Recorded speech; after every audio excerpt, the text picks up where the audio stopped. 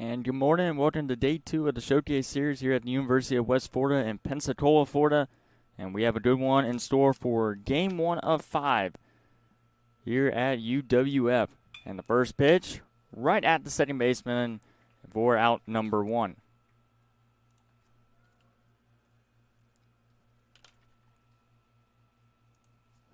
It'll be between the Taylor-Made baseball team versus Florida Bama 16U.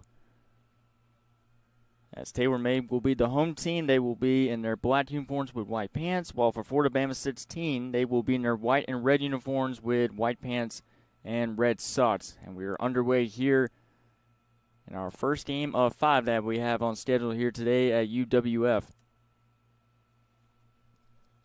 Dallas Renzi with you this morning. Ready to rock and roll here in day number 2 as that'll be in for a strike. And our starting pitcher will be Bryton McClan, number 18 on the mound for Taylor-Made. Catch him on the play will be number 8, Griff. Gene Ham will be at second. Ben Robinson will be at first base. As Connor Campbell able to check his swing, or actually went around for a strike. Hugh Bryant will be in left field. Lance Brady will be at third. Cal Foxworth will be in right field. And Caden Pasta will be in center field for Taylor-Made to begin the game. As this will be a ground ball, as this will go to the pitcher. He'll flip it over, and that will be out number 2. 2-0-2 down here in the top of the first.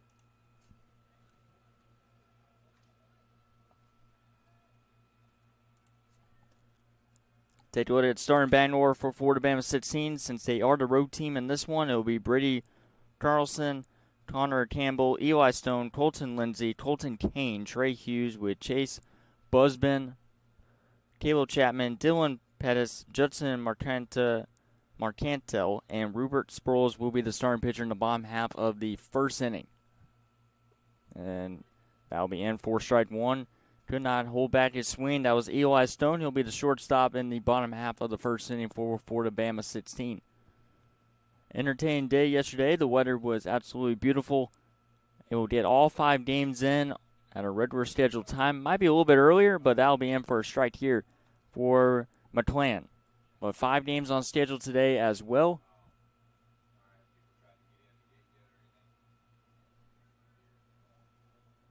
It'll be Defels, Pasta, and Robinson. The lead things out. Defels is at shortstop. As this will be a ground ball, this will go to Defels at short. Long throw, and the throw is going to be off target and overhead of the first baseman. So that'll be the first base runner of the game for Florida Bama 16. Tough play right there from Connor Defels at shortstop, and it'll keep the inning alive here as Eli Stone reaches and brings up the third baseman, number 16, Colton Lindsey.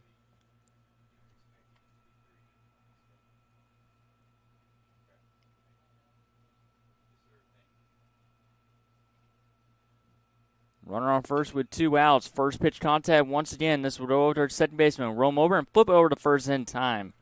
A 2-out base runner for Florida Bama 16. But we go to the bottom of the first with no score between Taylor-Made and Florida Bama 16.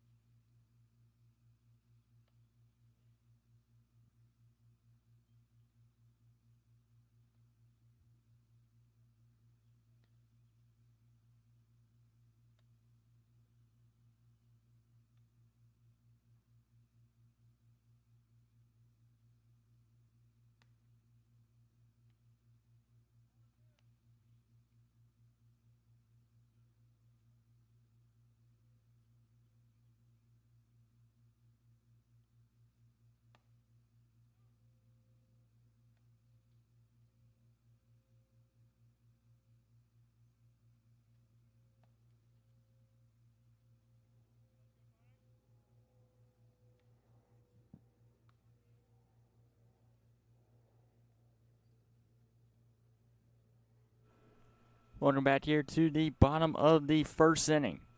Live here on JockJive Sports, Dallas Lindsay with you. Taylor Made, baseball versus Fort Alabama 16. And Taylor Made will come out to bat here in the bottom half of the first inning after an excellent inning of work from Bryton McClan, number 18. On the other side, first pitch is going to be in for a strike. We're underway here in the bottom of the first. As it will be Connor Defels, Caden Pasta, and Ben Robinson, number 11, to lead things off here for Taylor Made. And I'll be in for a strike. Attacking early in the count, it'll be the starting pitcher, Rupert Sproles, number 23 for Fort Alabama 16. As he will get the nod to kick off the morning here at UWF. As this is lifted down the right field line, but this will hook foul over to the right side. As Defels battles here with 2 strikes. Colton Kane will be behind the plate to start game. Trey Hughes, number 24, will be at first base. And the pitch. Ripped down the right field line, and this one's going to be a fair ball. Misjudging it was the right fielder, and this is going to be extra bases here for the leadoff hitter, Defels. And he's in safely at second with a double to kick off the bottom of the first. Now bring up Caden Pasta, number 27, the center fielder. With Chase Busman at second.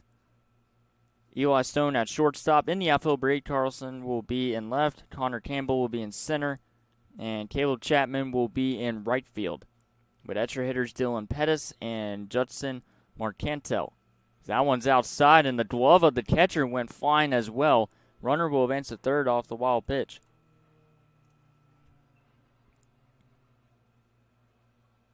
And Colton Lindsay will be at third base for Fort Alabama 16. So that'll be the starting 9 out in the field. That is subject to change as we go into the later stages of this game. That one's going to be upstairs. As Sproul is trying to find the strike zone after giving up a double. And then a wild pitch moves the runner to third. Taylor Made is in prime position to take the lead. That one will miss. On deck is number 11, Ben Robinson, will dive into the batting order right after this at-bat for Taylor Made.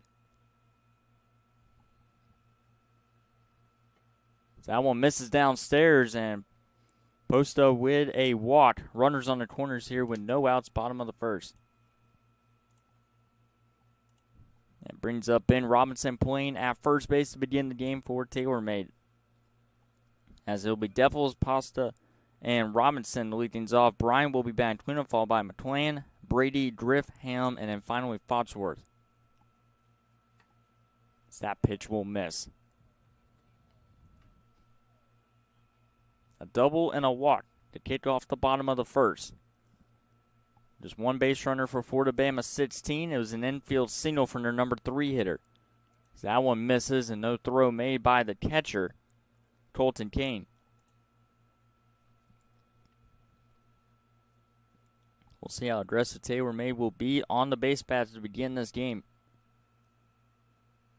As that one's going to be fouled off against the net behind home plate. We have our 2-camera look back today out in right center field. And then we also have our behind the plate camera as well. Give you the multi-camera look for the showcase series here at UWF. Pickoff attempt at first. Not in time.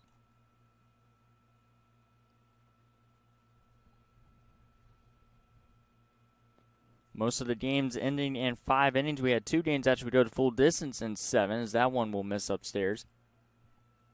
One ended in a 3-3 tie. I believe both games ended in a 3-3 tie yesterday.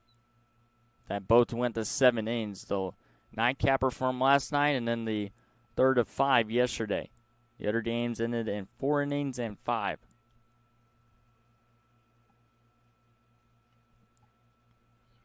One giant margin of victory kicked off yesterday morning on day 1, 12-2. As this one's going to be sent to right center field. Now dropping for a base hit, and Taylor Made will jump ahead 1-0 off an RBI single from Ben Robinson.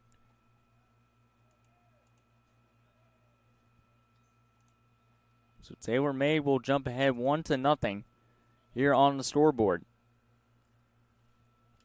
2 base hits so far for the home team and a walk. And brings up number 15, Bryant. That'll be in for a strike from Rupert Sproles. A full day of baseball today. Hopefully we will not have to deal with any rain like we did yesterday and get all 5 games in scheduled. Or if a couple of games get rained out. This is pool play right now, but as long as it does not impact the championship games for tomorrow. Championship Sunday is tomorrow on June 30th. We'll be live here at the University of West Florida tomorrow as well.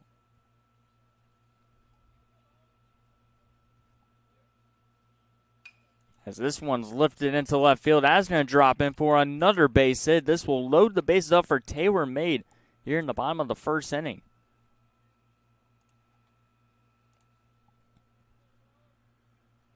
Three base hits, 2 singles, and a double, and a walk. Pinch runner is going to be used here for Taylor May. It'll be number 3 coming in. And I'll bring up the opposite pitcher, Bryton McClan. With the bases loaded here with no outs, Taylor May would already jump ahead 1-0 off a Ben Robinson RBI single. Trying to push the lead here as that one's going to be downstairs. Gaten Posta, the only player without a base hit so far, as this one is going to be fouled out, boy.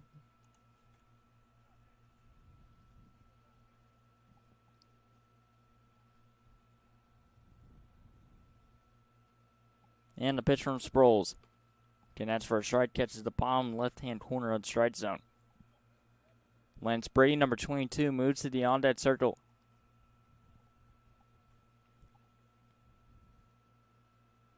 And the pitch. Went behind and actually hit McClan. At first glance, it didn't look like it hit him, just missed him to the right. Well, that's going to drive in a run, and they'll use a pinch runner for the pitcher. And it's 2-0 Taylor Made here in the bottom of the first.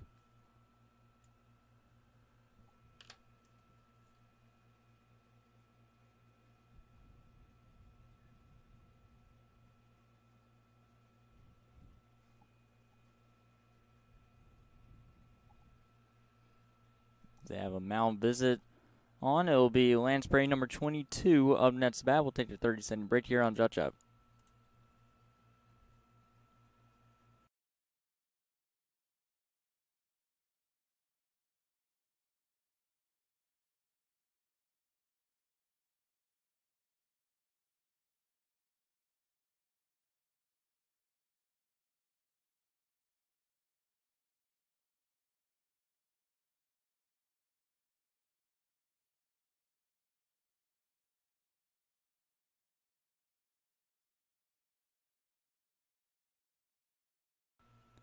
And the pitch. Ripped down the right field line, foul. From Lance Brady, starting the game out at third base. The catcher on deck for Taylor Made. As the pitcher, McClain, was hit by a pitch with the base loaded to extend the lead 2-0. This one's going to be popped up and drifted in foul territory, and then going back into the fair territory, but caught by Trey Hughes at the very last second. That could have been a dangerous play there for Bama, but a nice read and a good catch there from Trey Hughes for out number 1. Bases will remain loaded, but the first out recorded here in the bottom of the first. As it brings up the catcher, Griff. That one gets away from the catcher. Runners will advance to the next base, and another run will score for Taylor Made, 3-0.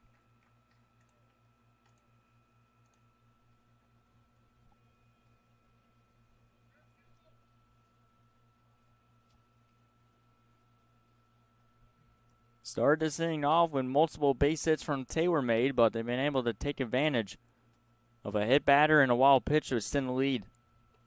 That one's going to go downstairs, and it's a 2-0 count here to the catcher, Griff, with Gene Ham, number 9, on deck.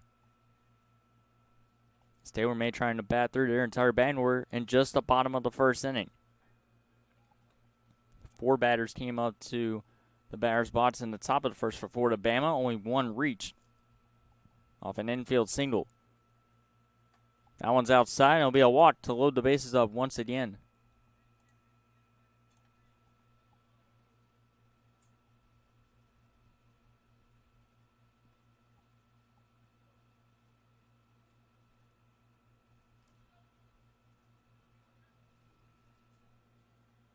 Gene Ham, number 9, steps in. First pitch delivered for a strike. Playing at second today.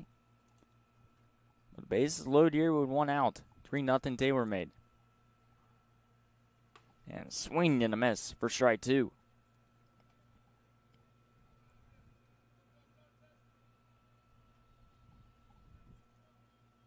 Looking for a quick punch out is Sproles. And will keep the at-bat alive with a foul ball out of play.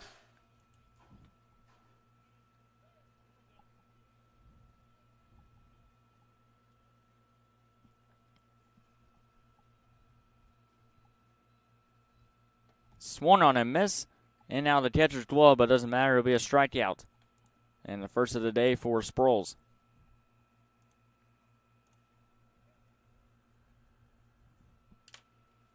And I'll bring out the final man who has not faced off against Sproles in this inning, Foxworth. Cal Foxworth, number 13, playing in right field.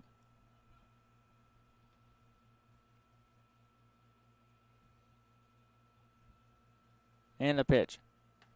Coming outside. Connor Defels awaits on deck. He had a double that kick-started the offense for Taylor Made. And this will be a ground ball. Tough play for the shortstop. Plays off the hop, strolls over to second, get the force out. 3-0 Taylor Made as we head to the second here on JockJive.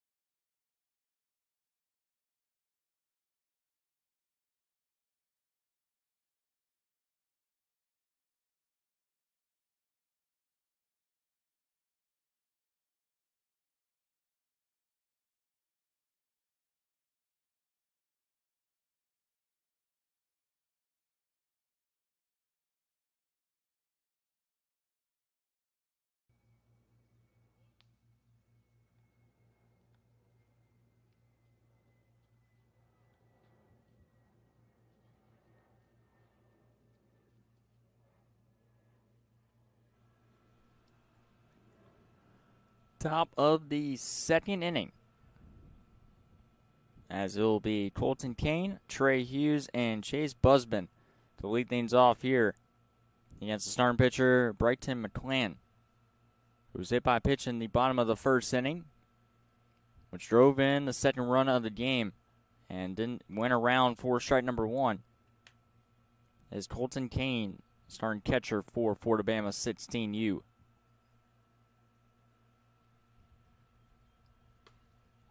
That one will miss outside.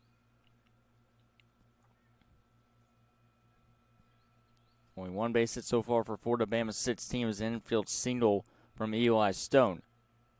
And that's swung on a miss. And Eli Stone also made the final out at the end of the bottom of the first with the bases loaded. Strolled over to second, get the force out.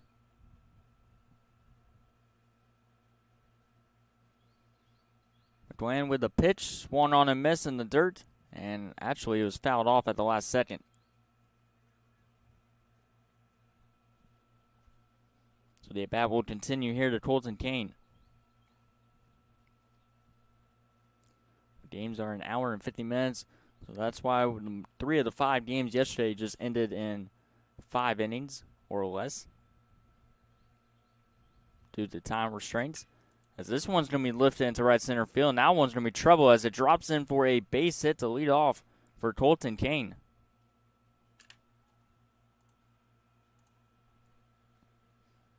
Kane will single, and we'll see if they use a courtesy runner for the catcher. It looks like Kane is looking over the dugout to see if somebody will run for him, and he will get a pinch runner. That'll be Eli Stone, so Stone most likely will not have a bat in this inning. So he will pinch run at first. And I'll bring up Trey Hughes with a runner on first. They'll do a pickoff at first base 9 time.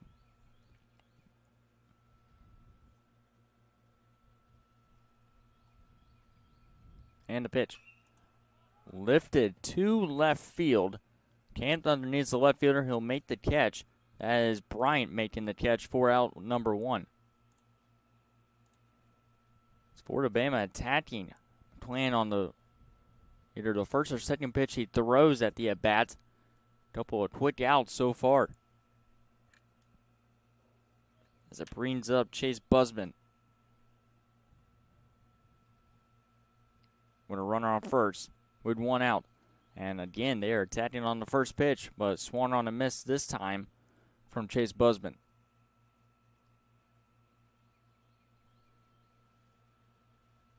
And they are keeping a close eye. Eli Stone at first base.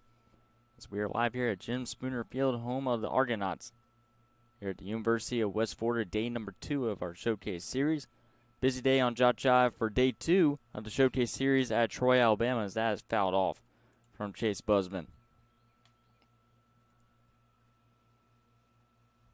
I believe that Troy Series is 3 days as well up there at Troy, Alabama, at Troy University. Swung on and miss. And a strikeout for McClan. Back-to-back outs after giving up a leadoff single.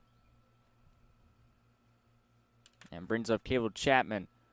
Trying to keep the inning alive here for Florida Bama. Trying to cut into the deficit after Taylor May jumped all over the starting pitcher Rupert Sproles to kickstart this game with a 3-run bottom of the first.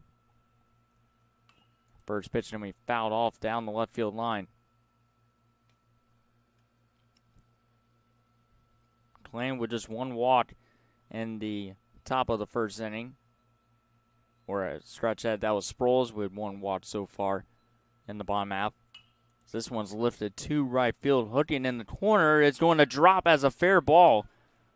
This will be extra base here. No, it'll just be a single as the runner will take out the second, and the tag is not going to be there at home plate. Eli Stone with great base running. As soon as that dropped, he was on his way to home, and it's going to be a 3-1 game.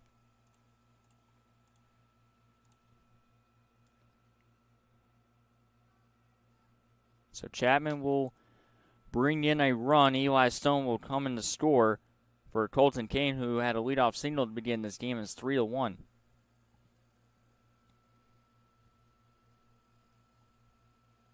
Heck of an effort over there in right field by Foxburg, but just a tough play there. Drops in for a base hit. Looks like at first it was going to be extra bases, but it will go down as a single and advance in the second.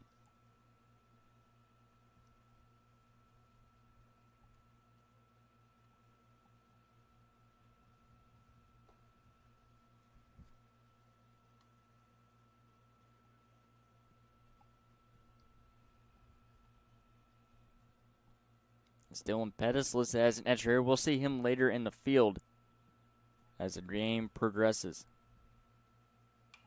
And he will foul this one out of play.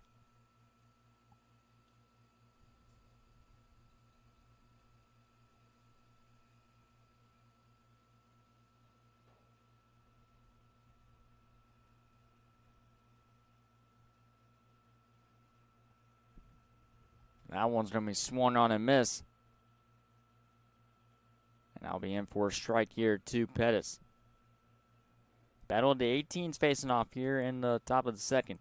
Florida Bama scoring their first run game with 2 outs. Eli Stone slides in safely at home. That one's downstairs. A good take from Pettis with Marcantel. Judson Tell number 20 on deck. Also listed as an extra here. We'll see him out on the field as well later on in the game.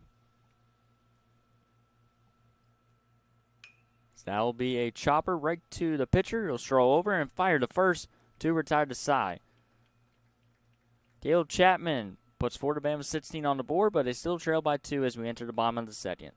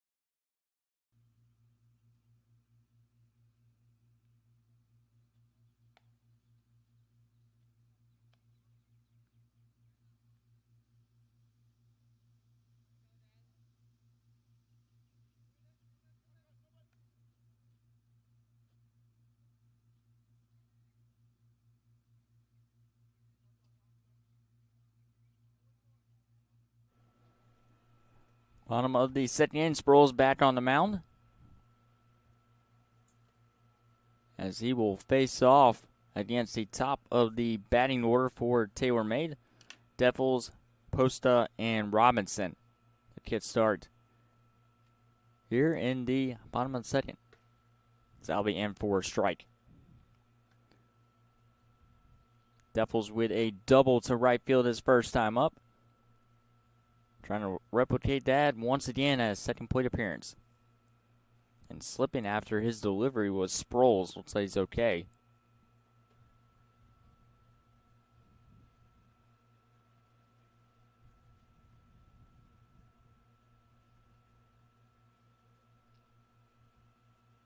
And the pitch from Sproles. Lifted to left field, but right at the third baseman. That'll be caught from Colton Lindsay for out number 1.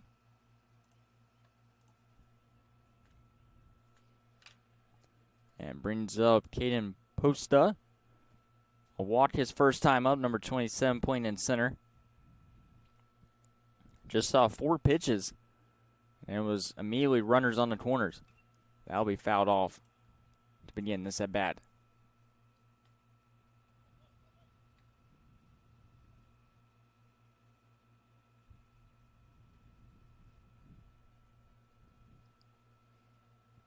And that one's upstairs, in and out of the glove of the catcher. About 5 games on schedule today like we did yesterday, and then Championship Sunday will just be 4 games here at UWF.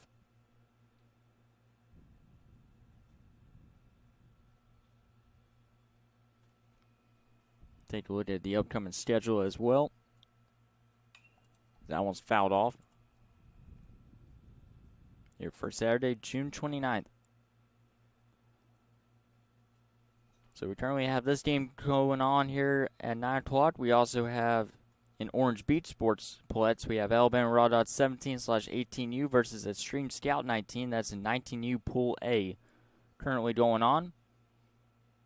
And then over in West Florida at 10 o'clock, they have Southern Crash Outs, who we saw second to last game last night in UBO East 18. facing off against one another. And then our second game here at UWF will be Florida Surge versus Attack Baseball. That's fouled off. Long at bat here from Posta. Then over in Orange Beach, we'll have Extreme Scout 19 versus Florida Bama Scout 19.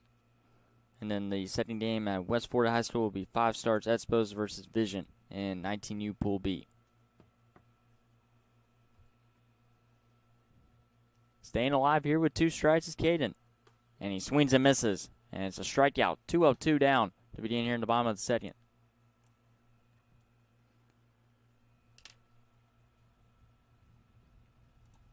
Attacking early in the count is Sproles compared to what he did in the last inning. Did give up a handful of base hits. But a nice cleaner start to this bottom of the second. Brings up Robinson, who started the scoring with an RBI single.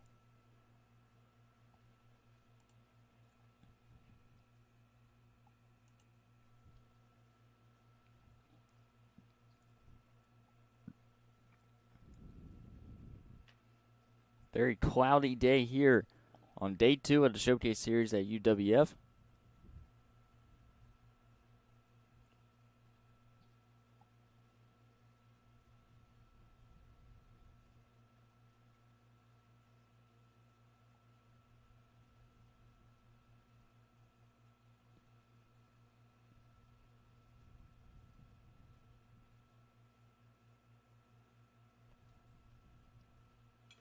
That'll be fouled off the catcher's mitt and the umpire. Number 15, Brian on deck.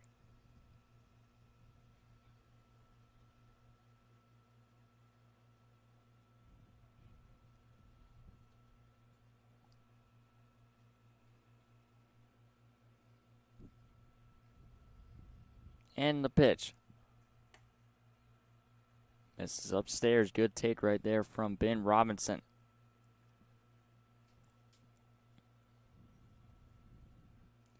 They were made bad through their entire batting order in the first inning. That one's going to go upstairs, and right now they're almost about to go down in order at the top of their batting order. Sproles has missed on his last 2 pitches after a couple of foul balls from Robinson. And it's downstairs, and Robinson will work a walk with 2 outs.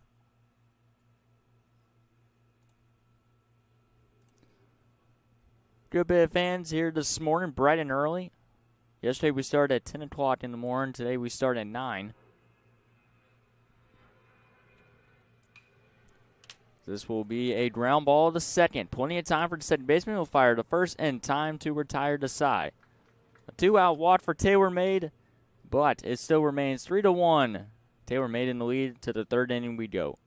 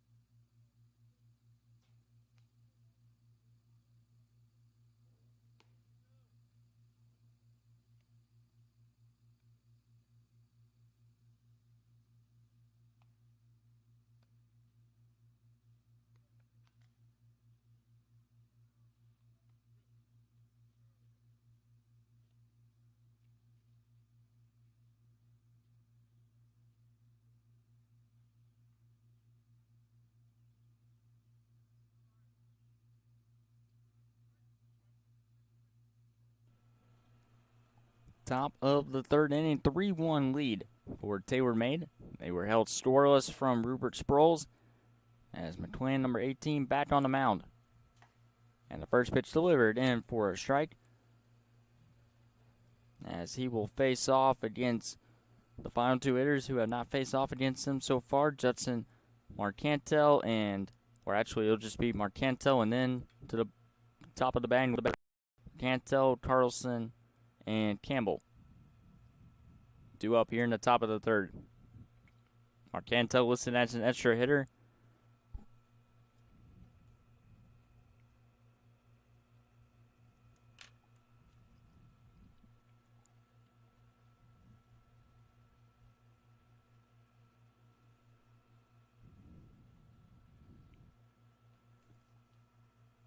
Giving up a run in the top of the second, but pitching pretty well is McClain. That one will miss inside.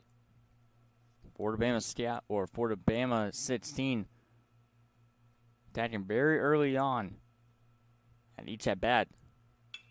And that will be a ground ball to third. Roman over as the third baseman will fire to first on the money for out number 1. Nice play there from Lance Brady, number 22, with the out.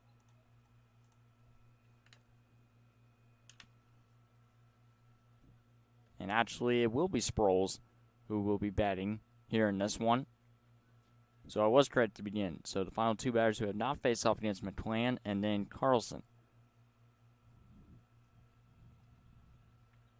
And Sproles attacks on the first pitch and flies one to left center field, but plenty of time for the center fielder, Caden Posta, to make the catch. 2 up, 2 down. The last two pitches have resulted in 2 outs, a ground out at third, and a fly out to center. And now that'll bring up the top of the batting order with Carlson.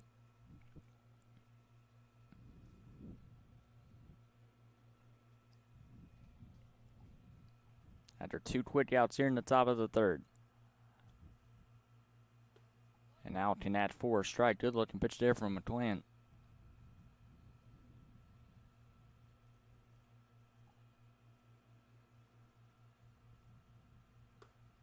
And now miss downstairs.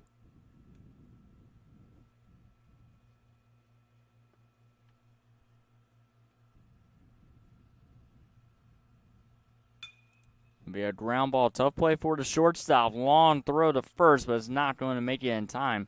An infield single for Carlson.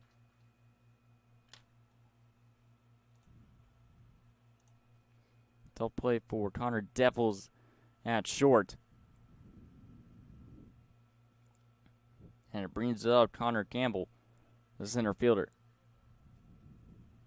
Runner on first here with 2 outs. Fort Bama 16 scored their first run of the game with 2 outs. Trying to replicate that here in the top of the third to try to draw closer after Taylor Made with a dominant bottom of the first, scoring 3 runs. An RBI single from Ben Robinson. They scored a run with the bases loaded hit batter, which was their starting pitcher McClain. And then they also scored the third run off a wild pitch.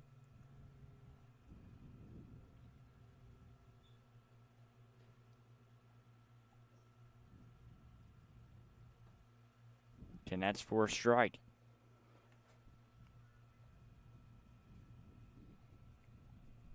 Eli Stone on deck. Misses downstairs. Campbell will remain at this at bat. Infield single for Carlson. A 1-for-2 game so far.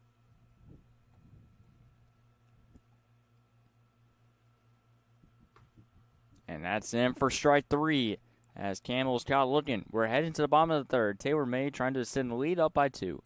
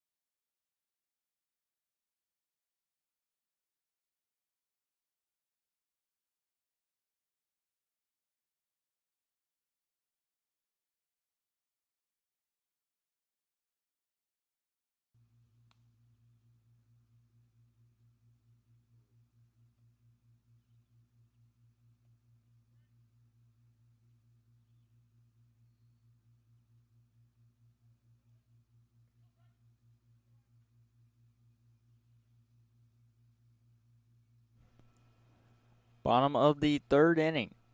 3-1 Taylor made.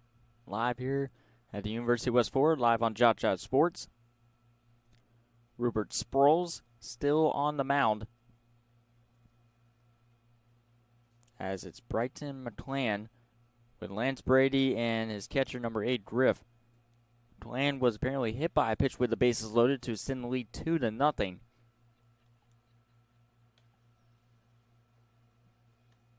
He'll back here with the bases empty to kick off the bottom of the third. Taylor made scoring all the runs in the bottom of the first inning. So that one's going to be fouled off. And apparently McClan is going to be hit by the pitch, and he's going to take first.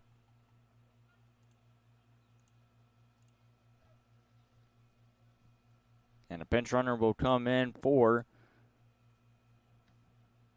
McClan as well, as he'll head back to the dugout.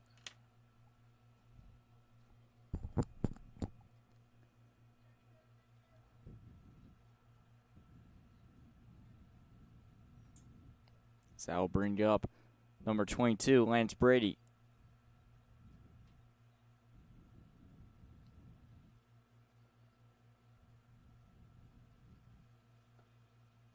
That one's going to be downstairs as runner will retreat back to first. Yesterday was all sunshine. Today just cloudy in the morning hours. Pitch in for a strike. Pick off a 10th at first, 9 time.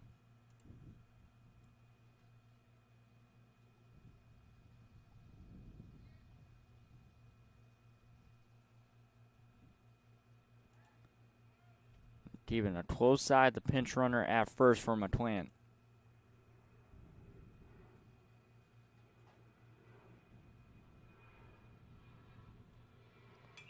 So this one's going to be popped up in the infield. Second baseman calls for it. He'll make the catch. That's Chase Busman with the grab, and that's out number 1 here in the bottom of the third.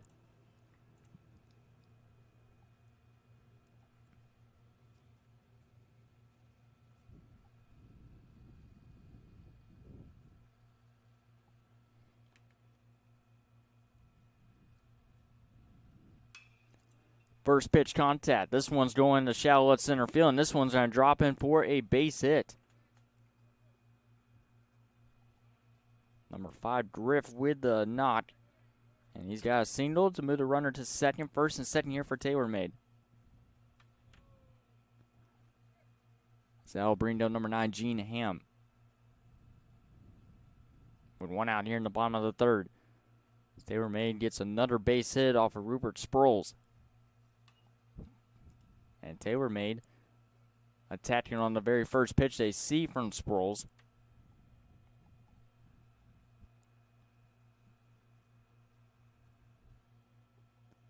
It's the bottom of the batting order, trying to get something going here.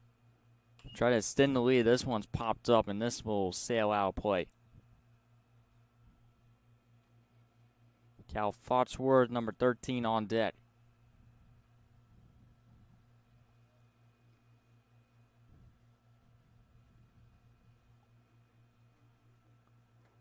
Downstairs.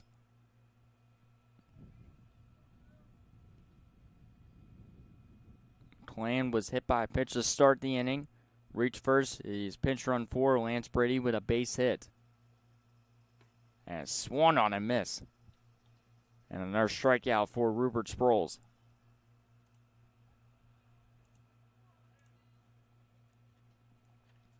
And now the number 9 hitter trying to keep the inning alive here in the bottom of the third.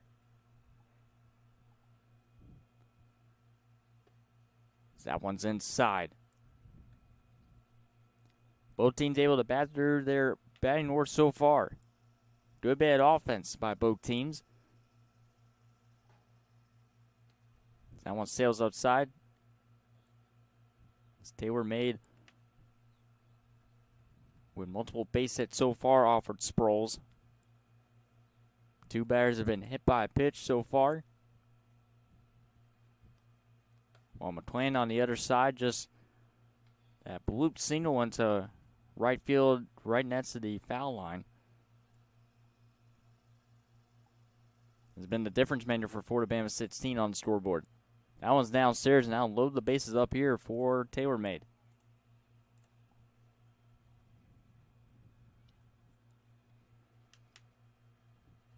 And now the top, or actually looks like we have a pinch hitter. It'll be number 20 for TaylorMade.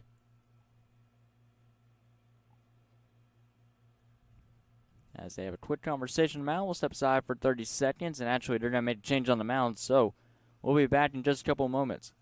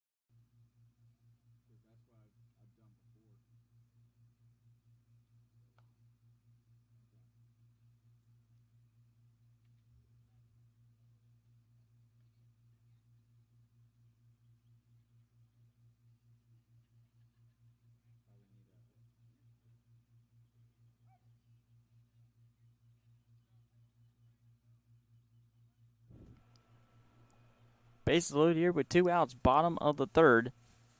And it's Cannon Ham due up. New pitcher on the mound will be number 7, Eli Stone. A couple of good base hits so far. And now Ham trying to do damage here against the new pitcher for Florida Bama 16.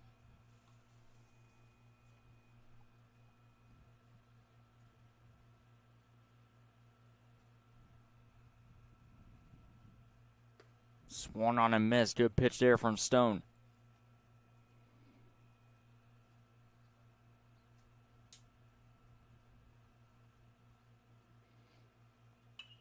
As this one's sent to right center field. Tough play for center field. That's going to drop in for a base hit. 1 run comes to score. Here comes the second.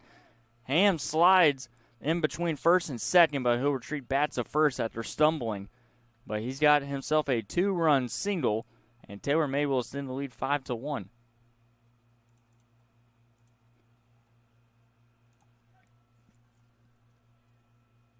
Cannon Ham with an excellent base hit to right center field. There was trouble for the center fielder, Connor Campbell. And now it extends the lead to 4. As he was pinch hitting for Connor Defels, it'll be Caden Posta up next to bat. First and third with 2 outs. And this one's going to be a fly ball to right field, and there to make the catch is the right fielder, Caleb Chapman. And now we're retired aside. We go to the 4th, 5-1 TaylorMade.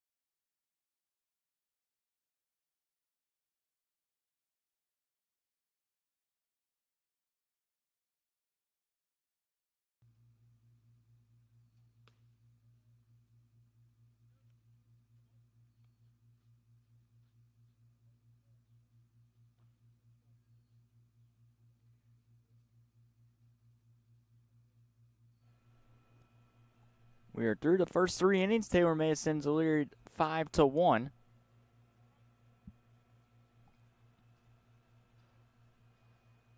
As Florida Bama 16 trying to get back into this one as we've entered the middle stages of this game, depending if we make it through a full 7. First pitch, fly down the left field line in fair territory, drifting toward the foul territory. That'll be caught and left and along out number 1 for Eli Stone.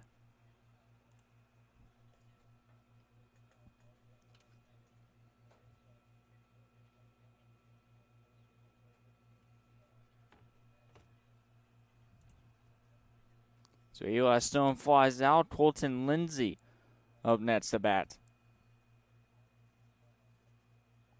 That one's going to be downstairs.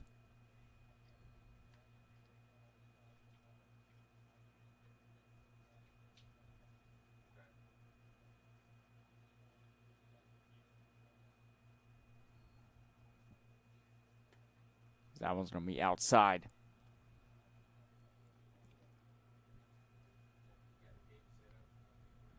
This will be Colton Lindsey's second at bat, as that'll be in for a strike. Good looking pitch. McClann's been pretty consistent, and he quickly fires a pitch as soon as the umpire is set and the batter is.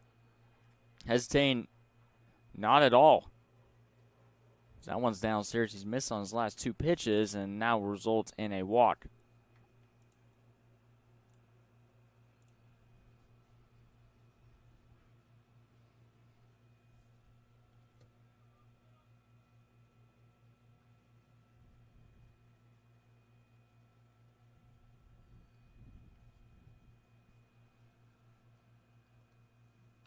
That'll be fouled off.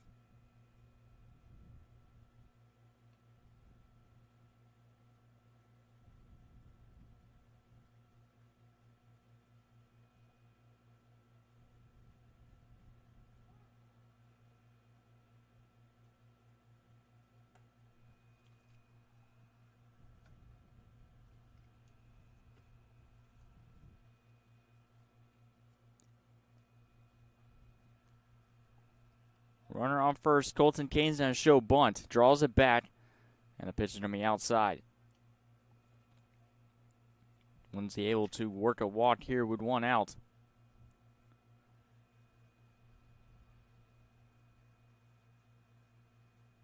Runner goes. Kane will single to center field. Runner will hold up at second. And Colton Kane having himself a day with a base hit here. First and second with 1 out.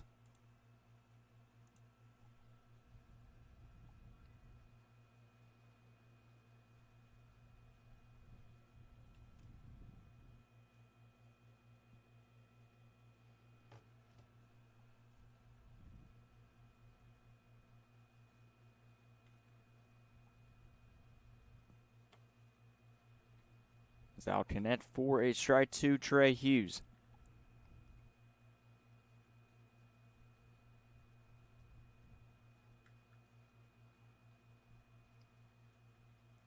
Swung on a miss from Hughes. With Chase Busman on deck. Florida Bama cooking up something here in the top of the 4, trailing by at most 4 runs in this game. Glenn will call time.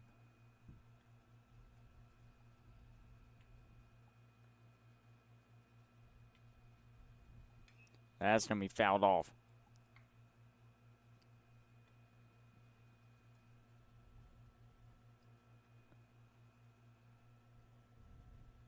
Started this thing off with a flyout from Eli Stone to deep left field. Colton Lindsey works a walk. Colton Kane with a base hit. And checking his swing there is Hughes. He'll foul it off.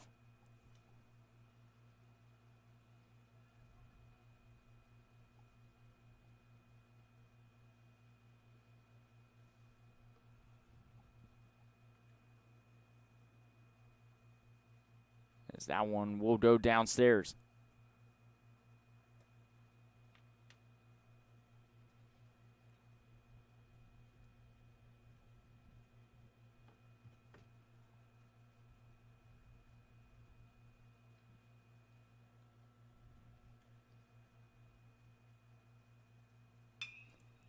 And a line drive, that's caught, and they will double up the runner at second. Nicely played there from Lance Brady, flinging it over to second for the double play. Bottom of the fourth, Taylor Made with a 5-1 lead.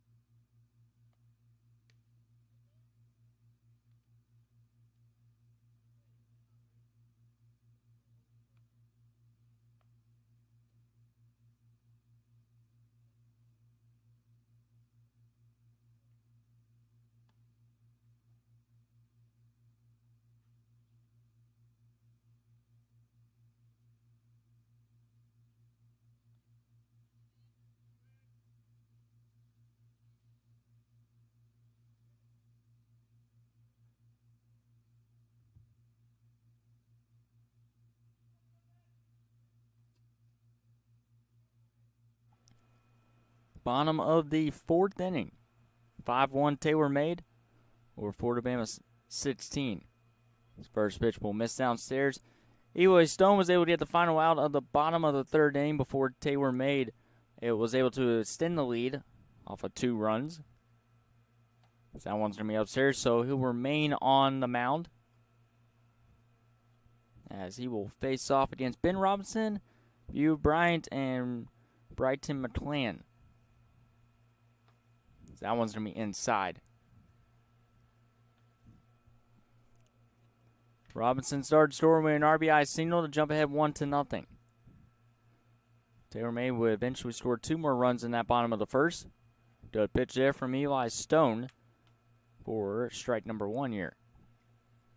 Sun starting to appear again, but we looked at the weather as that one's fouled out play. Looked at the weather at 10 o'clock around now. It said an 85% chance of rain here in Pensacola. That could also mean it could be other parts of Pensacola. That one's downstairs, the leadoff walk to start the bottom of the fourth.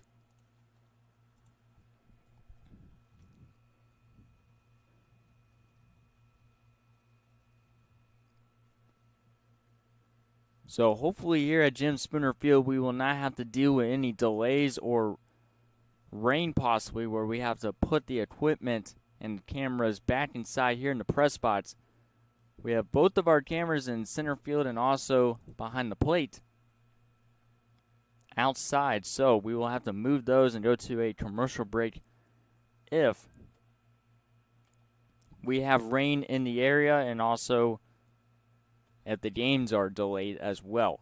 Hopefully we're able to make it through this first game at least, as that pitch gets away and the runner will advance to second. That's Robinson.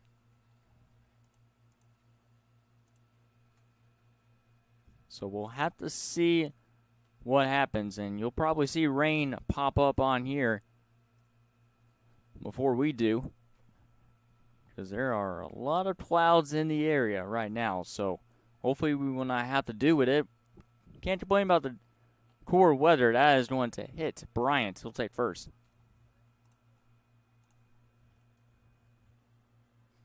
Third time around the batting order for the tailor-made baseball team, as it brings up McClain, who's been hit by a pitch twice so far in today's game. Both by the starting pitcher Rupert Sproles, who was replaced in the bottom of the third, and now Eli Stone will come in. A pinch runner's going to come in for tailor-made. That'll be Lance Brady.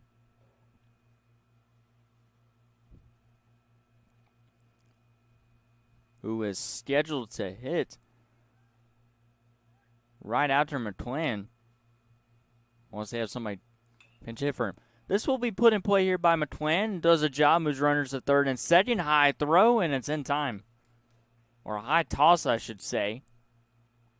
Runners now at third and second after a productive at-bat there. And they'll have a pinch hitter number 1 coming in for tailor-made. Did not get a roster sheet for tailor-made, so we only got the starter, so we'll have to look up on who the pinch hitter is. That'll be fouled off. So give me a quick section while I look.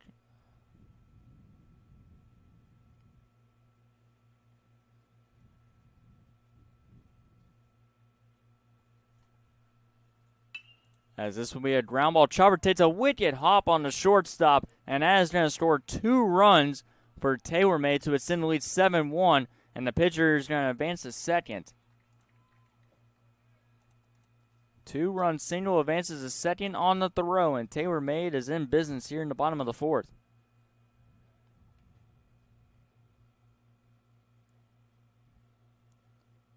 Mason Bryant, number 1 with the base hit. So Mason Bryant with a 2-run single extends the lead 7-1. Tailor-made extending the lead. That pitch gets away, and Mason will advance to third.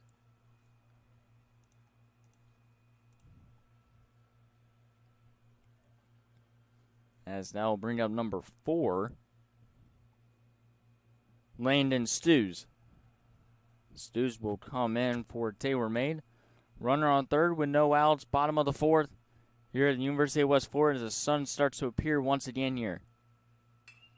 This one skied in the air to left center field. Well hit, and goes to the center fielder. Tagging up is Mason, and he will score. And it's 8-1, productive at bat there.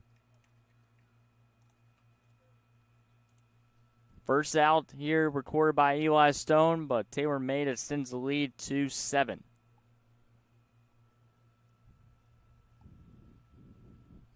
And now I'll bring up number 3, Cooper Halfecker.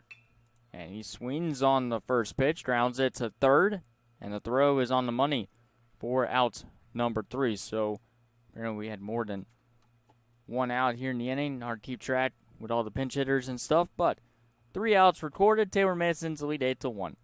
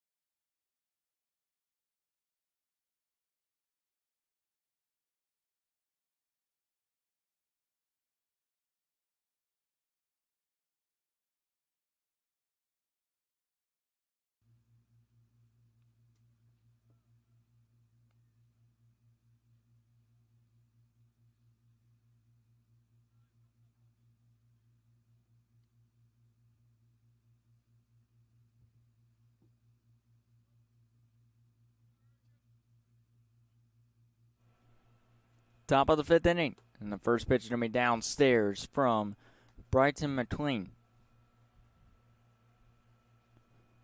8-1 lead, pitching with a 7-run lead here in the 5th inning as that pitch will be downstairs.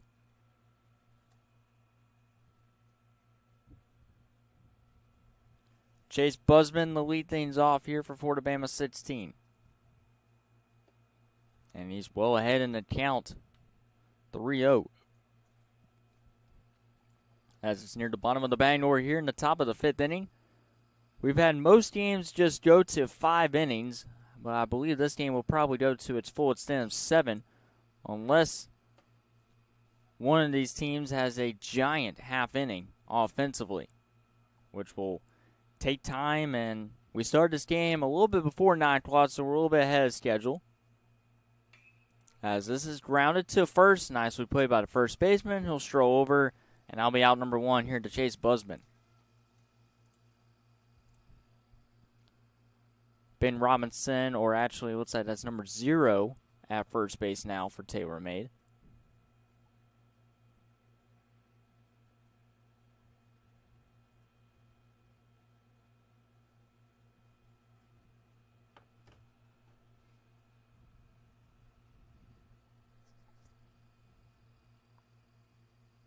First pitch in for a strike to Cable Chapman, who was brought in the only run of the game off an RBI single, advances second on the throw. An 8-1 lead. And he will hit a chopper. Nicely played there by McClellan. He'll sling it over to first for out number 2.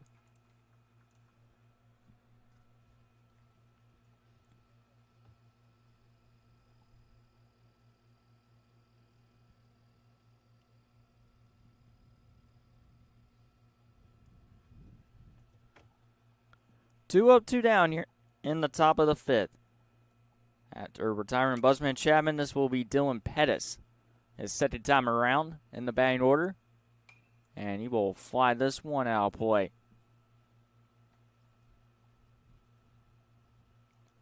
Four more games on schedule today.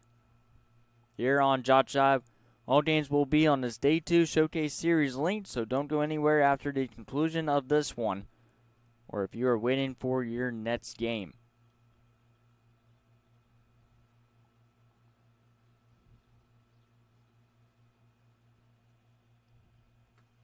And first right there from number 18, Bryton McLean.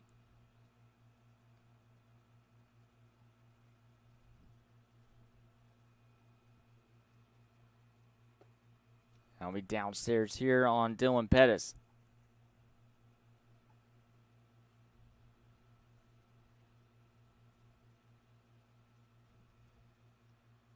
And swung on a miss.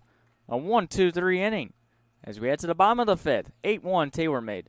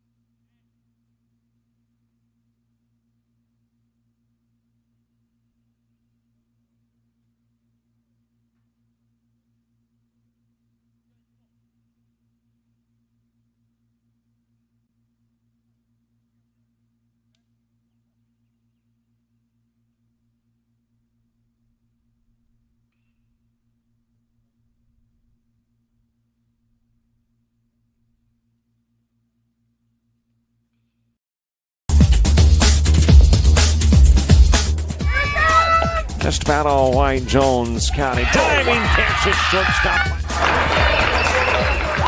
Gross.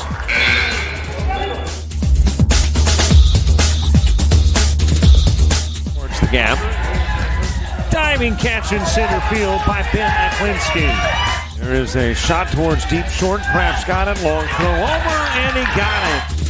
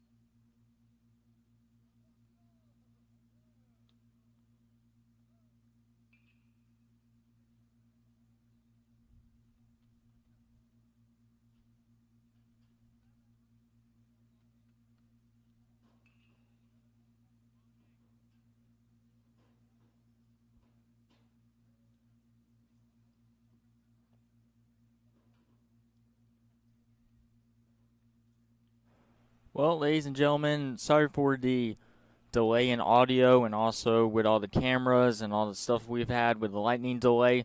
Just want to make sure that the equipment was safe to bring back out. So for the next game, we will have the center field camera back out there. But for now, it is a 10-1 victory for Taylor-Made Baseball over Florida Bama 16. They finally come to its conclusion. And we'll have the next game in about a couple of moments. So stay with us. We're going to go to a commercial break and be back in a moment's notice.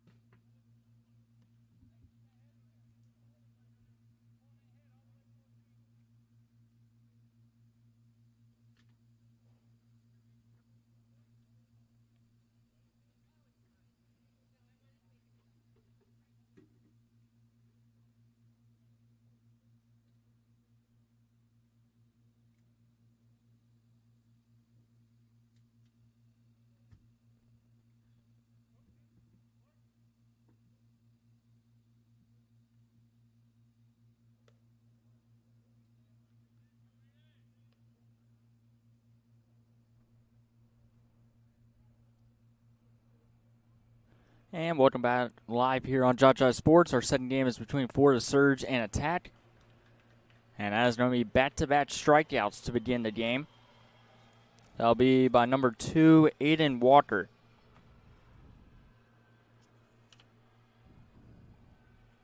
Try and get the center field camera back and rolling here after the lightning delay during the first game. First game, Taylor made one 10-1 as we begin our second of 5 here today here at the University of West Florida. Trying to get the lineups in as soon as we can. Black Surge will be the away team, while Attack will be the white. That one will be inside. A.J. Morgan and Ashton, the right fielder, both have struck out. It'll be Colt Stevens, the pitcher, as he will take that one downstairs. So we had a couple of clouds where it looks like it was going to rain. It slightly rained here at UWF, but no field damage or anything where we had to postpone any games. So we're able to get the second one underway. Starting a little bit late than we were expecting. I believe we were supposed to start at 11:15. And it's currently almost 11:30, but we're able to get this second one underway. And it'll be 2 outs here in the top of the first. That one will miss downstairs, and it'll be a walk here.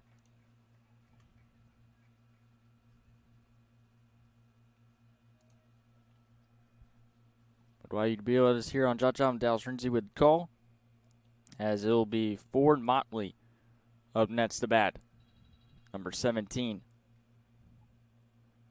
He'll be playing at first base when the two teams come out in the bottom half of the first inning.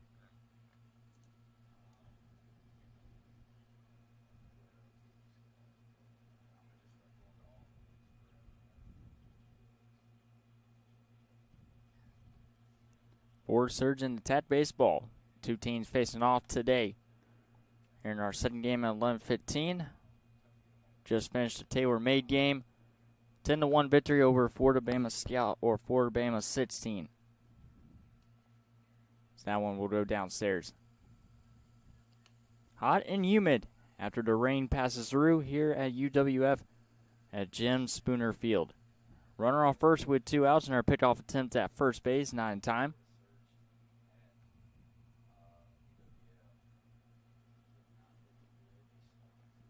Attack will have Bryson Hazelwood, Caden Boyd, and Jackson Berkeley to lead things off. So that one will go outside. We do not have any positions besides Aiden Walker, number 2. Try to see if we can see on second. That's going to be number 7 for Attack, and that'll be Schritzmer. He will be the second baseman to start the game. But we just got the lineups like literally seconds before they threw out the first pitch and try and get everything situated here at UWF in the Showcase Series. And day number 2 here at the University of West Florida. 2 outs, top of the first.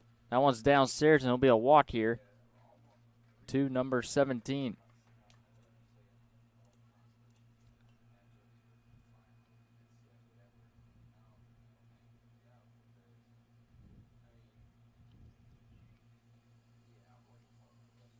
And it'll be Elijah up next to bat, with runners at first and second here with 2 outs. So that'll be in for a strike. Walker with 2 strikeouts, but back-to-back walks has made things interesting here in the top of the first for Florida Surge. And that'll be swung on a miss from Elijah, number 10. On deck is the center fielder, Henry. And the pitch. Downstairs, but a good block behind the plate. Runner's going to head off for third, and we'll see if time was called. Apparently it was not, so it'll be runners on the corners here for the Surge.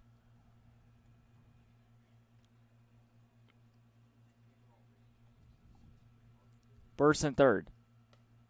And he went around. That'll be strike 3, and that'll be 3 strikeouts for Aiden Walker as we head to the bottom of the first. We'll be right back here on JockJive.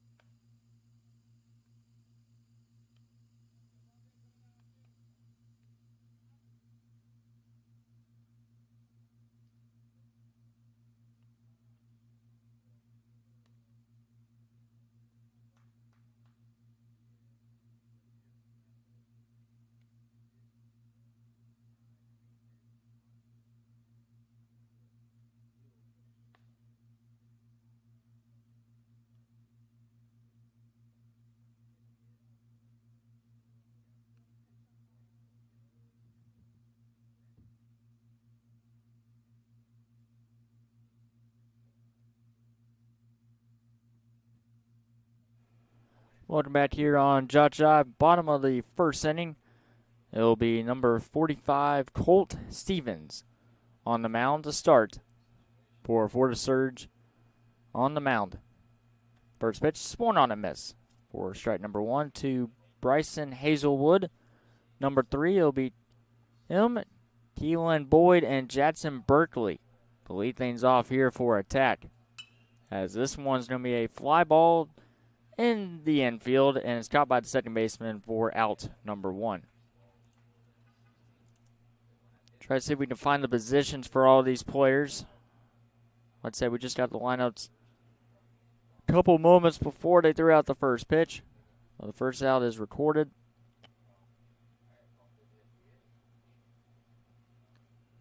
And that was caught from the second baseman, Alex. A.J. Morgan will be at short. Ashton will be in right field. Colton Stevens on the mound. First base is Ford Motley. Elijah will be at third, as that one will be upstairs. Henry in center field. Micah will be as the catcher. Left field will be Levi. Alex will be at second. And then Ryan will be listed as the extra hitters. We do not have any last names. Trying to find a roster as we speak. That one will be in for a strike. Odd weather here in Pensacola. Pretty much all the fans sweating unless they have like an umbrella or a cool fan would be nice. Lifted into left field, and now be caught leaping up to make the grab as the left fielder for out number 2. Between Ford, Surge, and attack. Baseball. 2-0-2 down here in the bottom of the first.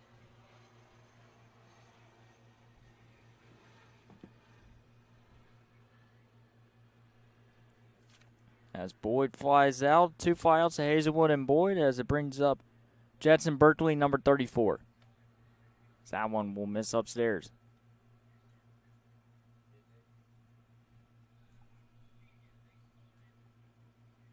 And the pitch from Stevens is upstairs.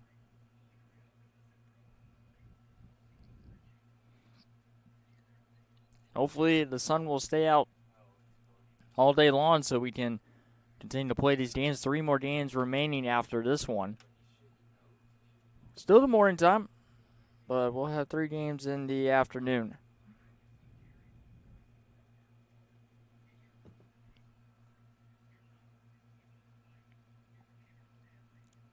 And the pitch. Downstairs there'll be a walk here with 2 outs.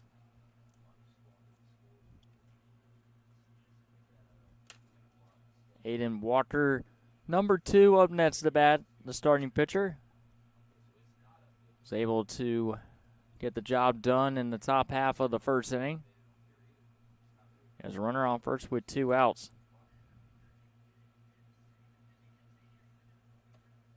That'll be in for a strike.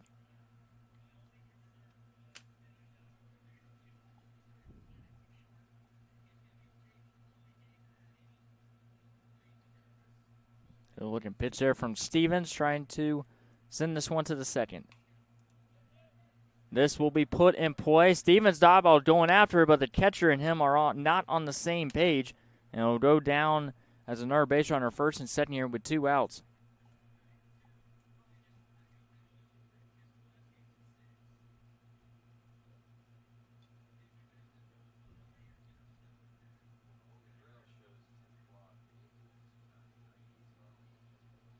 First and second here, a golden opportunity for Christian Windlock.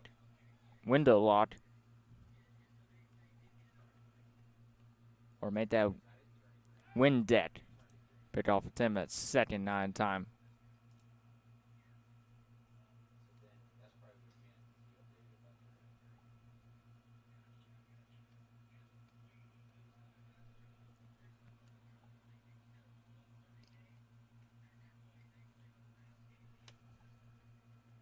First and second here.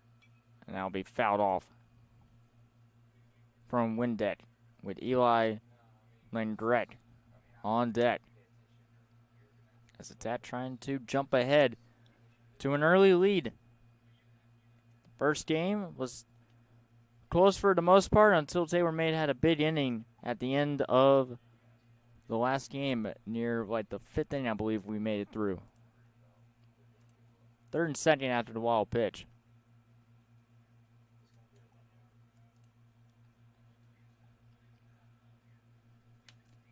So we had the delay during the Taylor-Made game where they were in the 5th inning, and they went to delay. It was about a 30 to 40-minute break. And then all of a sudden they started to resume play, so we tried to get our center field camera back out there to make sure that we got the final moments. And then had to set up the center field camera and get ready to go for the second game. 3rd and 2nd with 2 outs. That one's downstairs. And good take right there from Christian Windet. And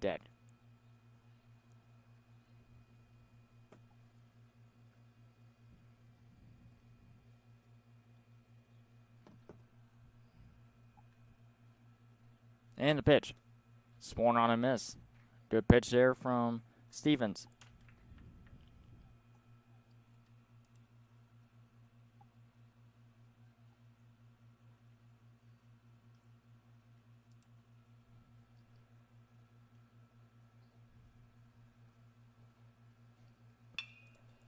That will be right at the third baseman. Can't control it, and everyone's going to be safe, and a run will come in the score for our attack.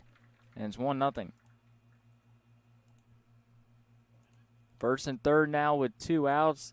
Attack baseball with a 1-0 lead to begin. And Christian Windet will be credited with the single, and it'll bring up Eli Lindgren.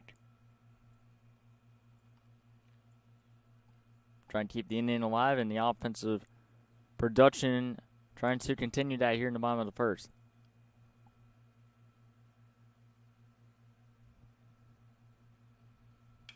And time was called before that pitch, and it's a fly ball to left field. It's going to be caught, but it will not count. Apparently time was called by the umpire. He put his hands up while the pitch was being thrown. And then the batter just flew out to left field. It will not count. So they'll keep the inning alive here.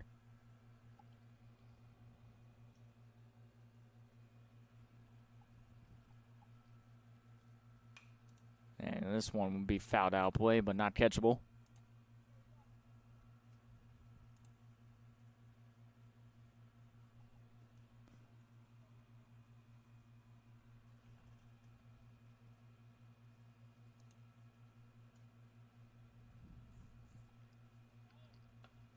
That'll be upstairs. Runner will go at first, and they'll be safe at second.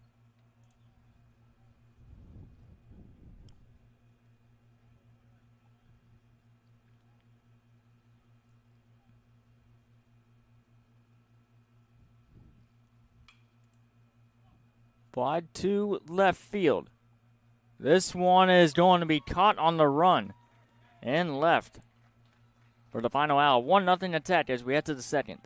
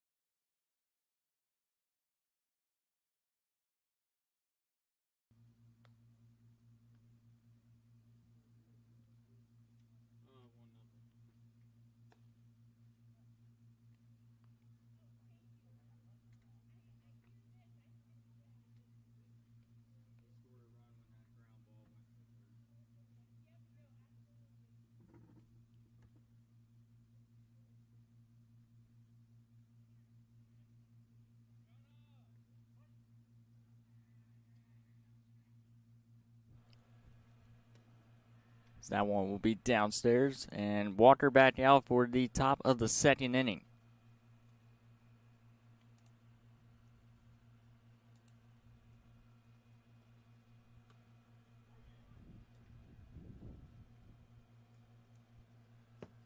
And for a strike there, as this will be Henry to lead things off here for the Surge. Number 6.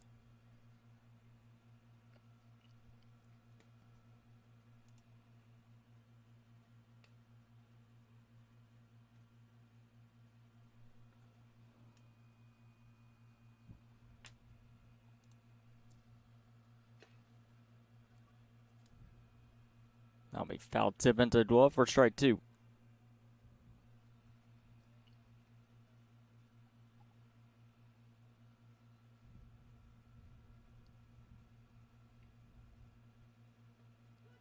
And that's in for strike 3. A strikeout to begin here in the top of the second.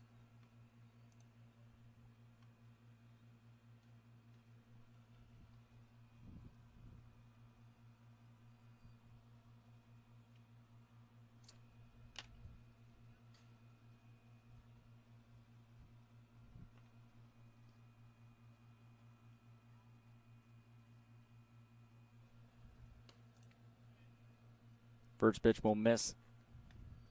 For ball 1 here to Micah. It'll be Henry, Micah, and Levi to lead things off here for the Surge, trailing 1-0.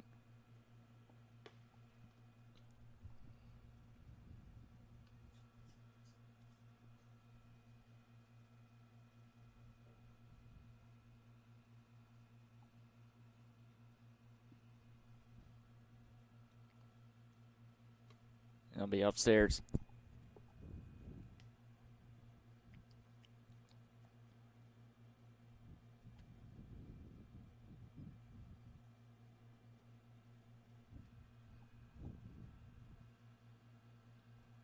And the pitch.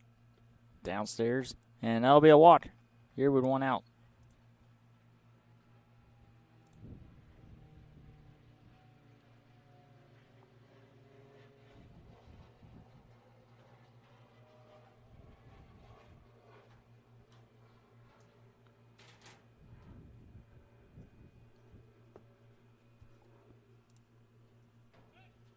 Pitch off attempt at first, not going to be in time, and then out glove with the first baseman.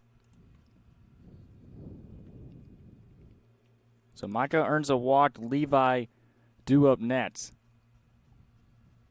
The Surge trying to respond after giving up the first run of the game, as that pitch will be downstairs.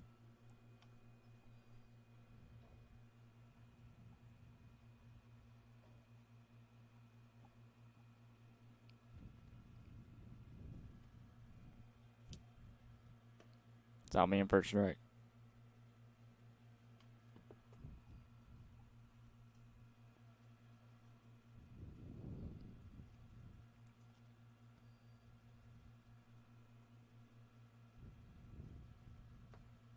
Bunt shown, but it'll be drawn back.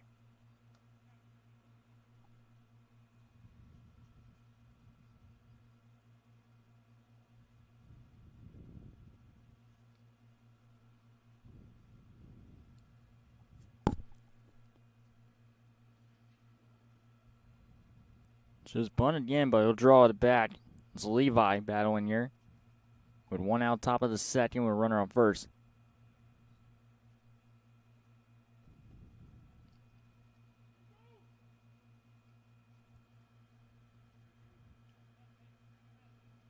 Full count here to Levi.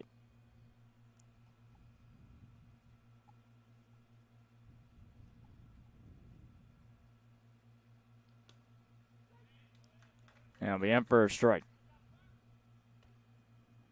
And that'll be strike number 3 there to Levi. Brings up Alex. With 2 outs, runner on first.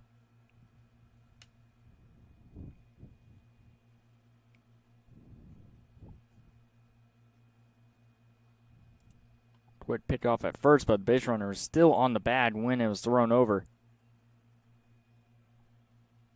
Bottom of the batting order for the Surge. They had a couple of base runners on in the top half of the first. So that'll be in for a strike.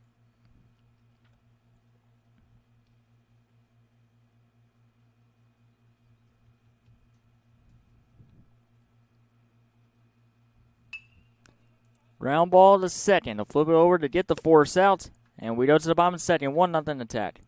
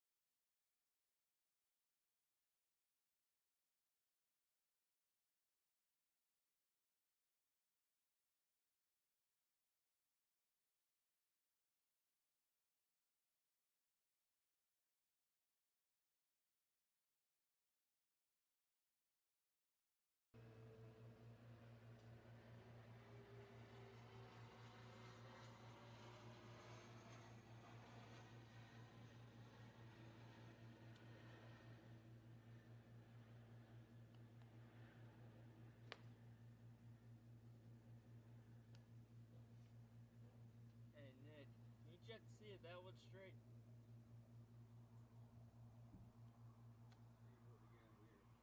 So, looking out.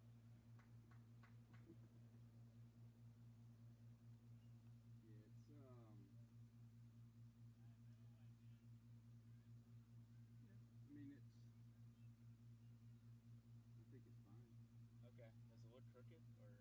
It looks like it's leaning to the left a little bit. Okay. Yeah, right there. Where? Oh, never mind. Tell me when. How's that work? That should be good if you could stop it there. Okay.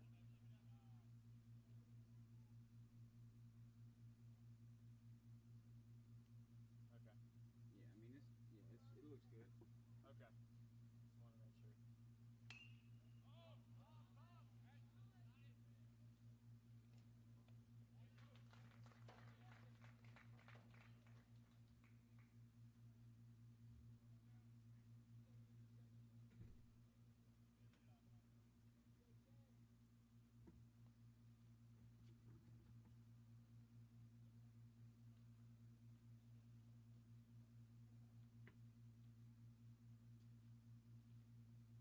That'll be out number 1 here in the bottom of the second as that'll be fouled off.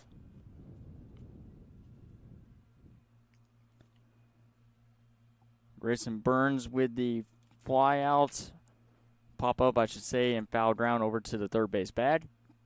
And I'll bring up Barrett Johnson. And he will foul tip it into the glove for strike 2.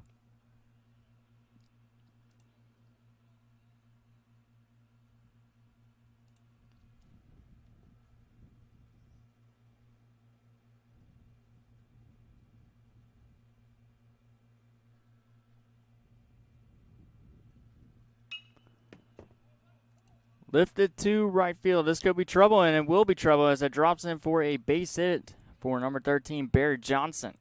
Single here in the bottom of the second.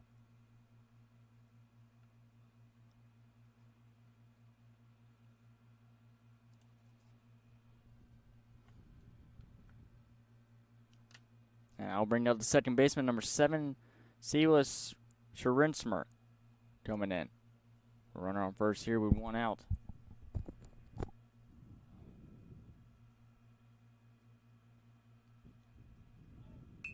And he will bunt this down the left field line. That is a perfect bunt, infield single.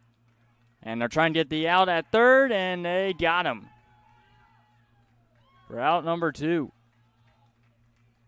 Excellent bunt, and I thought they can get possibly another bag out of it, the runner at second. But called out at third. Good defense there.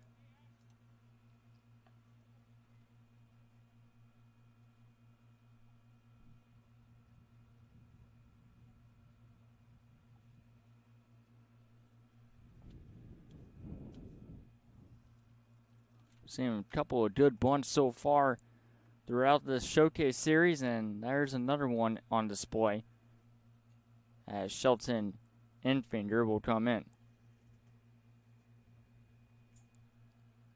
Looks like the entire infield will come in as well. We'll step aside for 30 seconds.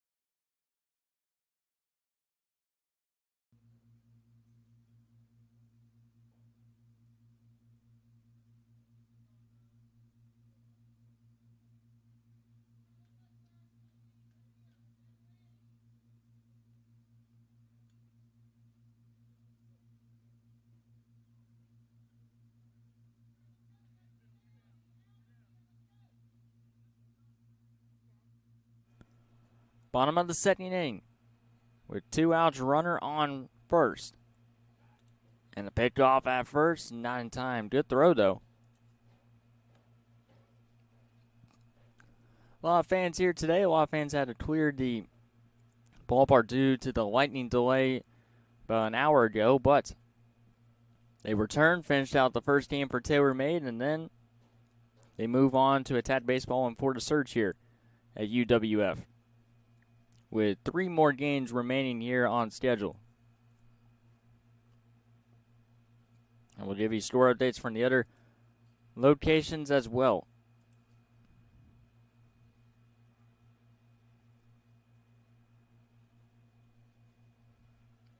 We have a showcase series at Troy, Alabama as well. Very busy weekend for JockJive Sports and scrimmages and showcase series. And first strike, runner takes off to second. He's in safely. Stolen base there for Schmitzer. As Shelton Inkfinger bats here. 13 batters in this batting order for attack baseball.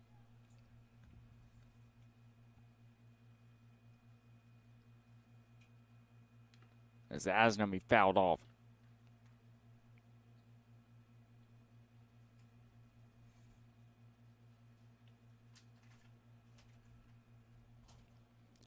Sawyer Elliott, number 20, sits on deck. Hopefully we will not have any more rain delays or showers moving forward. Pickoff attempt at second. Not in time. But like I said, good crowd here today for the festivities. Day 2 of the showcase series. Our third and final day is tomorrow on Sunday, June 30th.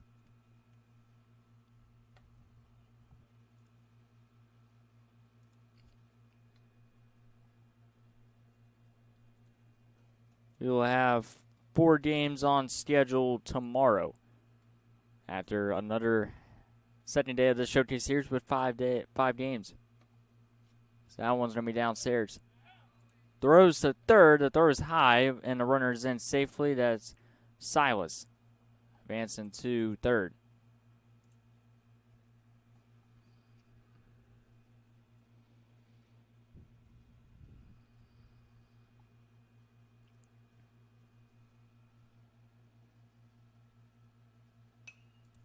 This will be fouled out play straight into the trees, and there is a good bit of trees and canopy behind the press spots in the stands, where it possibly will interfere with the baseball making contact with any of the vehicles that are parked in the handicap spots right behind the press spots. So that one's outside, and now will be a walk First and third, runners on the corners here in the bottom of the second with 2 outs. As Colt Stevens back on the mound for his second inning of work. Brings up number 11 hitter, Sawyer Elliott. Like I said, 13 hitters in this batting order for attack. And since this is a scrimmage, they're just going to have pretty much everybody in the batting order at least bat twice, hopefully, depending on how the outcome in this game goes and if we have any weather delays as well.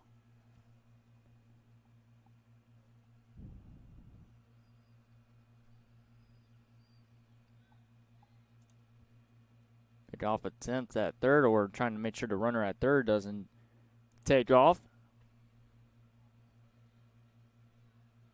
Upstairs. Runner's going to go to second, and they throw it back to the pitcher, Stevens. Make sure the runner at third doesn't get any ideas of taking off for home.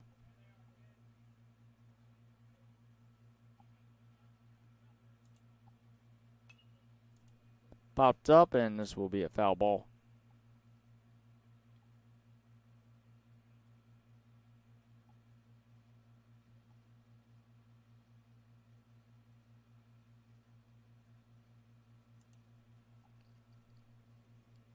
Two-man umpire crew. The last showcase series I went to, if you were not here yesterday, I mentioned that it was the coaches from the opposing teams calling the balls and strikes. Well, today we have, and yesterday, a two-man umpire crew, one behind the plates and then one in the infield.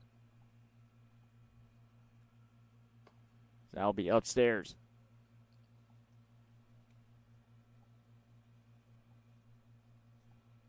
Hot and humid down on that field. About the same temperature it was yesterday. Wild pitch. Runner comes on. The tag. They got him for the final out. Silas is saying that the catcher was blocking the play, but he has no argument, no instant replay here in these scrimmages. So that'll be an out number 3. 1-0 attack. To the third we go.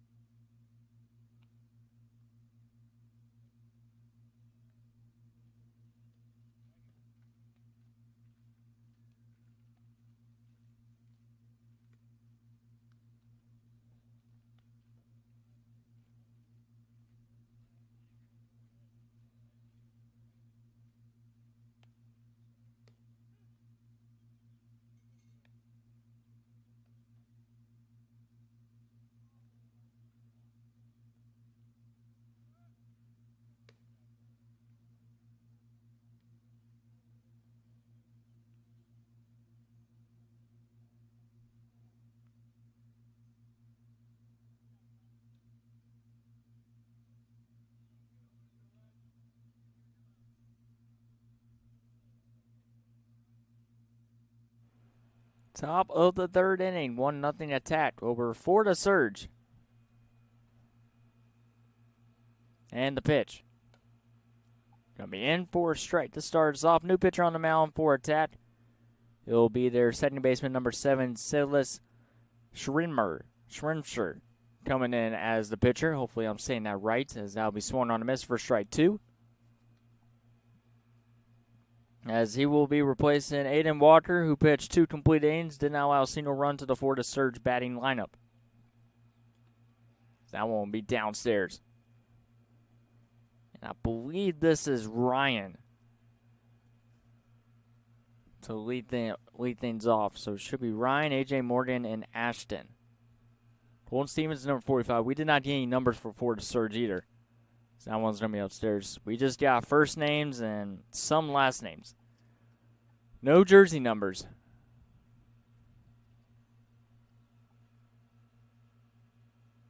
Swung on a miss. A strikeout to begin the top of the third.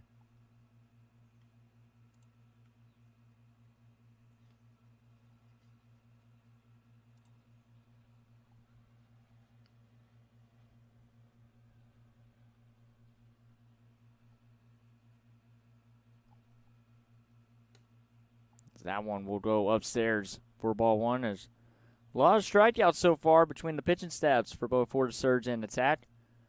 Attack had a chance to extend the lead, but the out was called at home, as this is going to be a fly ball to center field right at the center fielder. He'll make the catch. That's Elijah with the grab for out number 2.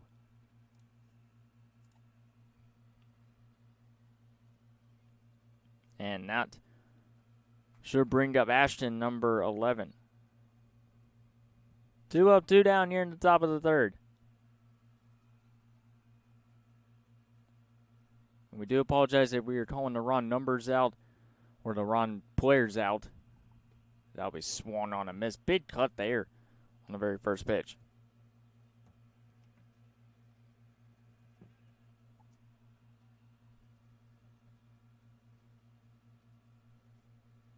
Upstairs for a ball. Believe Cole Stevens should be on deck. If not, we'll try to figure out where we are in the batting order. Chopper to second. Doesn't matter, we'll figure it out in the top of the fourth. 1-2-3 inning for Schrimmer as we head to the bottom of the third.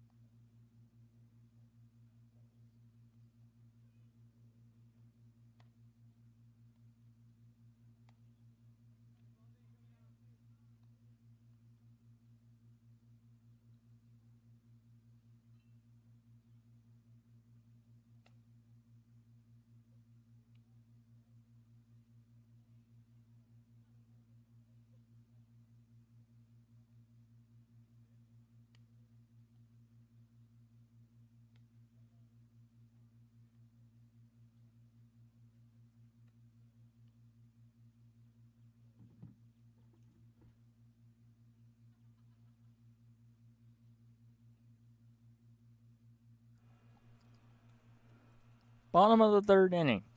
Live here at the University of West Florida. Dallas Lindsay with you this afternoon, or we'll see if we actually made it to the afternoon. Yes, we did. Finally, it's noontime. As that'll be in for a strike to begin. I believe this is Sawyer Elliott at bat here for attack. Sawyer Elliott, Jonah Graham, and Peyton Ford due up in this inning. That one's downstairs. Good pitching battle between these two teams so far. Reminder, games are an hour and 50 minutes long, or 7 complete innings. Most of the games have gone 5 innings so far here at UWF. And we'll try to give you some score updates from earlier this morning.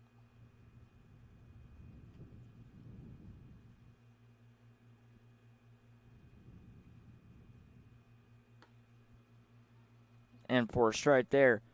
So we had Taylor May Baseball with a 10-1 victory over Florida Bama 16. That was on this field. We had that lightning delay that postponed the game for a moment. Ground ball to third. Nicely played by the third baseman. Overthrows his first baseman. As Sawyer reaches first, he'll take second after the throw goes into the stands. Good play, but the throw just a little bit too high. Over on Orange Beach Sportsplex, Alabama Raw Dots 17/18U with a 6-3 victory over Extreme Scout 19. Alabama Raw Dogs were the first team that played yesterday on this field, and they won 12-2 over Florida Bama Scout.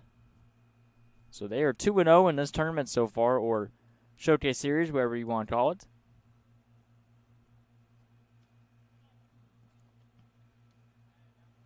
Runner will go to third after the wild pitch.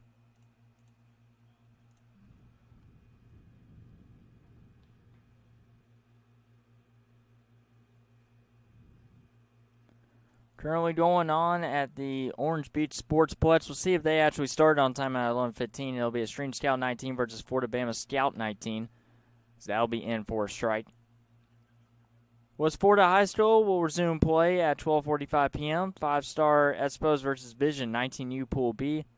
That'll be at West Florida High School at 12:45 p.m. So that's coming up around the area. Swung on and miss.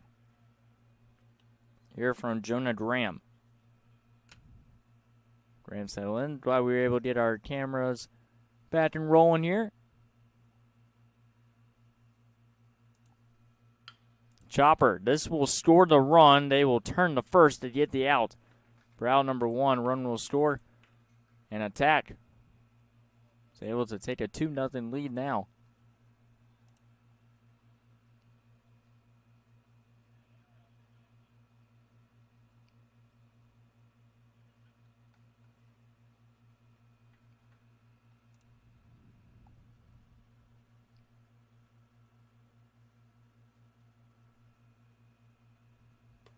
That one's going to be upstairs.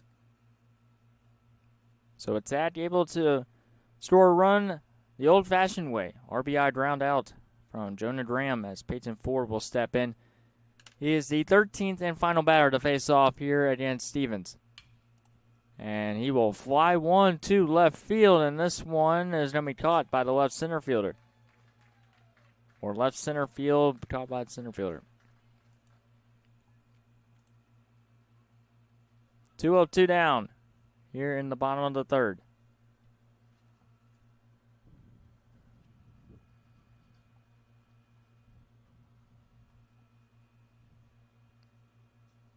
And now we go back to the top of the batting order with Bryson Hazelwood. First pitch. Flies 1-2 left center field, and that's going to be caught. Back-to-back catcher by the center fielder. Retires the side. We head to the fourth. 2-0 attack.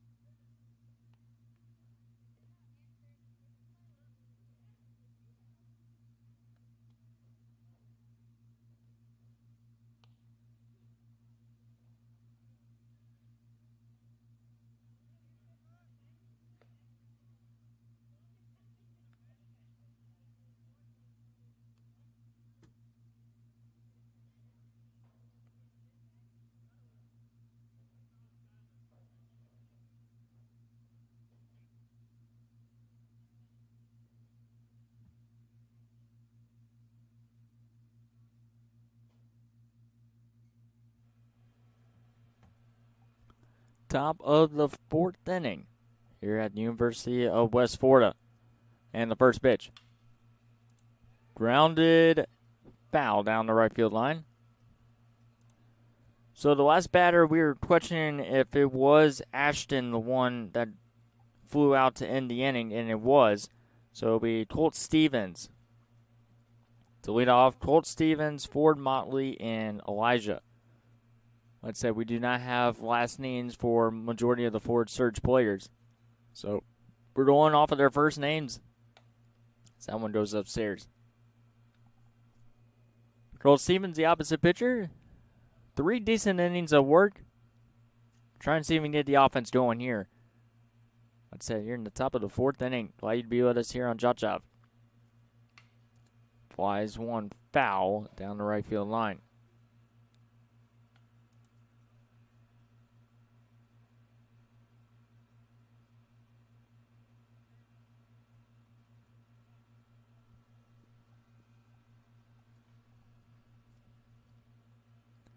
Schirmer, number 7, still on the mound.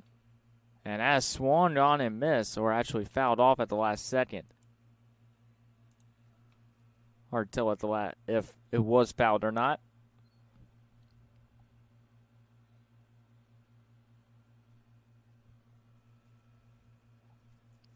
Entertaining game so far. Great pitching battle. Fly to right field, but foul. Well, the fans sitting in the shaded areas, that's the home plate to the right and left of home plate. And a good bit are in the shade over to the left side. You can barely see it on your camera screen. But a good crowd here today, and hopefully we'll get to see some more fans come piling into the stands for the upcoming games that we have coming up. Fly ball in the infield. First baseman will call it. He'll make the catch for out 1.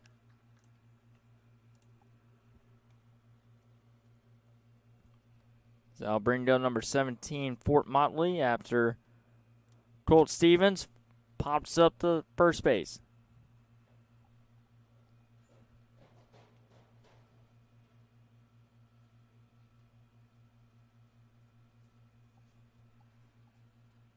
Base empty here with 1 out. We'll also give you score dates from Troy, Alabama as well. That one's going to go inside, and I believe we got a couple of score updates. First game concluded at Troy University. Ground ball. This could be trouble here. Second baseman roams over, fires the first in time. Great throw right there from the second baseman for out number 2. We'll try to see if we can get a number on that. Like I said, players keep changing positions as the game goes on in all the games that we've covered so far. And that might be Sawyer Elliott over there at second that made that play. So great job, Sawyer, getting over and making the routine play. We'll tell you it's going to be a tough play at first, but able to make it 2-0 down here in the top of the 4th. 2-0 lead for attack. That pitch will be upstairs. It is Prime 9 Navy with a 16 or 11-0 victory over Gulf Coast Pelicans 16. That'll be swung on a miss for a strike.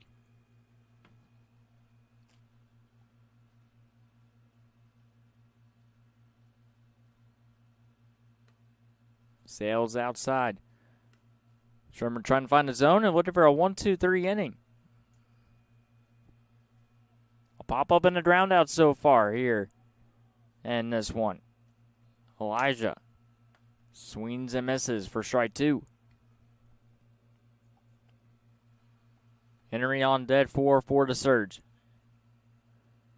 Should be a 2-2 count, yes. 2 balls and 2 strikes here to Elijah.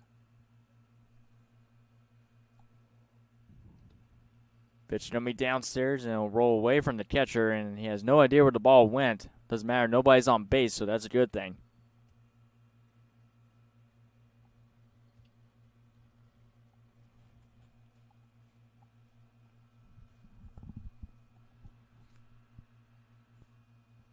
And the pitch. Strike 3 called. A 1-2-3 inning for the former second baseman, Silas Schrimmerser. Bottom of the fourth we go, 2-0 attack.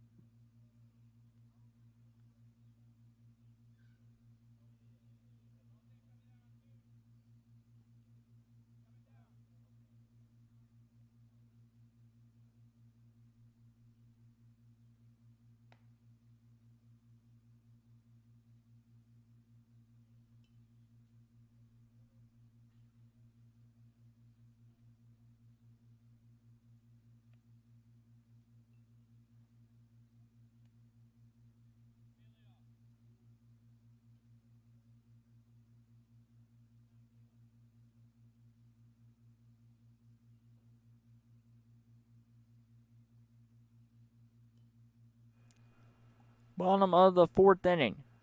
Stevens back on the mound. Bunt shown. Put in play. Played by the catchers. I mean, a tough one, and they got him. What a great throw from behind the plate by the catcher for Ford Surge, and that is out number one here in the bottom of the fourth inning.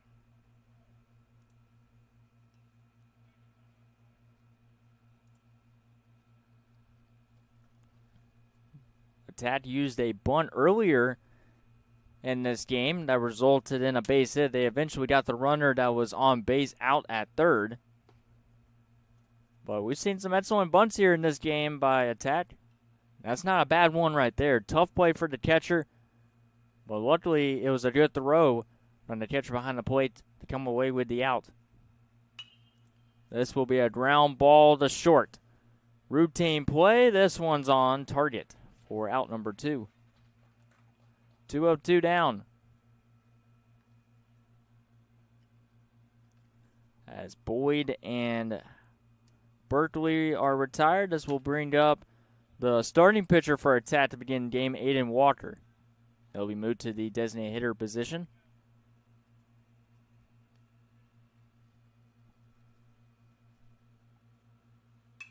And he will fly one to right field, right at the right fielder. That's going to be over his head. Aiden Walker with an extra base hit. As he's digging in for second, he's got a stand-up double with 2 outs. Completely misplayed by the outfielder in right. And Walker gets himself a double.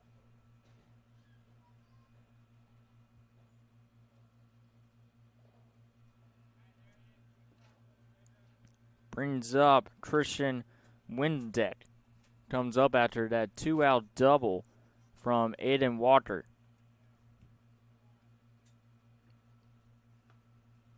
That one's going to be inside for a ball, but completely misjudged over there in right field. Cammed underneath and then realized at the last second it was over his head.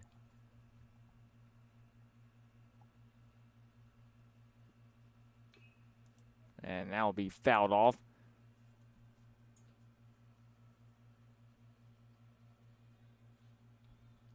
Eli Langret on deck for attack.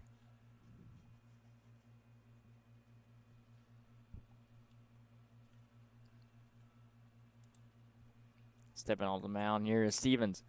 As attack trying to score for the third or the second straight inning in a row. They scored in the first and the bottom of the third. Trying to get it done here in the fourth inning. Fouled out plate.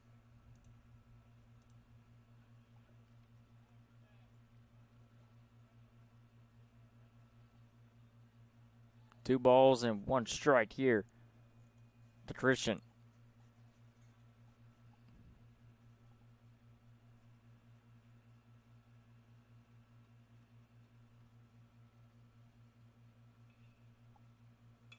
And now be grounded foul to make it 2-2 now.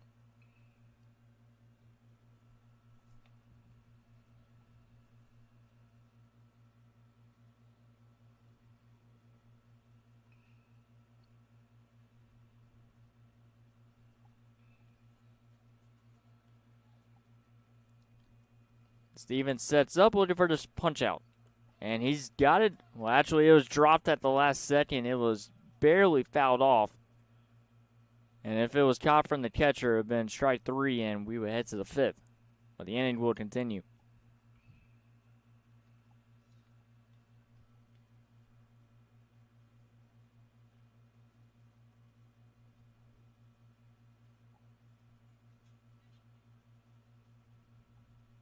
Keeping a close side, the runner at second. Stevens delivers the pitch. It'll be a ground ball to short. Not about taking it second, but he is going to overthrow his first baseman and now score a run for attack. Off the air to throw to second. He's on target with 9 time. 3-0 lead here for attack.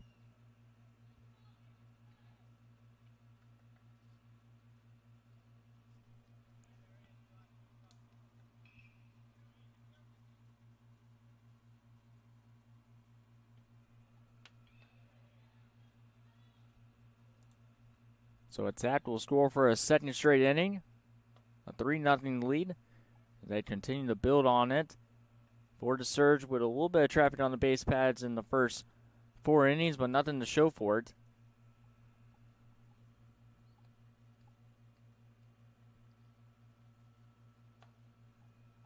And now just miss. As Eli Langret will come in. After Windeck extends the lead 3-0. Go downs in E6, unearned. Popped up.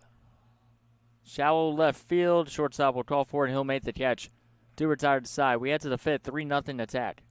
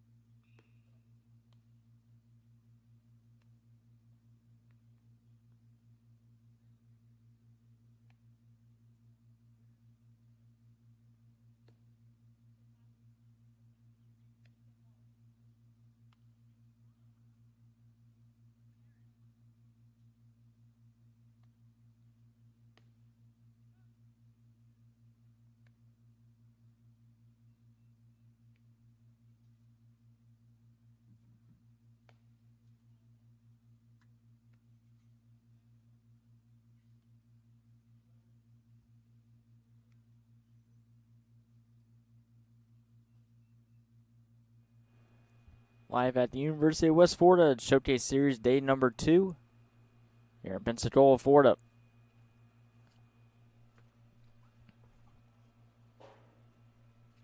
Third straight inning for the former second baseman Strimmer.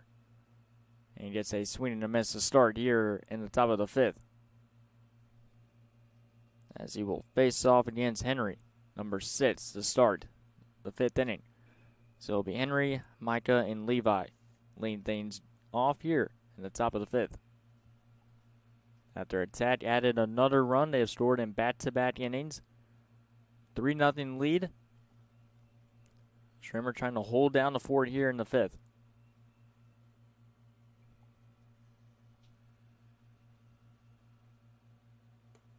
And that one almost hit Henry as he had to step up before the pitch almost hit him.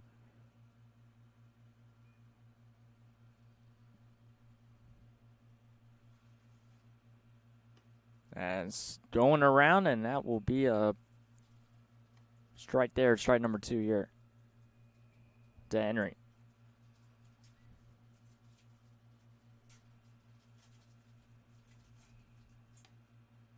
Misses outside, and it'll be a walk to lead off the top of the 5th.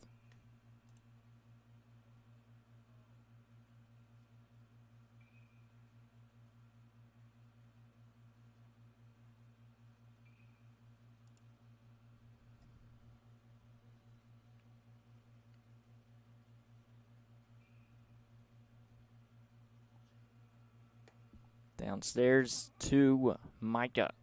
Henry, Micah, and Levi, like I said, lean off. Here in the top of the 5th, Florida Surge trying to get on the board here at UWF.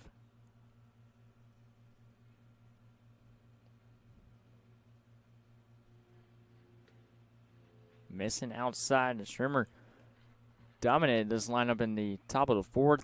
Got some great defense. But missing the strike zone here in the top of the 5th.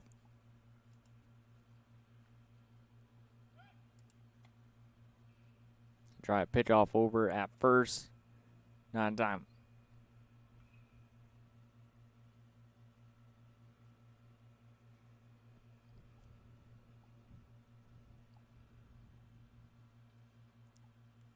Downstairs.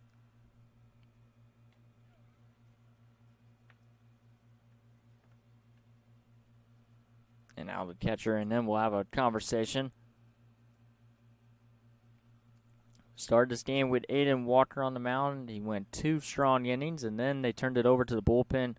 Strimmer came in from second base, where number 26 Sawyer Elliott is currently located. And he's been phenomenal so far on the mound. Bunt shown. Draws the bat. It's going to be in for a strike.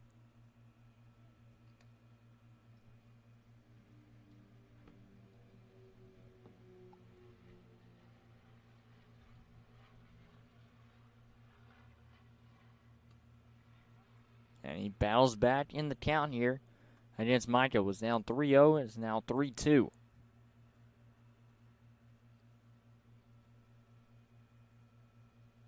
Looking for the punch out.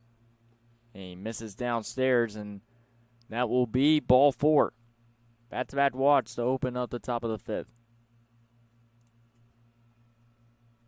And that will cause a mound visit.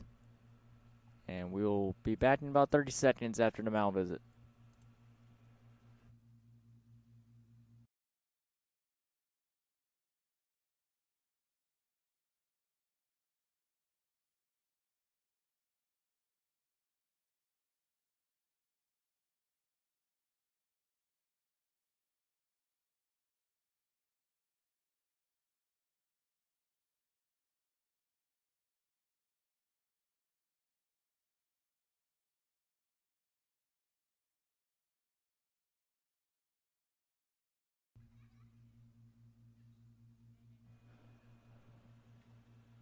Burton sitting here with no outs, as that will be in for a strike.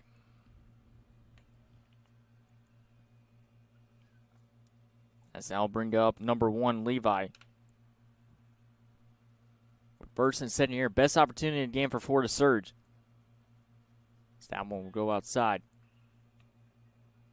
On deck will be Alex.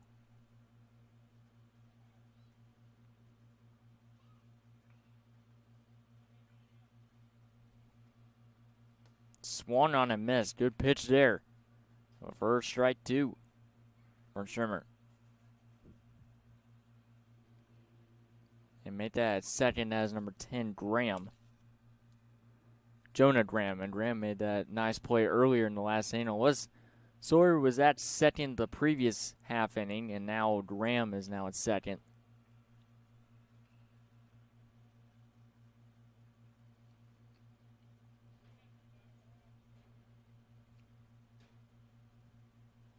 Couple of misses downstairs here from Schirmer. We'll see if he can elevate a pitch. And he does, and gets strike 3. Bait out here in the top of the 5th.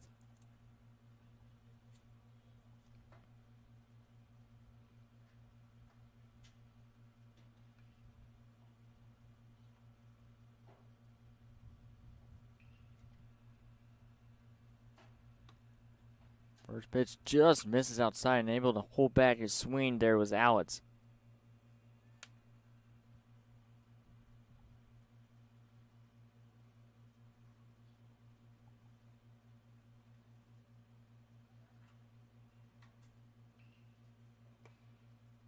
Downstairs this time from Schirmer. Up ahead, 2-0 in count, Alex, with Ryan on deck.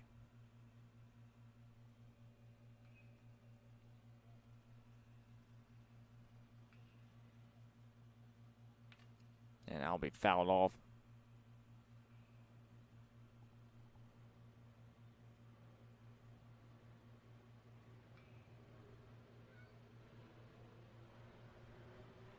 Alex wearing number 29 in today's game. Right on deck, and like I said yesterday, we are right next to where Pensacola Airport is at, so that's why we constantly see airplanes fly over the University of West Florida at this Jim Spooner Field.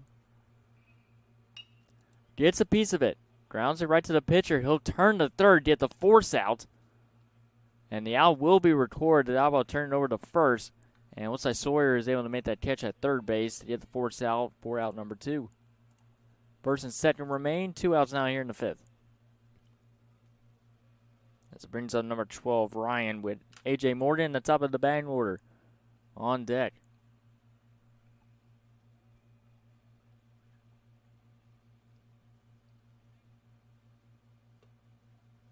That first pitch will miss downstairs. Ryan technically represents a game-tying run. Tack out 3-0. 2 base runners on here with 2 outs. That will go downstairs.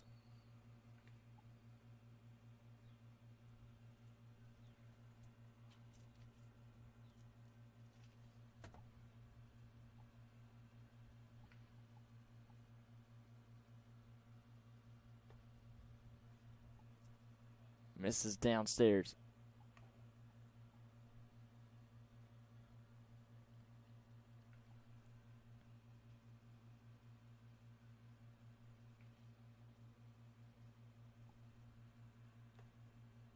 Good looking pitch there from Schirmer. First game ended shortly before 11 o'clock. Able to get this game going around 11:20ish.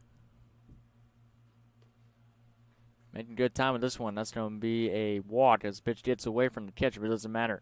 Bases loaded here with 2 outs. Here in the 5th, couple of teams coming up to play here at UWF. Take a look at the upcoming schedule here at University of West Florida.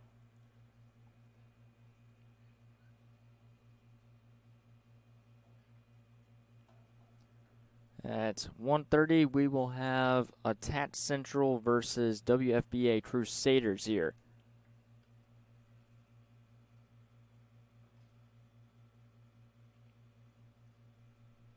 Currently 12:45, so we're 45 minutes away from that start time. So that one will go downstairs, gets away from the catcher, and Florida Surge is finally on the board. 3-1, they store off the wild pitch.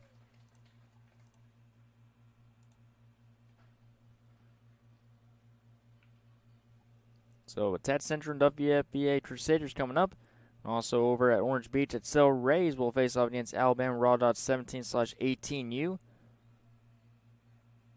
The Rays were in a split or in a tie last night to close out day one of the tournament.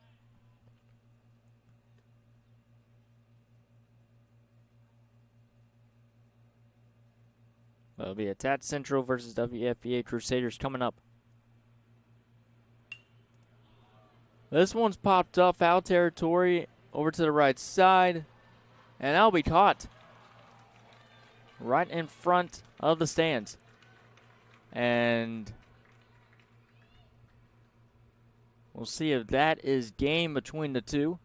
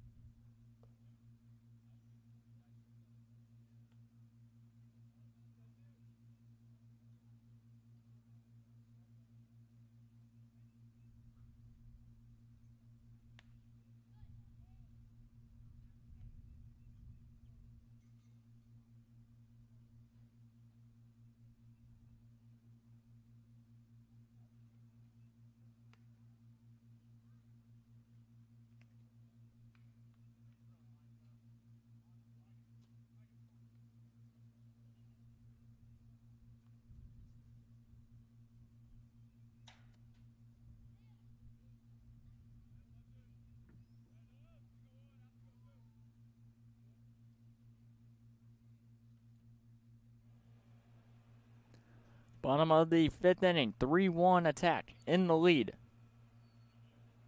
That one will go downstairs. New pitcher on the mound for the Surge, number 17, Ford Motley. As he will get the nod here in the fifth, as he will be replacing Colt Stevens, number 45, who pitched the first 4 innings, allowed 3 runs. Decent outing for him in 4 innings, but now they turn over to the bullpen with Motley.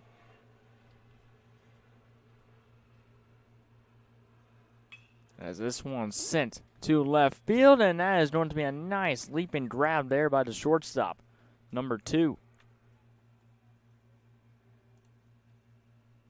Out number 1 here in the bottom of the fifth.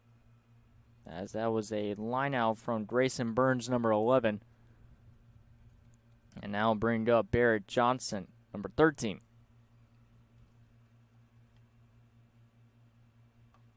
First pitch in for a strike from Motley. The opposite pitcher, Salas, number 7 on deck for attack. And this one will be fouled off, and quickly ahead 0-2 is Motley.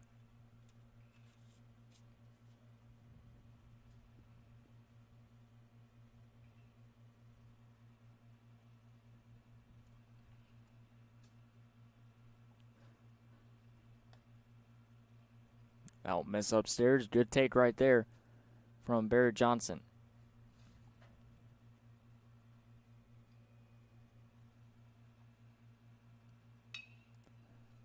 Ground ball to second, and it goes 5-hole on number 29, Alex, as it goes into right field, and that'll be a single here with 1 out.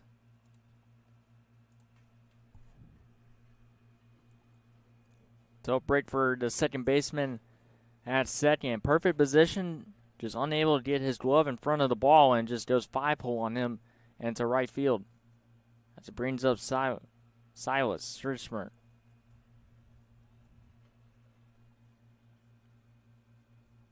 Schrimsher steps in. Runner on first here with 1 out. Pick off a attempt at first. It gets away from Stevens at first base. And on his way to third, the throw is late and gets away from the third baseman. And just like that, attack will regain their 3-run advantage.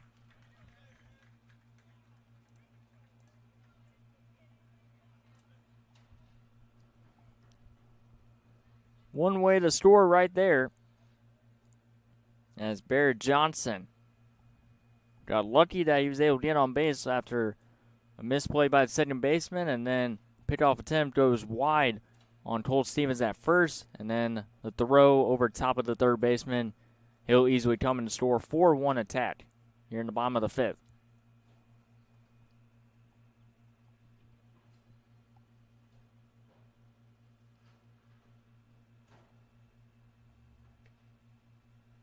Missing downstairs.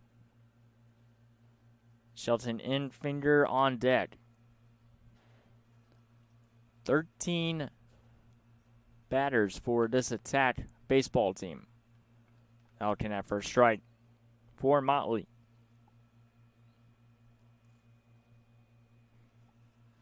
And a pitch. Missing downstairs.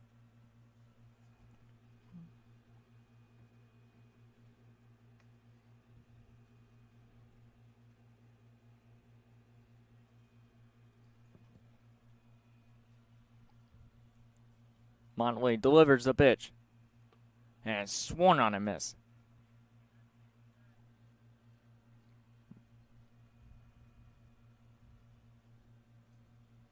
Sardian off with a line out at short. Barrett Johnson singled to right field and then came around to score off a pair of errors. And now it'll be a walk here. To Silas with Shelton Infinger up next to bat.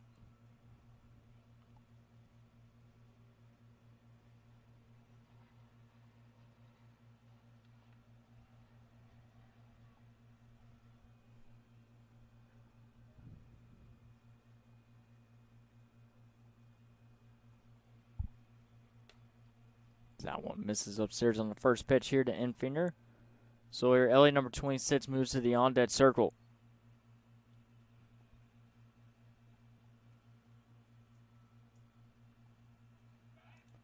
Pickoff attempt at first. This one doesn't get away from Cole Stevens.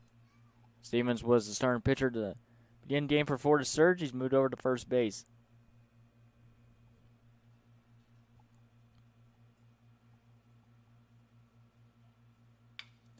Grounded to third, and it's misplayed by the third baseman. And it's going to be first and second here. Still with 1 out as Sawyer Ellie will step in.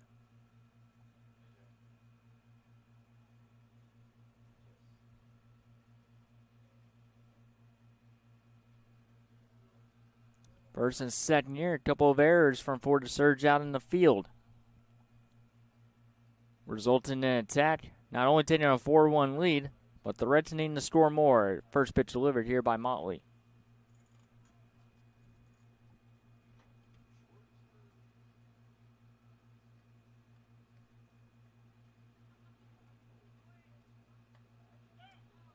Pitch is downstairs, and the throw to third gets away from the third baseman, so a stolen base here.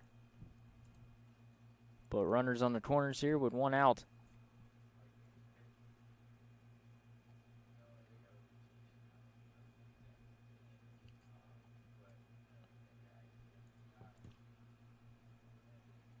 And the windup, the pitch. And that's going to hit. Sawyer, he'll take first. Bases loaded here with one out.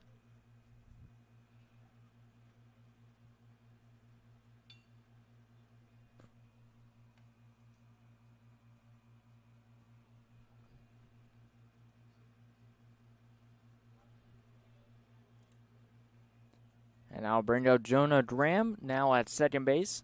This has an extra hitter. Flies one out of play.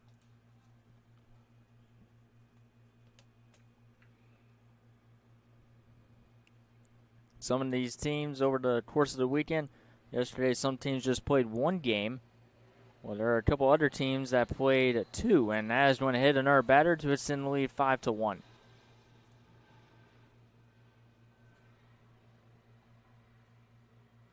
And it looks like we're going to have a mound visit. Don't know how much time is left in this game. Looks like that might be doing it for Motley. Yes, it will. We'll take a quick break here on JockJive.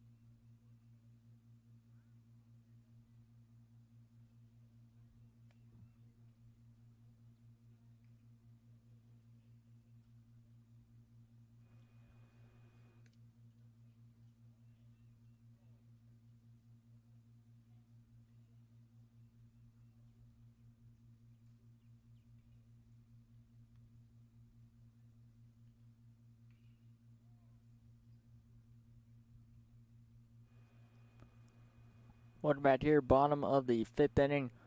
Pitch and change here. Attack has a 5-1 lead. They have the bases loaded. This game feels like it's out of reach, but one big hit, and it'll definitely be out of reach, and even some wild pitches as well, but that one goes back. And now they have a man caught between second and third. The throw to second is not in time, and the run's going to come in the score. It's 6-1.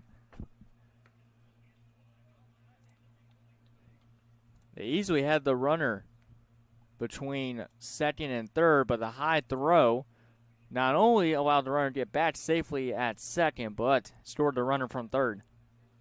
Took a wicked bounce off the bat stop.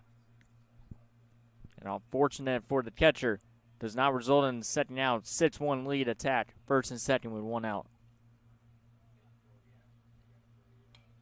This one's going to be fouled, and there into the trees and up against the bleachers.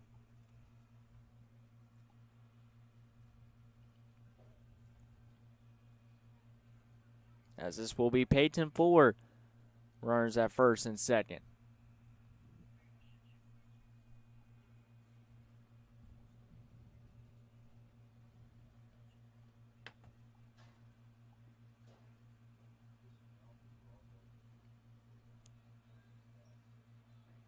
First and second, 1 out. Downstairs, that gets away from the catcher, and runners will move to third and second.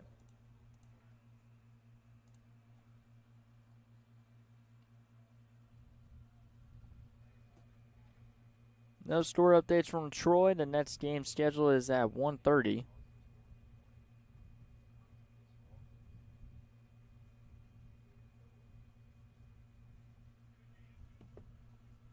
This one will be a chopper to the shortstop. Run will score. The throw to first is in time for the out. 7-1 attack.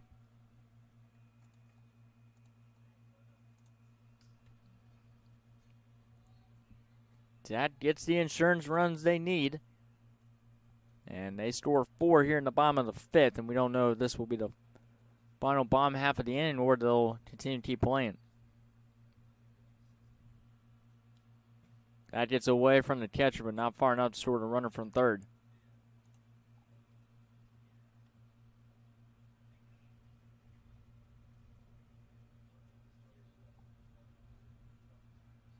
(7-1) lead.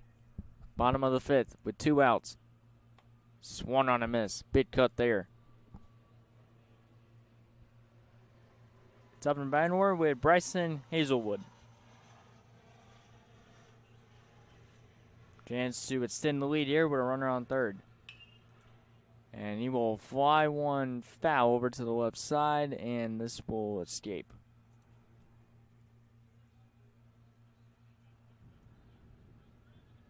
One ball and 2 strikes here to the leadoff hitter.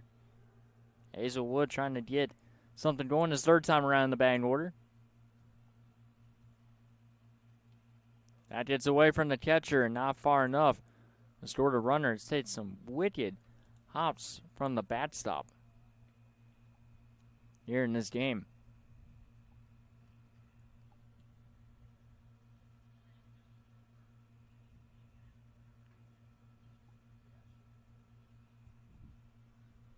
Counts going to be 2 balls and 2 strikes to the new pitcher for the Surge, number 2. So we'll try and get the jersey numbers situated. That one will miss upstairs. And it's 3-2.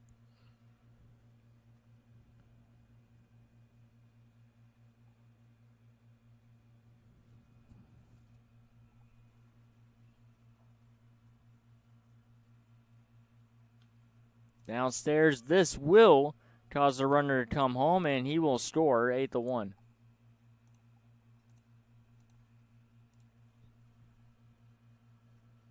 Three pitchers used in this game for Florida Surge. Attack has used 2 arms on their roster, and they've only allowed 1 run. And that was off a wild pitch. 5 unanswered runs. That pitch is downstairs, and another advancement on a wild pitch.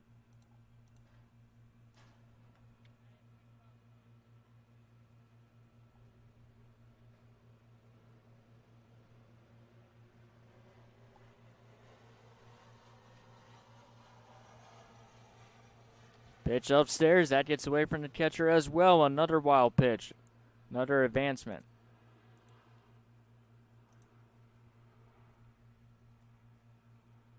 It looks like they might just make a change right here on the mound after a couple of misses. And we'll step aside here with 2 outs, bottom of the 5th, 8-1.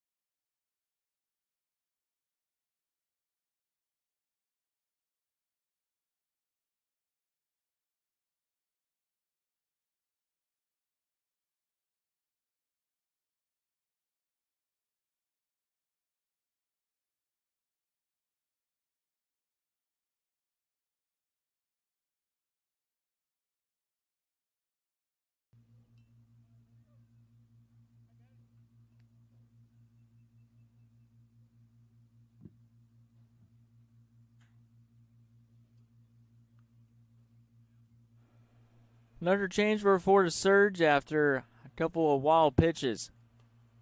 That first pitch will miss downstairs. It'll be number 11 for the Surge coming in. Attack has scored 5 unanswered runs here in the bottom of the 5th to stretch their lead to 7. Ripped down the left field line, but it will be a foul ball hopping over where the bullpen here at University of West Florida, they have a bench over near the left side. That's where the dugout is located for the University of West Florida Argonauts, where their bullpen guys sit on the bench and ready to go when they are called upon. That one's downstairs and gets away from the catcher, and that's going to be a walk anyway. First and third here with 2 outs.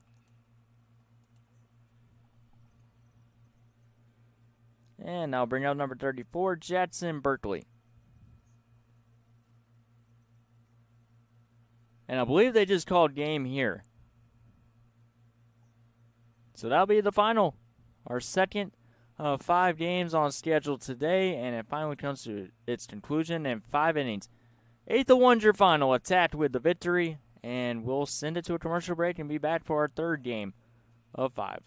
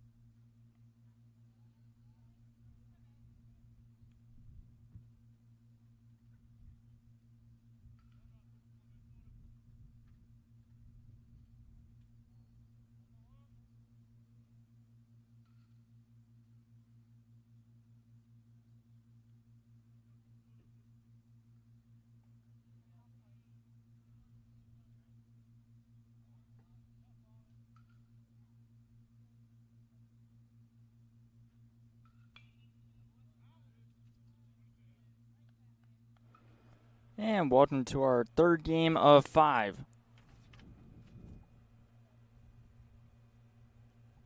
As we have a WFBA Crusaders versus Attack Central. As that pitch will be downstairs. Just got the lineups just moments ago, so just writing them down real quick.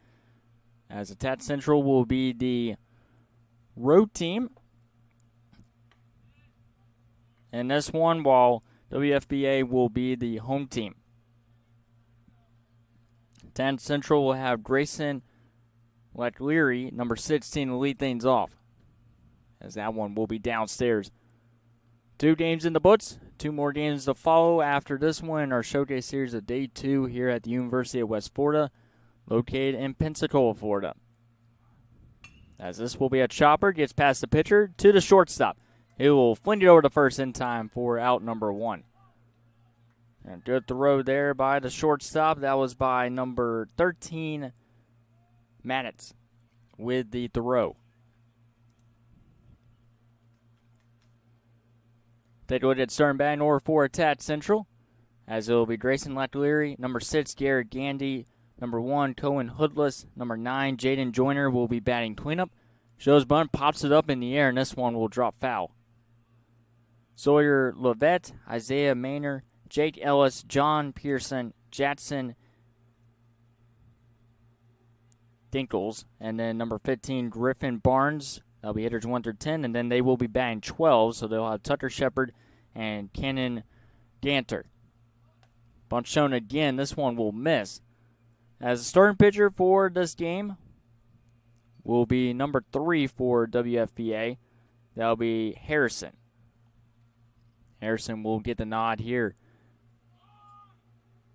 Bunt shown. That pitch will be in for a strike.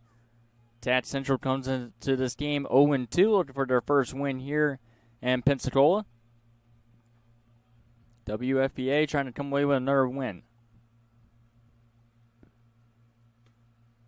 We'll see if he went around. The pitch was inside a check, and he did not go. This is Garrett Gandy.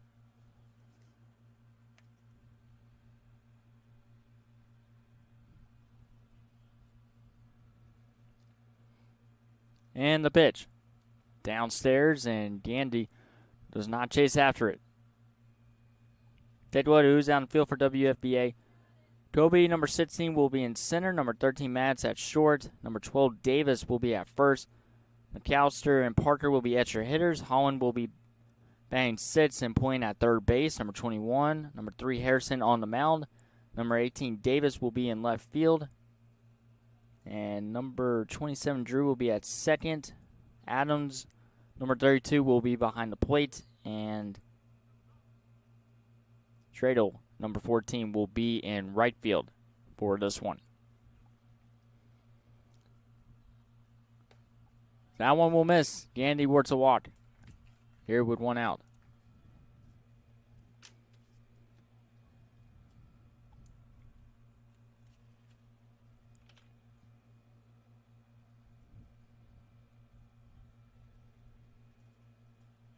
Brings up Cohen Hoodless.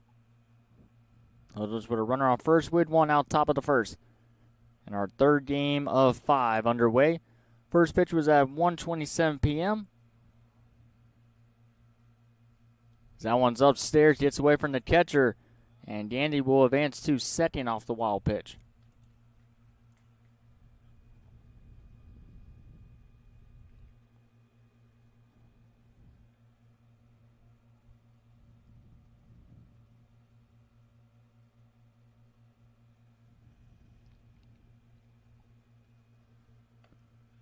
One inside, 2-0 count here to Hoodless, with Jaden Joyner, number 9, on deck. Let's start pitcher Harrison. He will get the first out. And then a walk, and then a wild pitch, leaving a runner in scoring position here for Attack Central.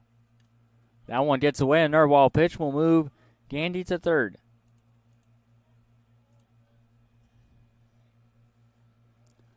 Another final from Troy, Alabama, in our other showcase series we have on JockJive Sports. Southern Swagger 13, Montgomery Knights Red 2. That's a final from Troy University.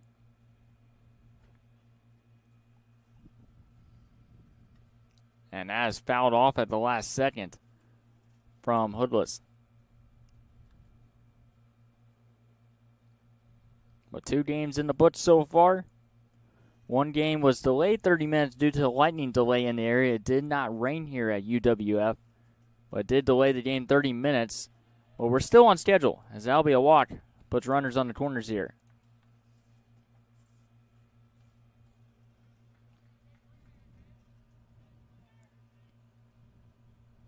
As that'll bring up Jaden Joyner.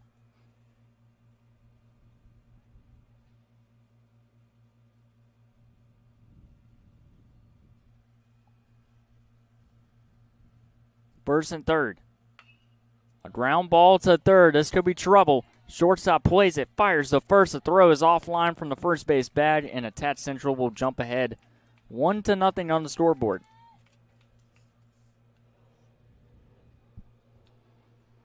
It'll be first and second here with 1 out.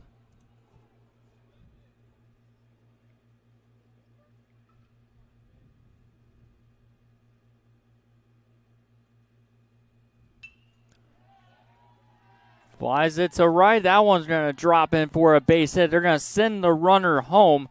And a mishandle by the right fielder. And it's a 2-0 Attach Central lead.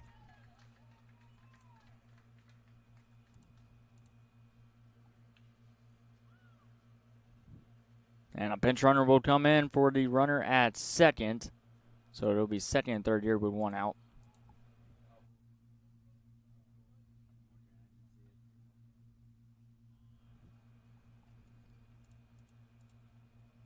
Actually, it was a foul ball, so it's going to be 1-0 Attach Central.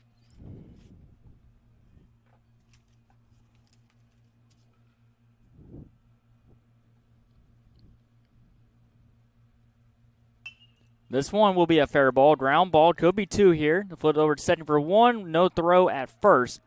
There'll be runners on the corners now with 2 outs. And still a 1-0 Attach Central lead.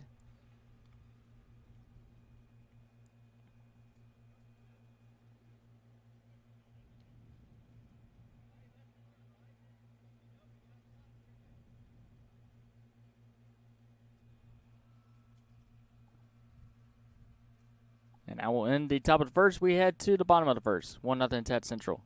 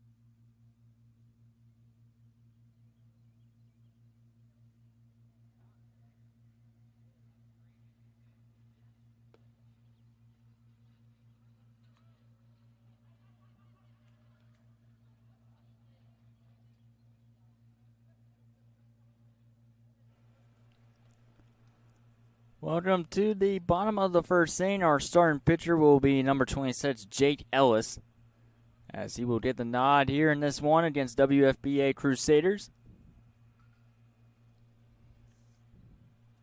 And the first pitch, ripped to left field. That will be a single to start the bottom of the first. And that is hit by number 16, Kobe. Playing in center field to start the game. Single to right field or left field. And the first base runner. As it brings up number 13, Maddox. We're a runner on first here with no outs. Ellis, first pitch and a single. And a swing and a miss on the first pitch. So WFBA is starting very early on, attacking on the very first pitches from Jake Ellis. Later in this broadcast, we'll give you score updates from all across the other high schools that are currently having some showcase games. First day, we're at Orange Beach. We were expected to go to Orange Beach on Saturday, but since the weather has cleared up quite a bit, we're able to get these ones done here at UWF, these games. That one's outside.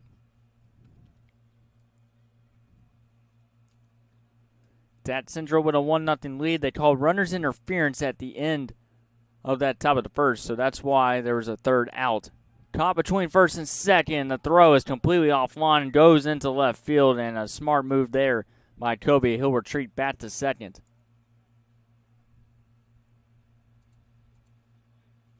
As WFBA trying to knot this game up at one apiece or possibly take the lead. It'll be Kobe, Maddox, and Davis to lead things off, followed by McAllister, Parker, Holland, Harrison, Davis, Gamucho, Drew, Adams, and Straw-Hill. That'll be WFBA, 13 hitters. That Central, I believe, has 12. Yes, 12 hitters. That one's fouled up against the net. But glad you to be with us here on JockJive. It's been a long day so far with 2 games underway. Both of them ending in 5 innings. Yesterday, 5 games here at UWF. Almost through the weekend here on this beautiful June 29th. That pitch going to be downstairs, almost hit the batter. At Central, the road team, WFBA, the home team will get that graphic changed in just a moment.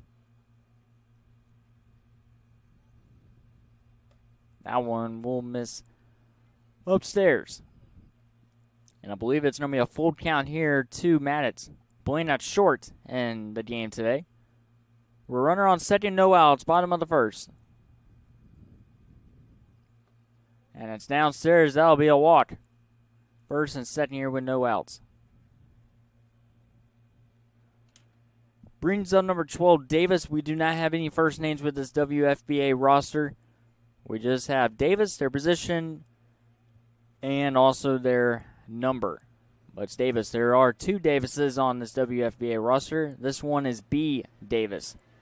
And he almost got hit by the first pitch as an airplane flies over Jim Spooner Field.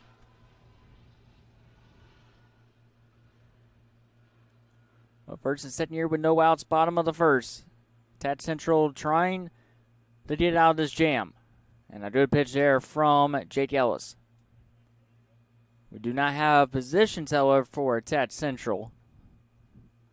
So we're going to try to make the best of what we got here on this third game of 5 today here at UWF. That one will miss upstairs.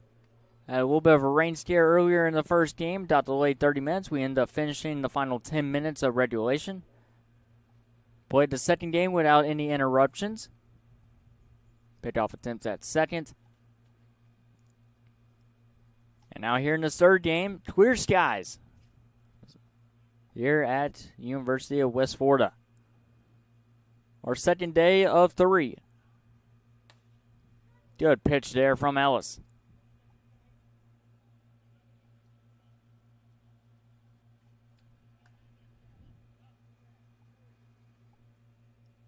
As Davis sits in, Kewin pulls out the runner at second.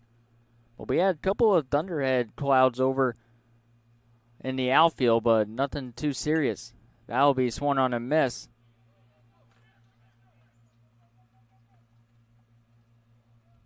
Run will come in the store, and actually that was a base hit into right field.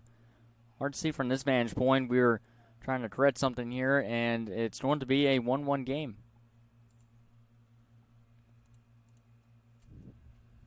So a base hit to right field. Couldn't tell if there was going to be a foul ball or not, and it is a fair ball, 1-1. WFBA dodges it up, and it's third and second here with no outs.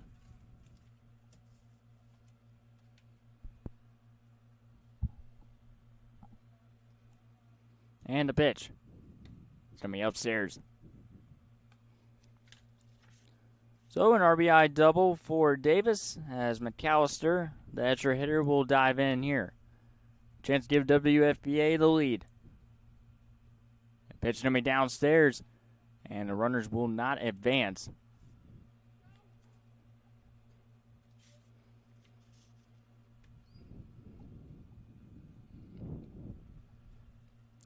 Also have a couple of fans over in the left side of the outfield.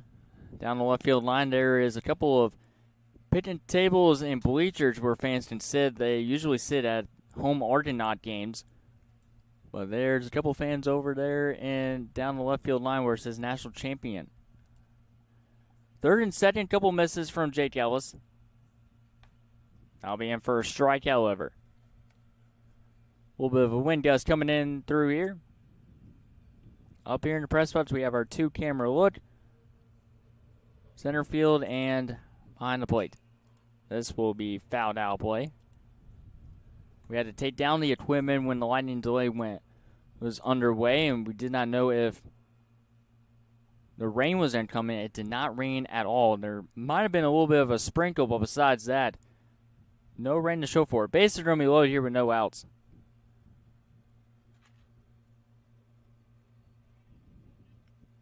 Brings on number 24, Parker.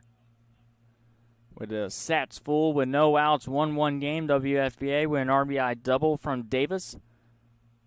On the last second, it was called fair. Big swing and a miss there from Parker. Swinging for the fences. Was that also as an extra hitter. You're in the bottom of the first inning. And the pitch. Upstairs, 1-1. Here to Parker with number 21 Holland on deck. Games are an hour and 50 minutes or 7 complete innings. 2 games so far in this tournament have gone the full 7, and both of them have been ties. That'll be in for strike 2.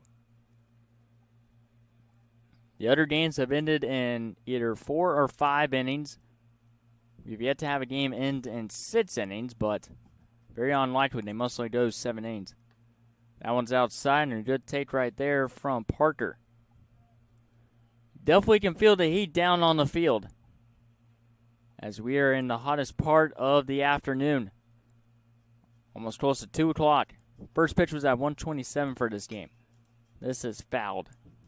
And able to stay alive in the at-bat is Parker with number 21 Holland on deck.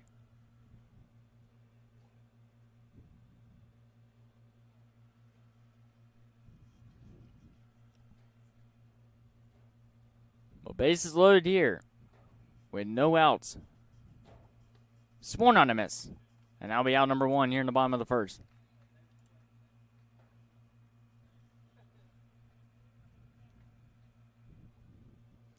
Now I'll bring up Holland. Parker is actually number 23. And Holland up next. Batting 6, playing at third base. Base is still loaded here with 1 out. 1-1 game. First pitch misses upstairs. 4 ball number 1.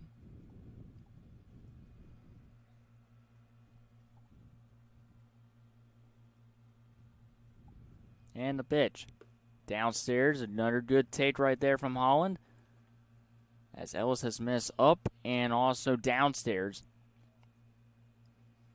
Behind the count 2-0. We'll see how aggressive Holland will be. Harrison, number 3, is on deck. And it's a 3-0 count. Nowhere to put it for Jake Ellis. Here in the bottom of the first, reminder, top of the first ended due to runner's interference at second. So that's why we are through the top of the first. That is downstairs and 4-pitch walk. WFBA will take the lead 2-1.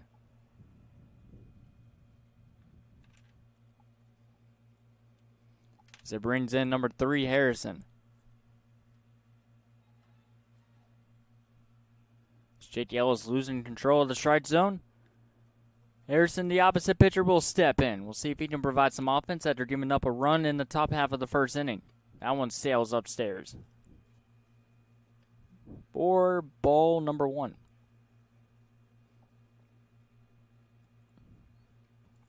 To a very long first inning between these two teams.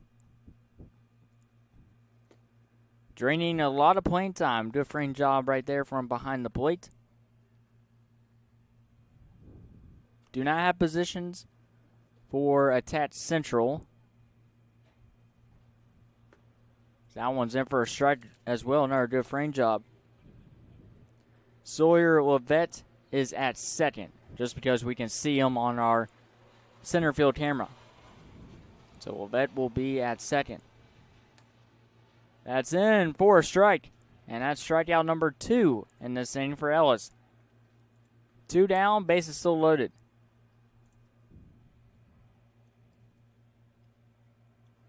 As it brings up the other Davis, number 18. His first initial is C as we try to look for that roster. That one will miss upstairs. WFBA, a lot of traffic on the base paths, but only 2 runs to show for it. They had the base loaded with no outs. 2-1 game. And another good-looking pitch there from Jake Ellis. In this 2-1 game, trying to get out of the pickle. And he misses upstairs.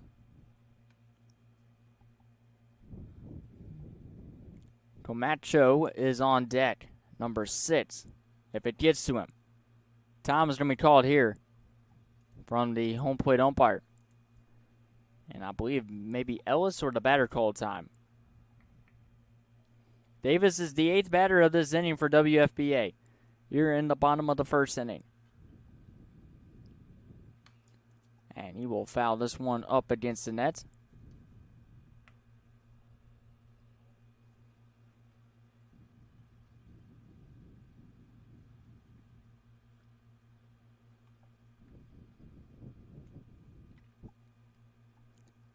As you're watching day 2 of the Showcase Series here at the University of West Florida, live at Jim Spooner Field. Dallas Renzi with you. Bottom of the first, base loaded, 2 outs.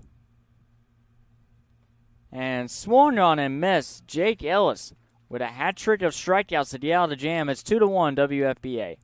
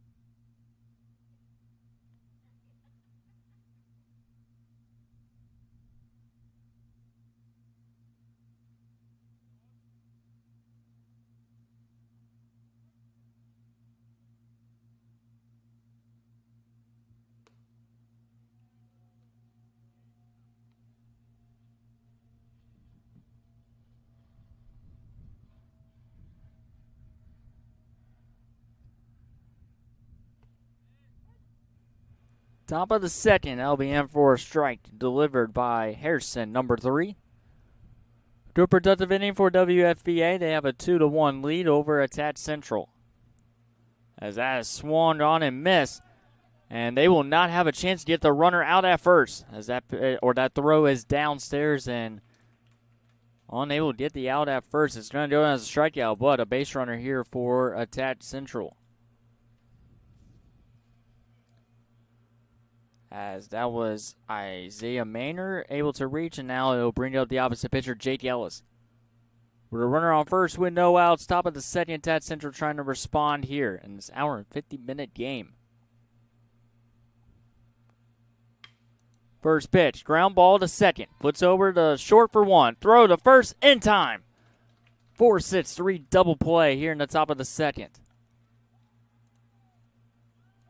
Excellent job from the infield for WFBA. That was Drew to Maddox and to the first baseman, Davis, for 2 outs. And that brings up John Pearson. Love to see that in scrimmages. Execution between a bunch of players that most likely do not play with each other throughout the regular season, but they get a chance to play with one another, and they execute a perfect 4-6-3 double play. Could not have drawn it up any better. That one's upstairs, and 2 gone are here in the top of the second. Live on JockJive Sports. Trying to get out of the top of the second. That one's inside. As John Pearson settles in here after a couple misses from Harrison.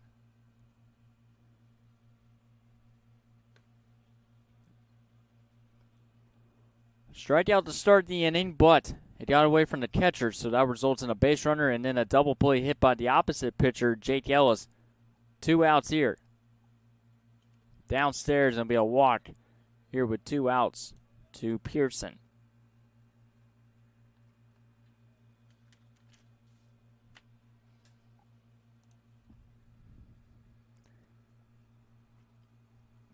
It'll be number 26, Jackson, up next to bat. We have 2 number 26s, one Jake Ellis, the other one Jackson. Runner on first here with 2 outs. Smacked down the right field line, foul.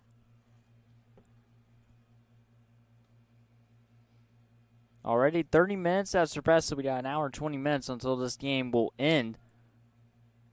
Unless we somehow make it through 7 innings before that, but that first inning took up a good chunk of time between these 2 teams. That pitch is downstairs. Runner is off and going and easily safe at second is Pearson. Bunch of wild pitches.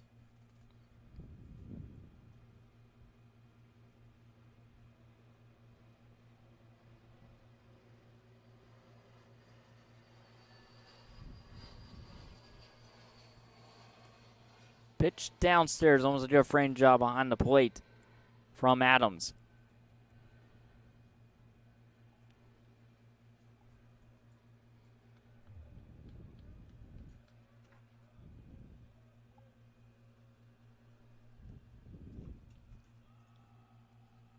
Runner on second with 2 outs. Attach Central trying to knot it up at 2. That'll be fouled off from Jackson with Griffin Barnes, number 15, on deck.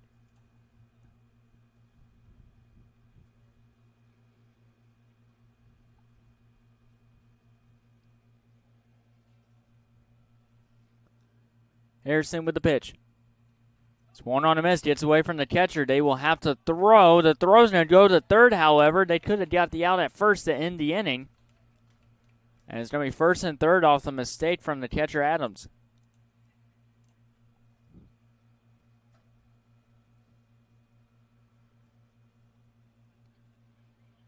Brings up Griffin Barnes with a chance to do damage, and game time run is in scoring position at third.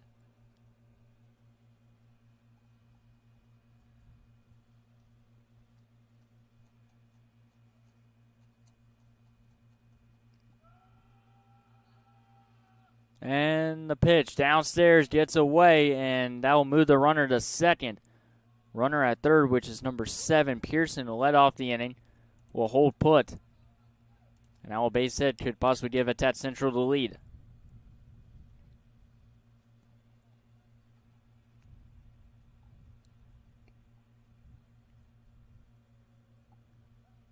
Pitch swung on and miss from Griffin Barnes. And a very good pitch there for Harrison. WFBA Crusaders versus Atat Central. This is the second time we've had an attack team here. We had attack baseball earlier. That one's going to be in for a strike. And we get Atat Central here in our third game.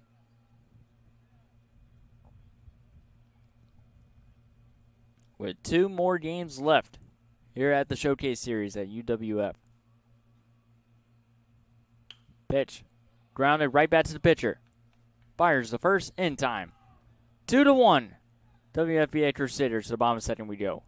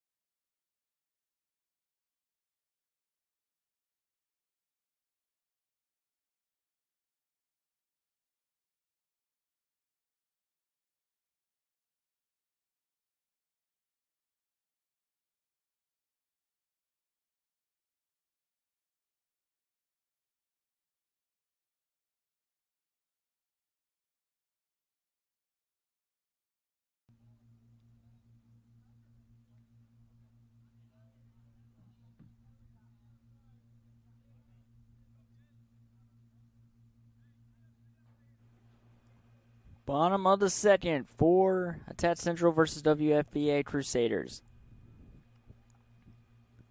And the pitch from Jackson Ellis, a ground ball to the shortstop. Flings it over to first, and it gets away from the first baseman. But it will result in a base runner here for WFBA Crusaders to start off the bottom of the second.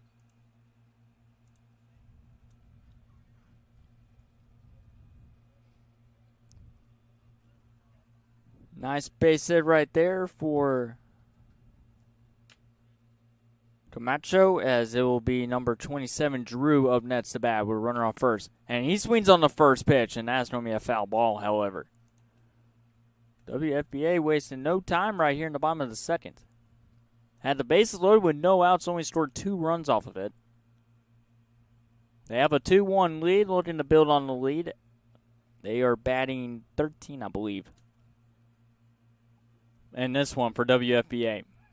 Pickoff attempt at first, not in time.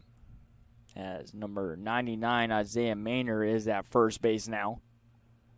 Might have been there to start this game, but like I said, we did not have any positions for Atat Central just besides their pitcher. That'll be foul. That'll play. So we're basically just going off of what we see on the camera. Levette is at second, number 11.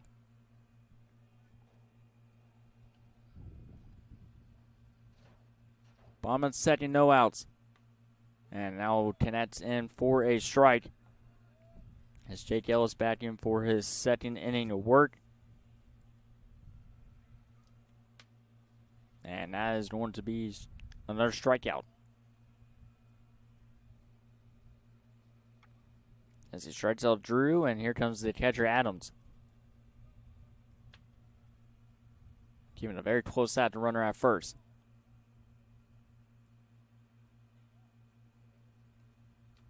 Now he fouled off.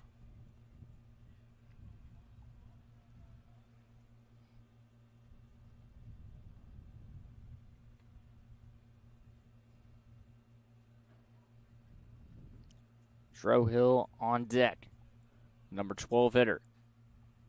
Now the umpire's having a conversation with WFBA.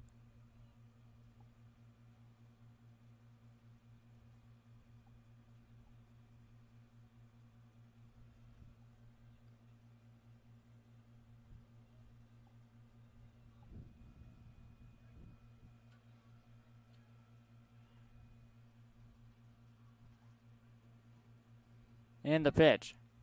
Upstairs, and it gets away from the catcher. Another wild pitch.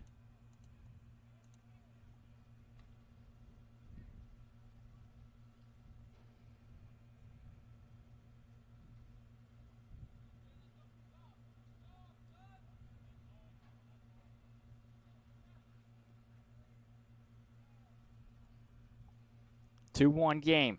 WFBA threatening to extend the lead. Here's the pitch. It'll be downstairs. On Adams.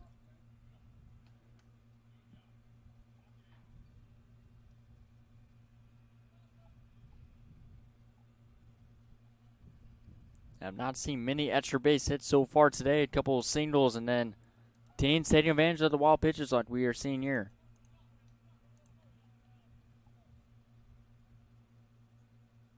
Three balls and one strike here to Adams.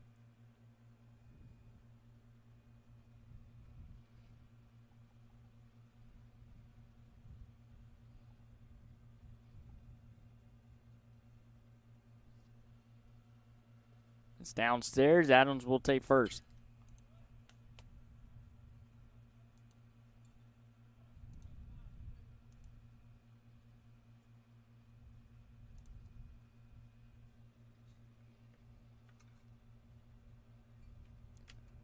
Brings on number 14, Strohill.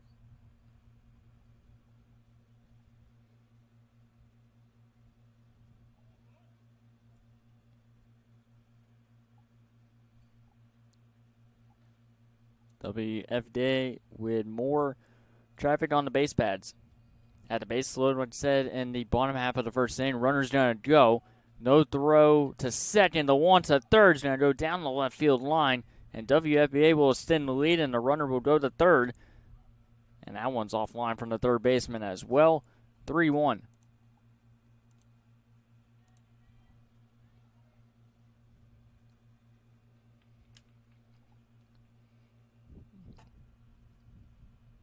Now Strohill with still another opportunity with a runner in scoring position.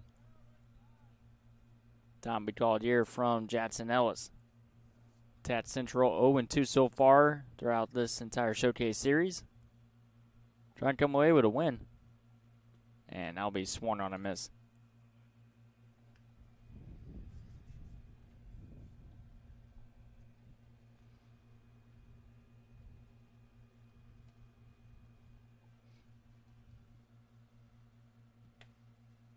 Missing upstairs. This is the 12th hitter in the Bangor for WFBA.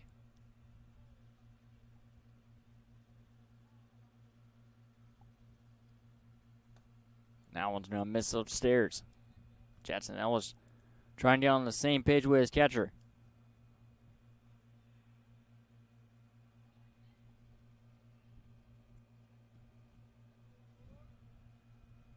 (3-1) the score, and that one's downstairs.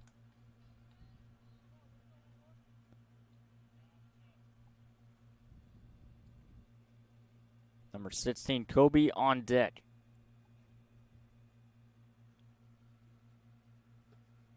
Misses downstairs. That's ball 4.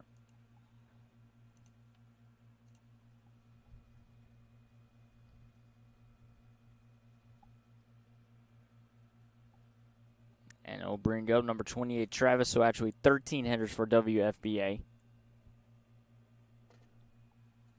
Tad Central will only bat 12, but 13 batters for WFBA. First pitch right down the middle for strike 1.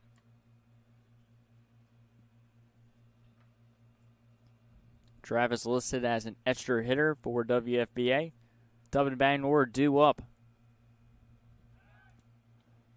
Caught between first and second. And the tag, not in time, and a run will score. 4-1.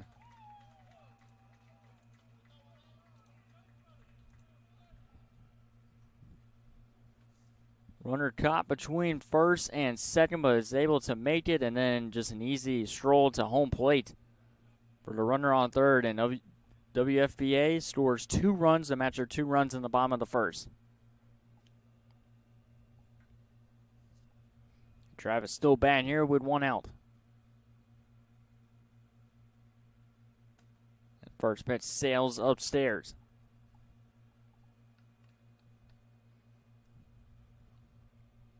Number 16, Kobe on deck for WFBA.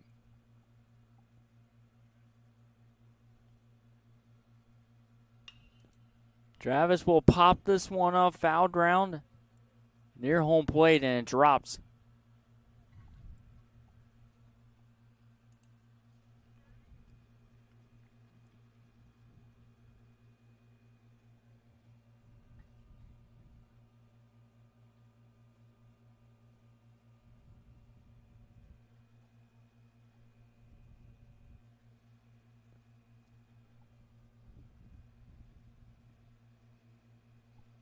Travis will call time, 1 ball and 2 strikes here. The final batter, the bat here in the WFBA lineup. Pickoff attempt at second goes over top of the shortstop, but luckily the center fielder was close by to make sure it didn't go into deep center field to move the runner to third.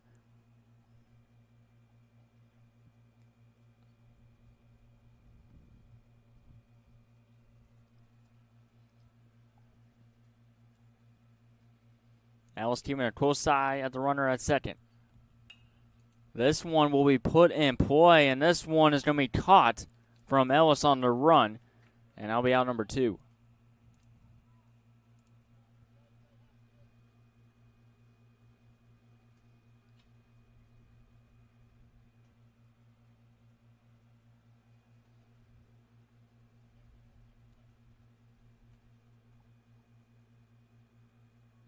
Top of the batting order here with 2 outs in the bottom of the second.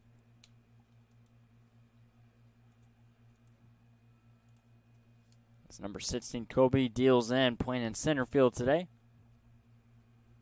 for WFBA. And he's going to be hit by the pitch. He will take first. And I'll bring up number 13, Maddox.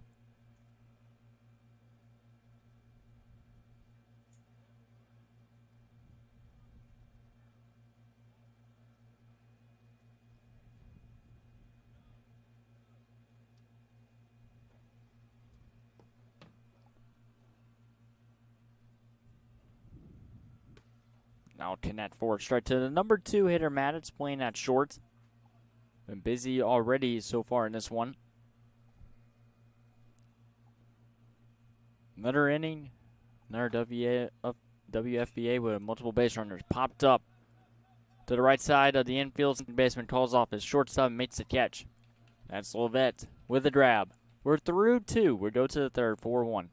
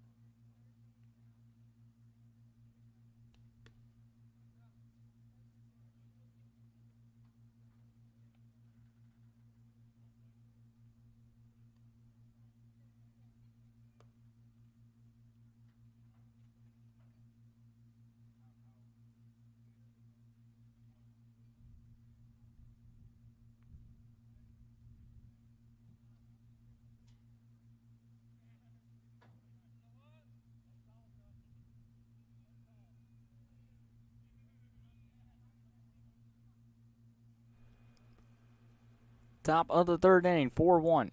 And the first pitch is delivered by Harrison for a strike.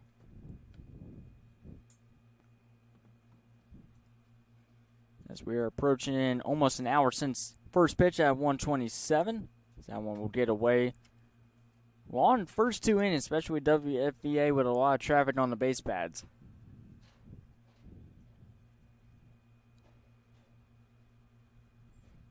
Harrison with the delivery. And it's downstairs.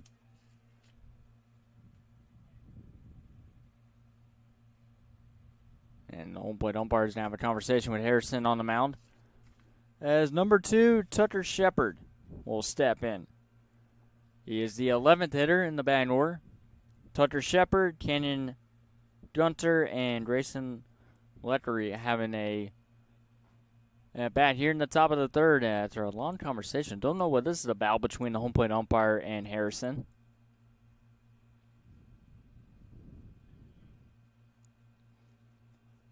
It'll be 2-1 here.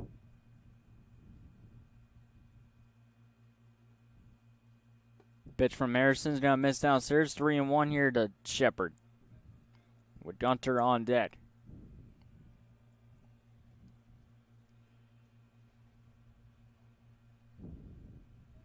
And the pitch. Downstairs. This is going to be ball 4 either way, but it will result in a base runner to start the top of the third.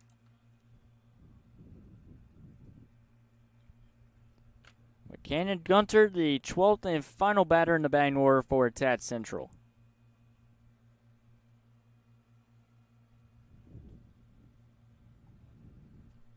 That's the top of the batting order on deck with Latleary. Good pitch to start this at bat here for Harrison. Tat Central had a couple opportunities to score to try to knot this game up. But excellent pitching from Harrison. Great defense for WFBA has kept this 4-1 or 2-1 as that is going to move the runner back to first. Dobbell taking off for second. We have seen multiple wild pitches move base runners into scoring position. Surprised we have not had a single game go into double digits in runs for both teams off of these wild pitches. We've had one game in 10-1. Taylor made with a 10-1 victory. That game was resumed and was able to play the final 10 minutes of regulation earlier this morning.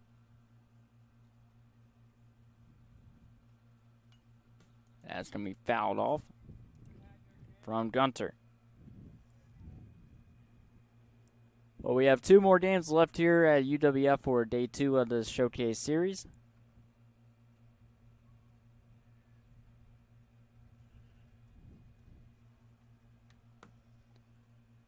Gunter trying to get a very good offensive inning for a Tat Central going.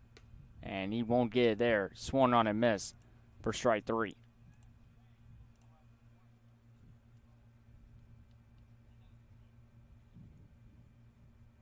Brings up Grayson Latleary, the leadoff man for Tat Central, after Gunter goes down on strikes. First pitch is going to be inside for ball 1. Still a good bit of fans here for this third game that we have on schedule today. Runner goes, pitch is going to be downstairs, and a very good pitch to take off on.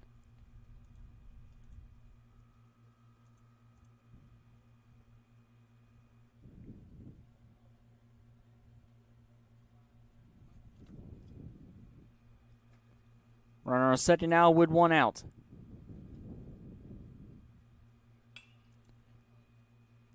Flies it foul, out of play, over to the right side.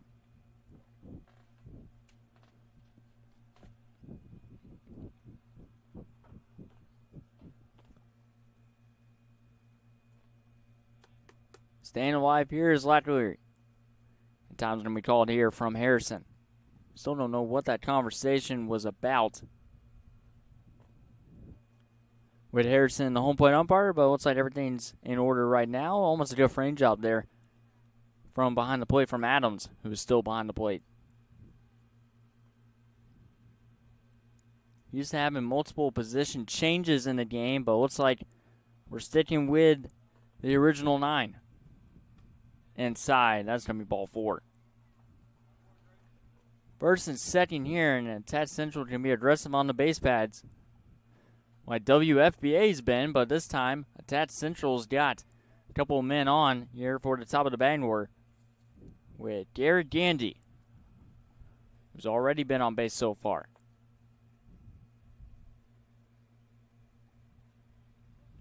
Pitch to me downstairs.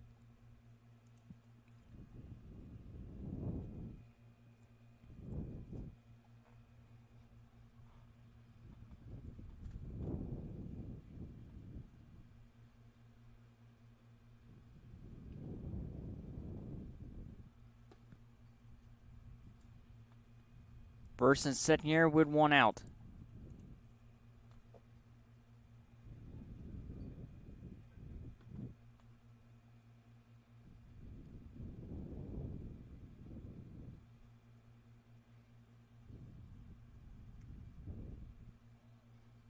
One out here in the top of their bunch shown, draws it back, and swings and misses. Gandy trying to put the ball in play. We've seen some really good sacrifice bunts all throughout this entire weekend. But some really good ones, stuff you see at the college level. This bunt's going to be popped up in the air, and catcher Adams could not find it. Gandy down to 2 strikes now.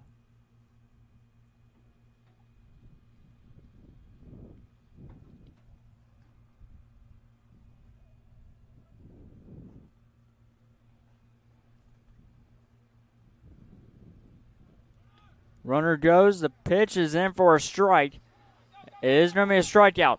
Attach Central with a chance to cut the deficit, and they will. As Tucker Shepard scores.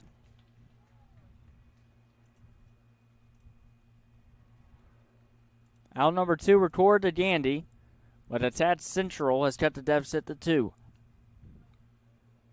As it brings up number 1, Cohen Hoodless.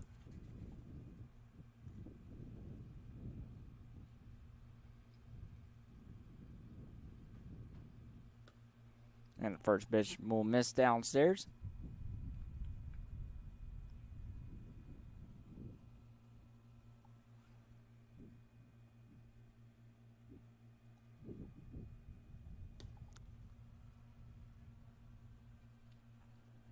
Harrison trying to make it through 3 complete innings. Just allowing 2 runs so far. So that one will miss as well.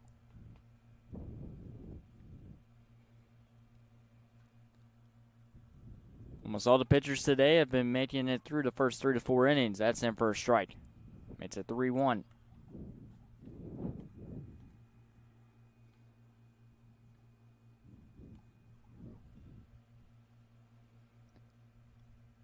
Downstairs, a walk.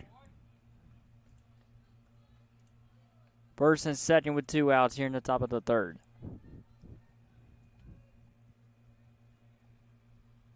And time's going to be called here. We'll step aside for 30 seconds as they have a conversation on the mound.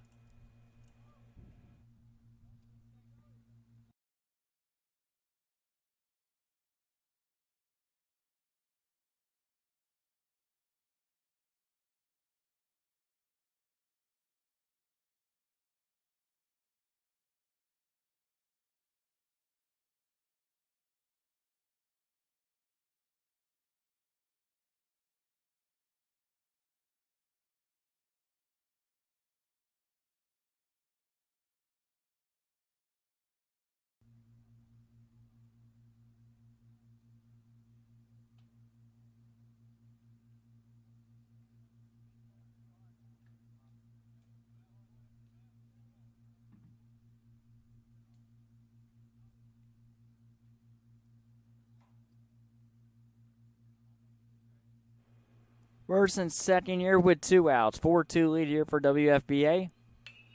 First pitch, right at the third baseman. He'll stroll over to third to retire to side. We head to the bottom of the 3rd. 4-2 WFBA.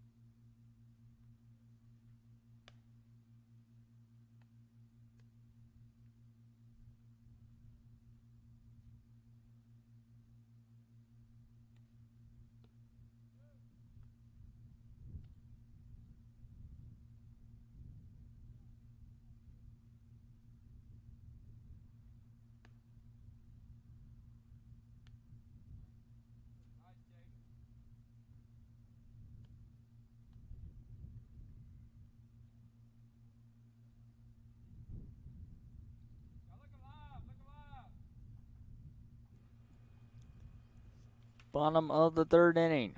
WFBA Crusaders with a 4-2 lead over Attach Central.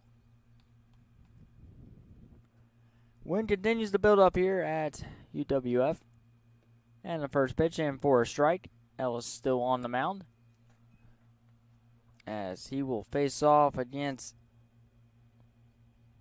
McAllister, possibly. We'll have to see. Double check on that.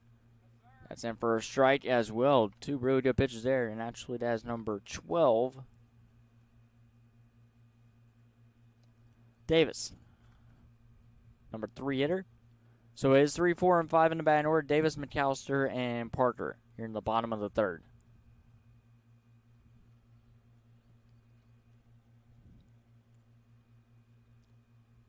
Two quick strikes here to Davis. Ellis trying to punch him out right here, bottom of the third. And a good-looking pitch, unable to get that call. Ellis cannot believe he missed there.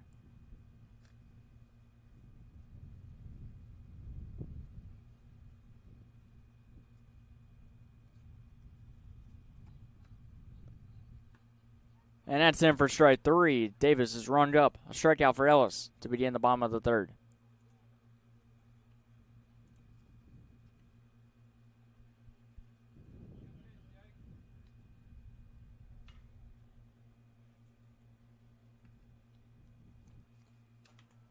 As it brings up number 33, McAllister, the extra hitter. Second plate appearance of the game for him against Ellis. First one happened in the first. This one here in the bottom of the third. That pitch will sail outside for ball 1. I think both teams would love to have a 1-2-3 inning, especially for Ellis after having a lot of traffic over the first 2 innings. Has chewed up the first hour of this hour 50 game. This will be a base hit over the glove of the shortstop and goes into left center field. A 1-out single for McAllister.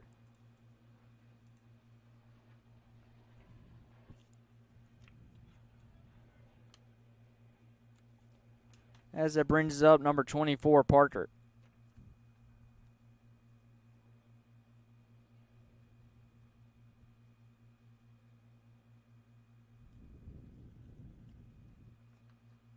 Parker swings and misses on the first pitch he sees from Ellis.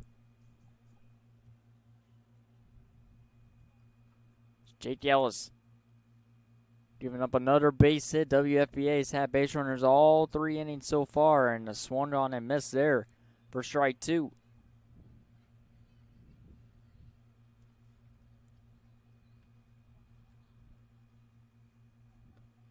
Downstairs 1-2. Here to Parker with number 21, Holland, on deck for WFBA.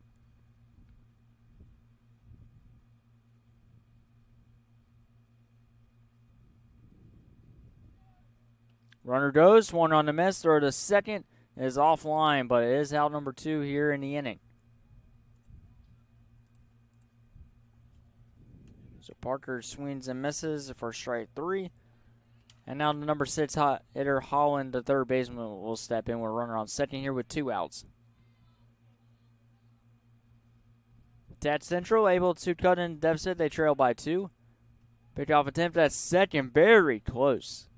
Unable to get McAllister at second, as Holland will try in. Try to deliver a base hit here. Try to get the 3-run lead back.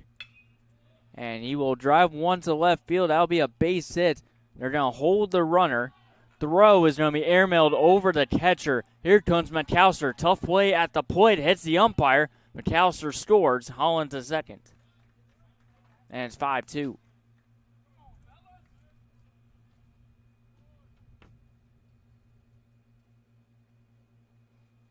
Tough result there. They held the runner up, but sadly the throw was airmailed from left field, and McAllister easily comes in to score, and also hit the umpire as well. As it brings up the opposite pitcher, number 3, Harrison. Pitcher versus pitcher battle here in the bottom of the third. And it's outside for ball 1.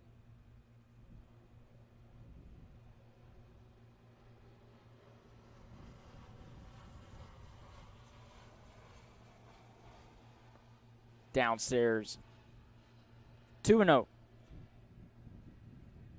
To Harrison with number 18, Davis on deck. As another airplane flies over Jim Spooner Field here at UWF. Perfect pitch right there from Ellis. WFBA scoring in all 3 innings so far. That one misses just outside.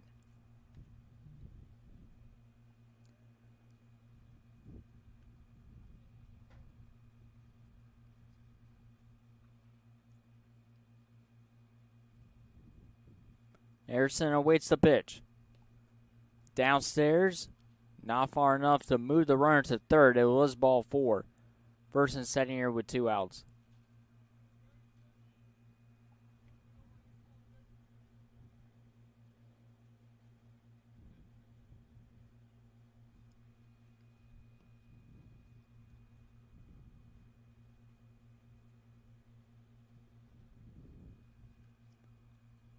And it looks like we're going to have a change on the mound, and we'll step aside for just a moment.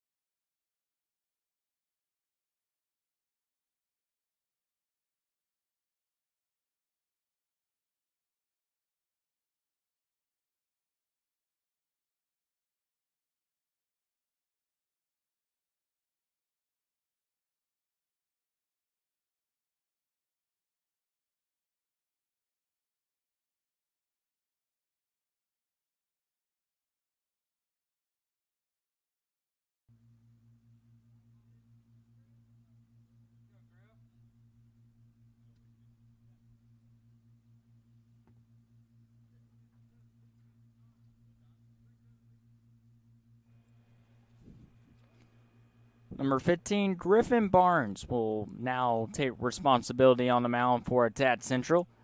5-2 lead for the Crusaders as he replaces Jake Ellis. And the first pitch sails upstairs for ball number 1.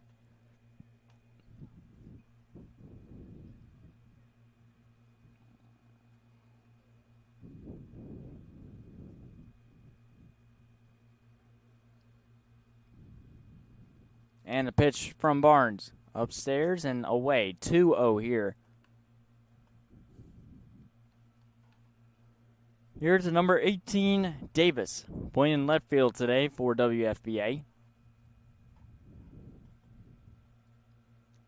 Next game, I believe, is scheduled at 3:45 possibly. We'll have to double check on that, the upcoming schedule here on the Showcase app.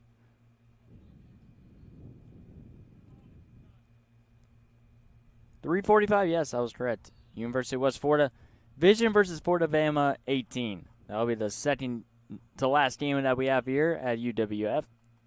Barnes connects for a strike.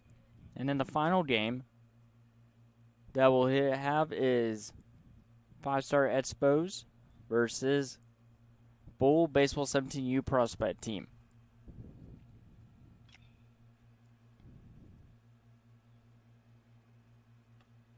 And for a strike, battle and back in the count is Barnes.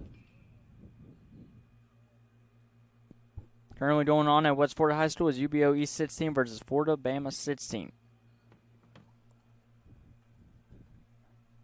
They will face off against one another. Barnes will step off. First and second here. Barnes dealing here. 2 strikes. against Davis. Runner from second's easily going to go. That one's outside, and that is ball 4. Bases loaded once again. We've only had one game not end in 5 innings besides going the full distance. That was our first game yesterday. It was a mercy rule. And it was a 12-2 victory for the Raw Dogs. That swung on and missed. Big cut there from number 15 for WFPA. So we have a pinch hitter possibly here with 2 outs. 5-2 lead. Sales upstairs. Actually, that is number 6. So make that Camacho with a base load here with a 5-2 lead. Camacho shows bunt. Draws a bat in for a strike here there from Barnes.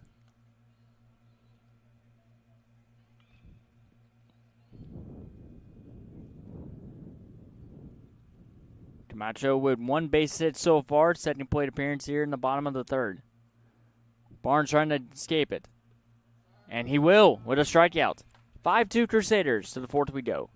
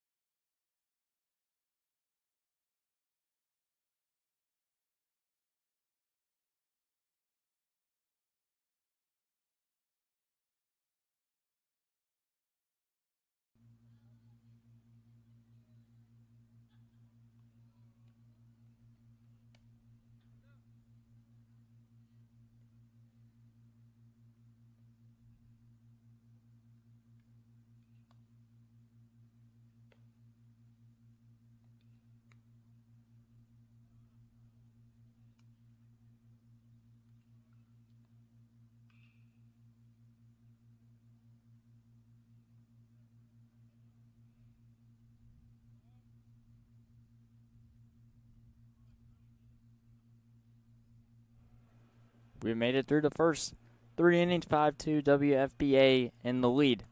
New pitcher on the mound for WFBA. It will be number 33, McAllister.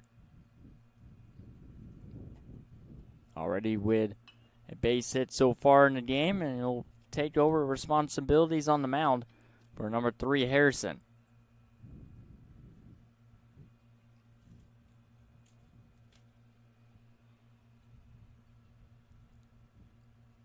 McAllister will call time.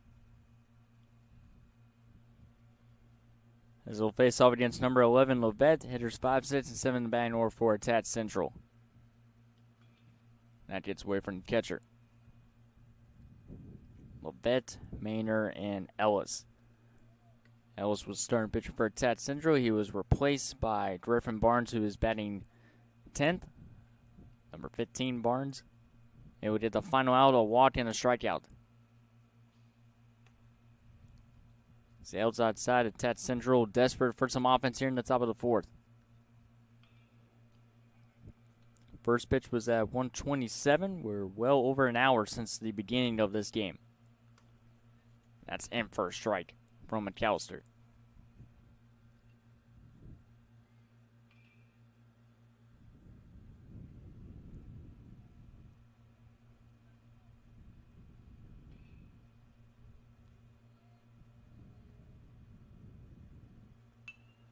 Ground ball. McAllister chases after it, and he's got a play on it, and he's got to throw over to first in time for out one.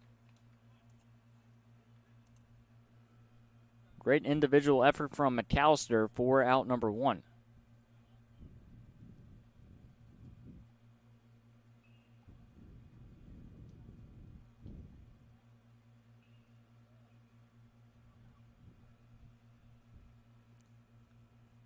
McAllister with the pitch.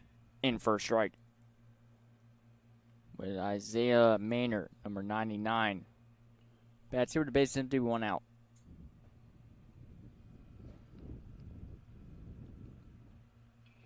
And he just fouls it off at the last second for strike two.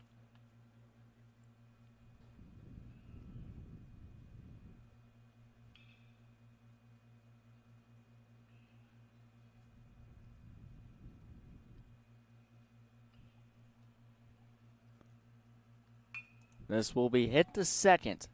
Plenty of time, and the throw is on the money for out number two. 2-2 down.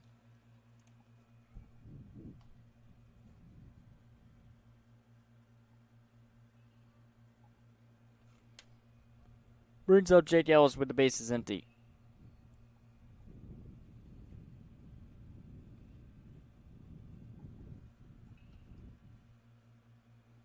Counselor looking for a 1-2-3 inning. And the pitch. Misses downstairs.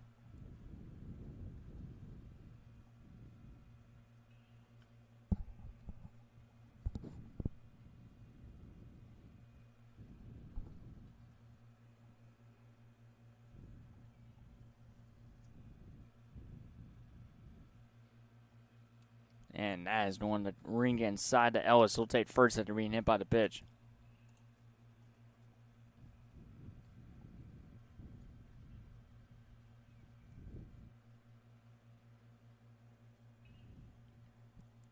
And brings up John Pearson with a single on his first at bat.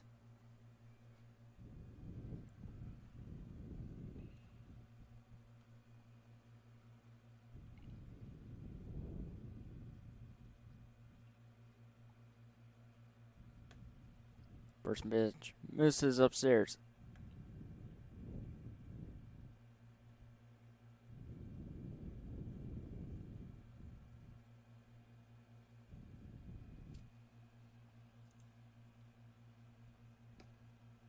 Trying to frame it in, but it'll be downstairs 2-0. Currently 92 degrees here in Pensacola, and that is the high today. Over in West Florida, low today is 80 degrees. And for a strike. And should be sunny the rest of the way. There is a 40% chance of rain tomorrow on the final day of this tournament.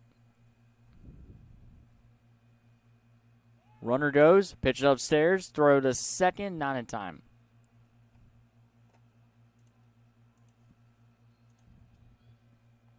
Yesterday the high was 90, today a little bit hotter.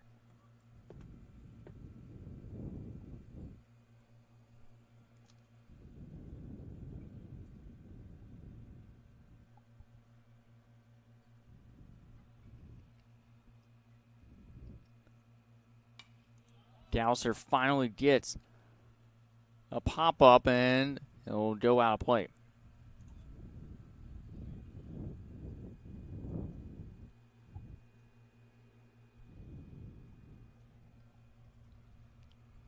Pearson battling here. Runner on second with 2 outs. Tat Central still down by 3.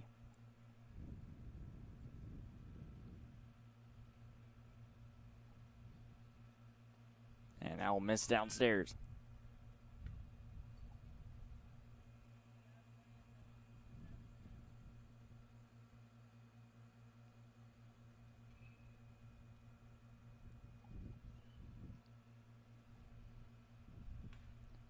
Fouled off, and that took an awkward hit. And actually, it looks like catcher's interference is going to be called here on Adams, first and second year.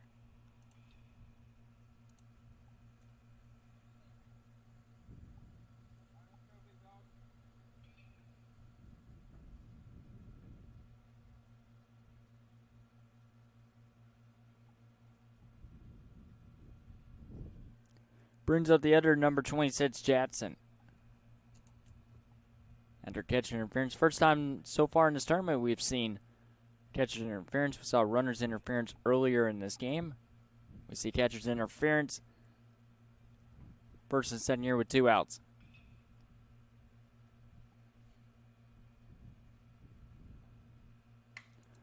Slapped right at the second baseman. Bottom of the fourth, 5-2 Crusaders.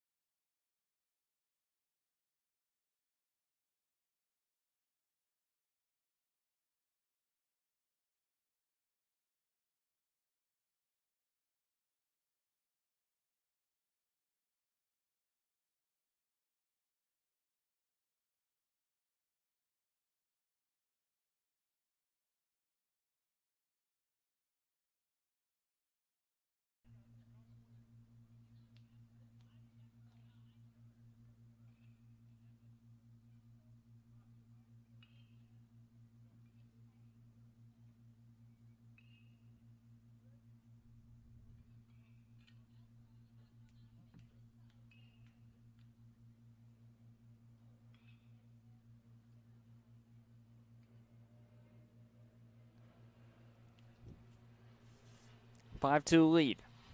First pitch swung on a miss. From number 27, Drew.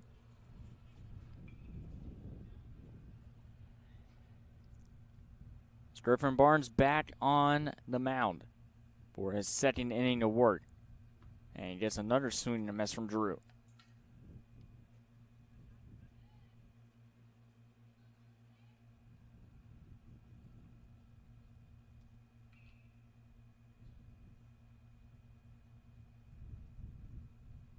And that's one on miss. Pitch to me downstairs. He'll have to throw it to first. And it's in time for out number 1.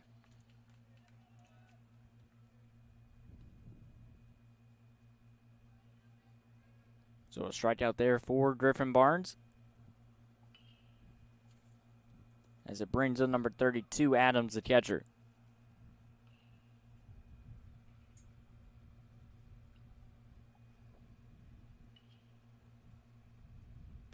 Pitch will sail upstairs.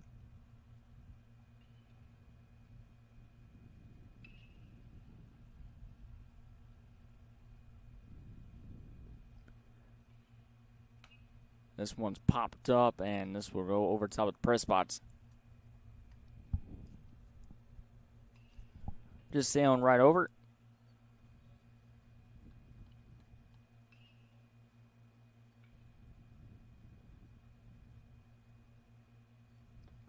Good pitch there from Barnes. Connects for a strike.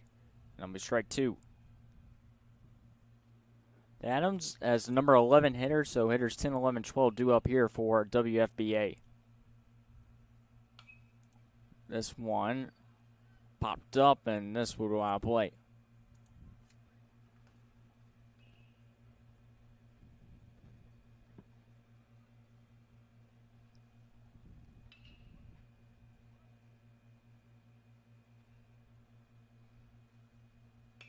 This one's lifted to shallow left field.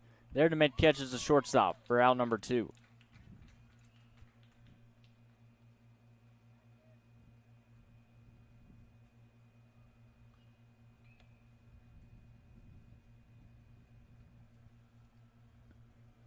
2 up, 2 down.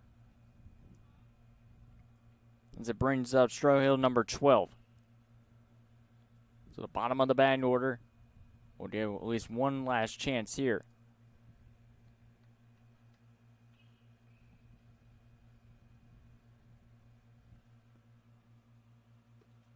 What a heck of a pitch there from Barnes. Completely fooled Strohill. Strohill playing in right field. That's that bat in 12th. And don't forget number 28, Travis, also looking for his second at bats, but it's going to be a ground ball foul down the left field line, and it's quickly 0-2.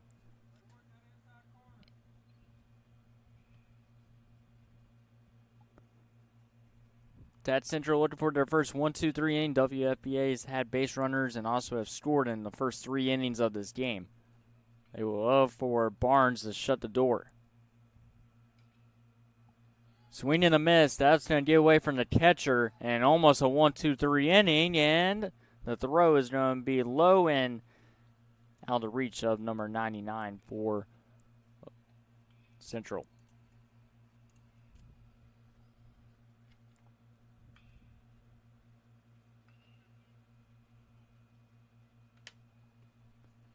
So the inning will continue.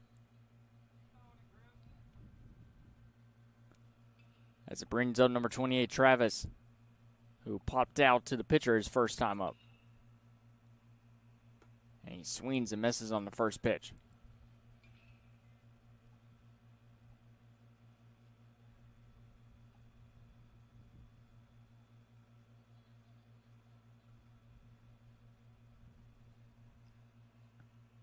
Swung on a miss, a pitch downstairs. 0-2.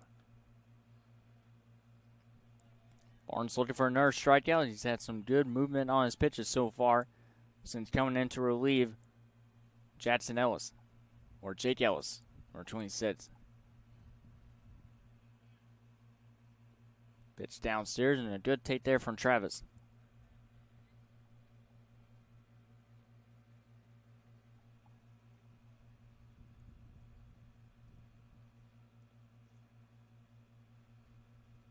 Runner goes. Pitch is in for a strike, so it doesn't matter. A strikeout for Barnes. We head to the 5th. 5-2 Crusaders.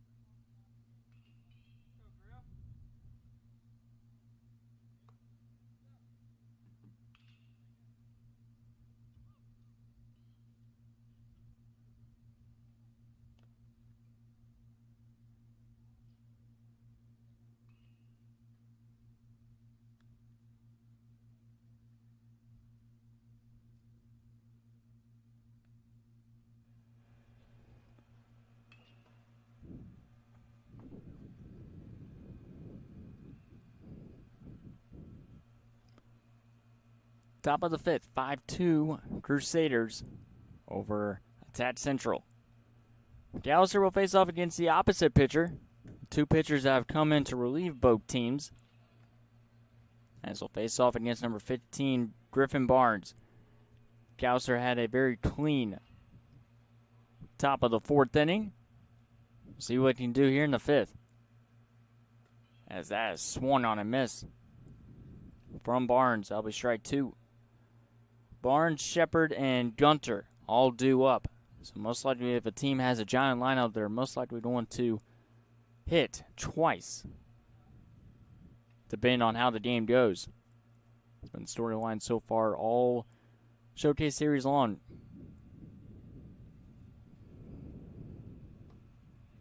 And it's downstairs. Next game schedule here is at 3:45. Or possibly we could start earlier since we started this game at 1:27. Ground ball base hit for Barnes. Had a nice inning of work in the bottom half of the fourth inning. He singles to start the fifth.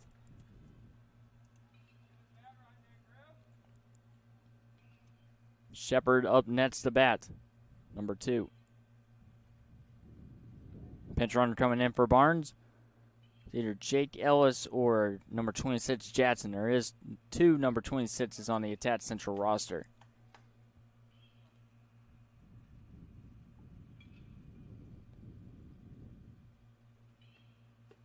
Pitch inside, but in for a strike.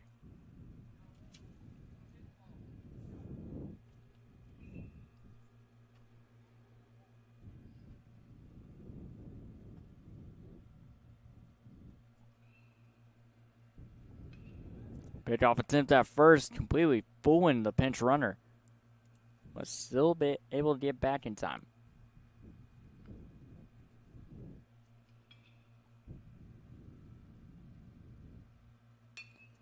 Lifted to right field, and I'll drop in for a base hit for Shepard. Jackson on his way to third. He's in safely. The throw at second is offline, and it's third and second here with no outs.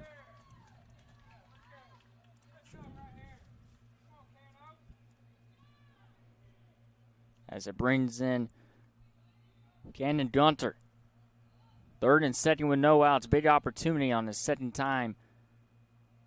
And they're almost done through the batting order here for Tat Central.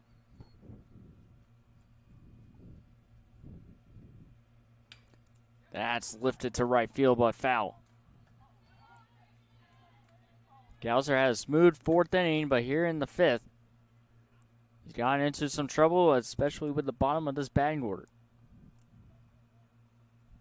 as they try to retrieve that foul ball.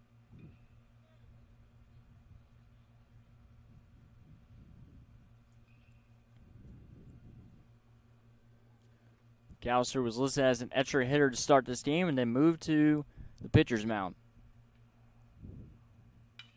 That's a ground ball. That's going to store a run. RBI ground out for Gunter. Cuts the deficit to 5-3.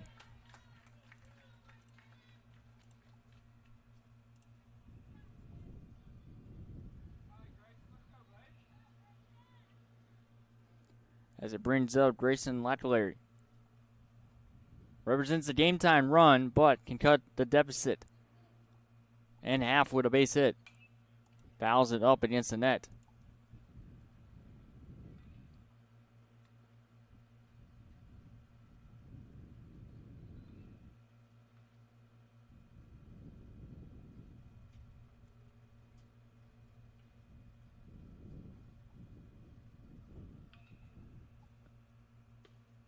Good pitch there from McAllister.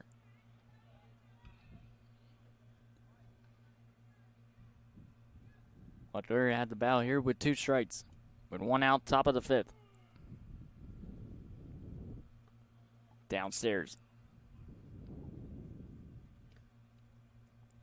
First 2 innings took up the first hour of this game, and then the last 3 innings have, or almost 3 complete innings, have took up 30 minutes.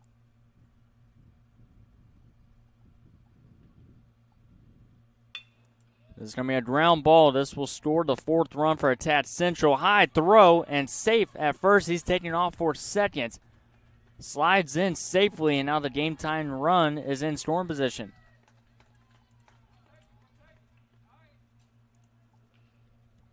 A productive at bat there for Lockleary, but even better if he's able to get on base. And now Garrett Gandy will step in with a runner on second with 1 out.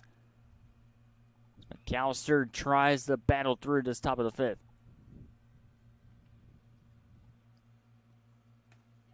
And for a strike.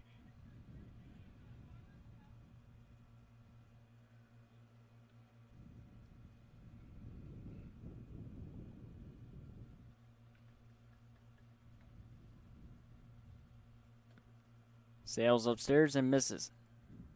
Going Hoodless is on deck for Tat Central. This is the most runs they've scored in a single inning so far in this game. Connects for a strike for McAllister.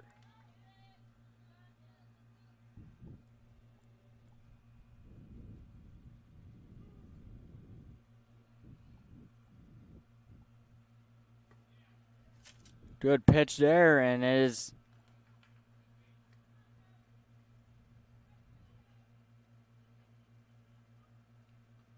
strike out number 3 for McAllister. Couldn't tell if the umpire called it a ball or strike, but it is going to be a strikeout. 2 outs, and now it brings up Hoodless. First pitch will miss upstairs. So Gandy strikes out looking. Lockleary is on at second. Ground ball to second. WFBA with a 5-4 lead.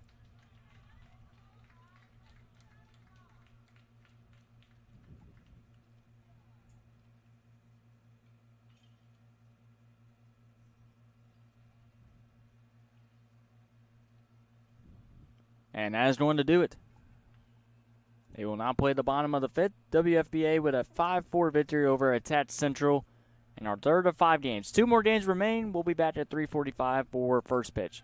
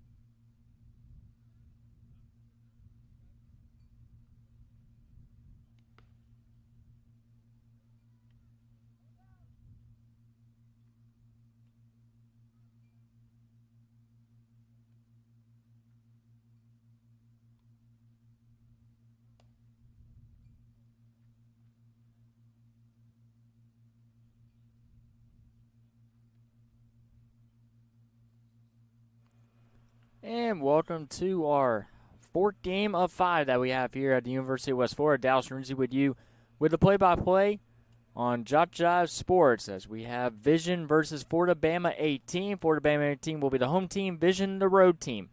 And we're about to get this one underway. CJ Bolden will lead things off here for the Vision Ball Club as he'll be playing center field later in the inning as he will face off against the starting pitcher number 32, Cole Crocker. And this is going to be a ground ball to third. Flings over to first in time for out number 1. 2 pitches, and we have our first out. And a nice play right there from the third baseman, Tate Davis, for out number 1. Take a look at the batting order for Vision. They will be in their black and white uniforms with red number plates with white pants. While for Florida Bama, they will be in white and orange uniforms with white pants. CJ Bolden, Cade Bandette, Harley Massell will lead things off for Vision. With Sport Middle Brooks batting cleanup, followed by Cody Strickland, Emmett Battles, number 11, as that one will miss outside. Bradley Garrett, number 15, batting 7th, followed by Jade Movie, and then you got Alex Rippey, as this will be a chopper to the shortstop this time. Roams over and fires the first in time for out number 2. 2-0-2 down here in the top of the first. And then it'll be Landon Hawkins, Carter Phillips, and then the pitcher on the other side of this break will be Gavin Smith. As this will bring up Messieu coming in with the base empty here with 2 outs. With Croker retiring the first 2 batters and delivers the first pitch strike to start this at bat. Catching behind the plate will be Caden Cooper, number 10, for Florida Bama 18. And the pitch. And for a strike. Croker dealing here in the top of the first inning. One more game left here at UWF, and then we'll turn it to Championship Sunday on the 30th. Another good-looking pitch, and that's a beautiful pitch for a strikeout. And a 1-2-3 inning for number 32, Cale Croker. We head to the bottom of the first. No score.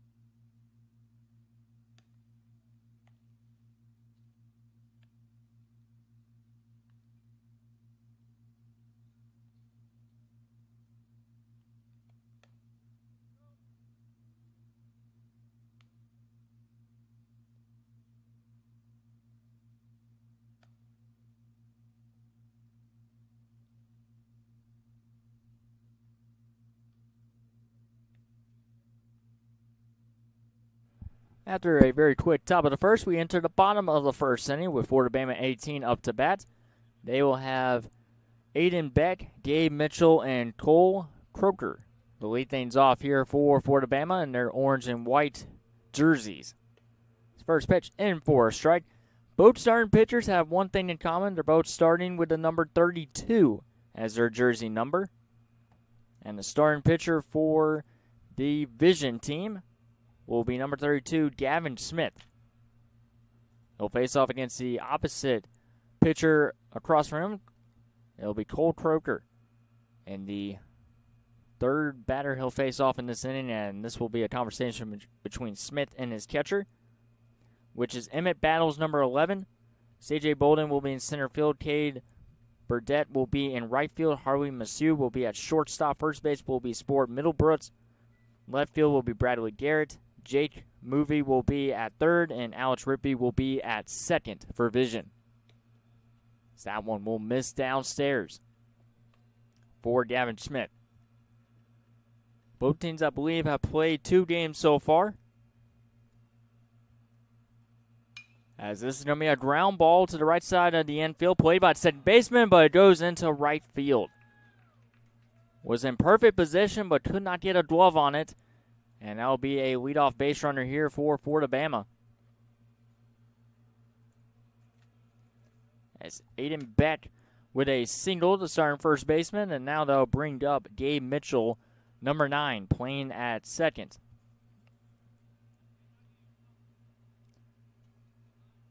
Hawkins and Phillips for Vision will be extra hitters. We'll see them later in the batting order for Vision Baseball Club. Swung on a miss. Should be in for a treat. Both of these teams with a lot of talent on their rosters and hoping to showcase their skills here this afternoon. Good bit of games that have already been played so far all across all the Showcase Series locations over this weekend. Started yesterday 10 o'clock in the morning. We started this morning bright and early at 9 o'clock. Had a weather delay during the first game, but did not impact the scheduling. We started exactly at 3:45 today. That's going to be in for strike. For strike 2 to Gabe Mitchell with Cole Croker on deck. Or Crocker, I beg your pardon, Cole Croker. Runner on first with no outs, bottom of the first after a quick 1-2-3 inning in the top half. That one will miss outside. Both pitchers dealing so far. A nice 1-2-3 inning from Cole Crocker.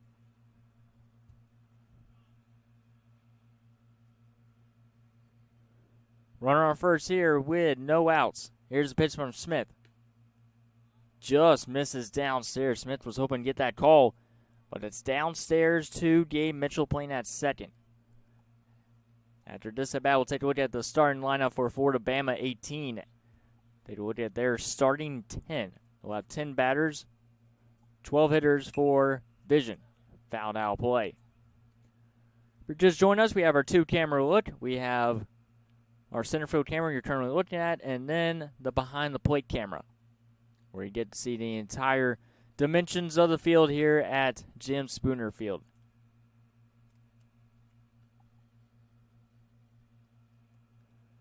Smith taking a long look at the runner at first. He's going to try a pickoff, and they got a man in no man's land right here with Beck as he tries to find a way to get on base once again, dangling around, and they will finally get the tag in. Actually, it looks like Beck stepped out of the running lane between first and second, so that will be out number 1 here in the bottom of the first.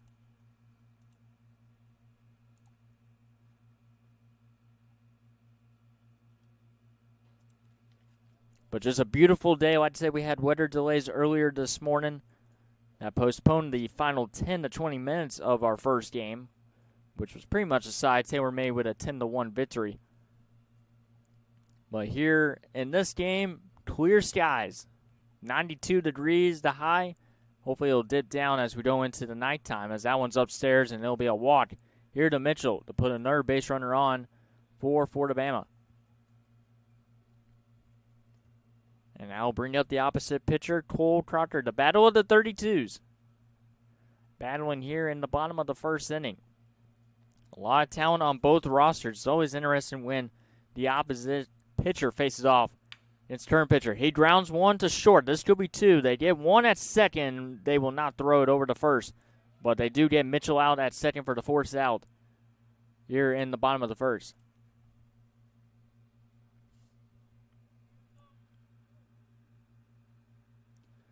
Brings up Ashton Sage, number 30. Taking a look at the batting order for Florida Bama. They will have Beck, Mitchell, and Croker to lead things off. Sage will be batting cleanup, followed by Warrington, Ewan, number 11, and then Tate Davis batting 7th. Batting 8th will be Kane Cooper, Austin McDowell, and then finally Zane Casper, number 25. But this will be Ashton Sane, the starting center fielder.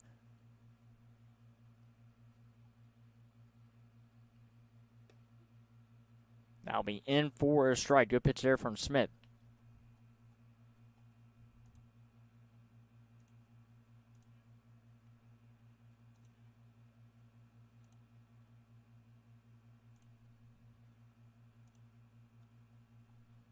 As this one will be grounded toward the infield over the right side. That's going to be a base hit.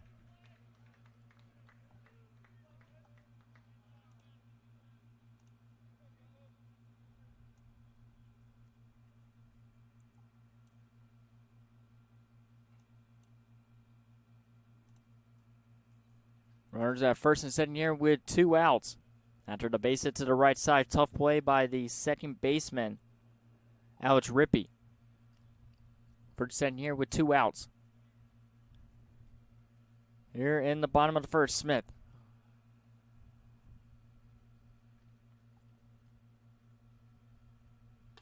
Big swing and a miss from Zane Warrington. Seed able to reach off an infield single. Actually, the ball went into the infield, trying to change the color of the graphic to make sure the jerseys match up with the two teams.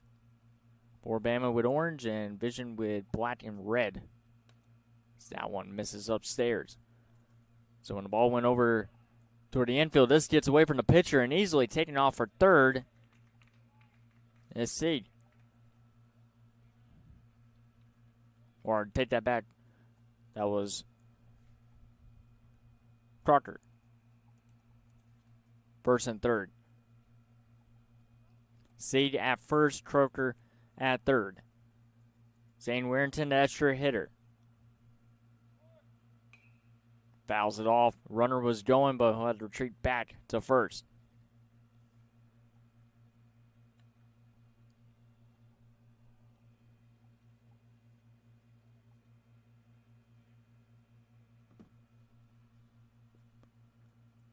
First and third with 2 outs. Smith trying to deal with a little bit of traffic on the base pads.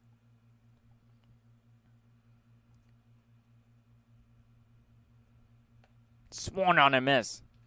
Smith gets a big strikeout to keep the runner stranded on the corners as we head to the second. No score between Florida Bama 18 and Vision.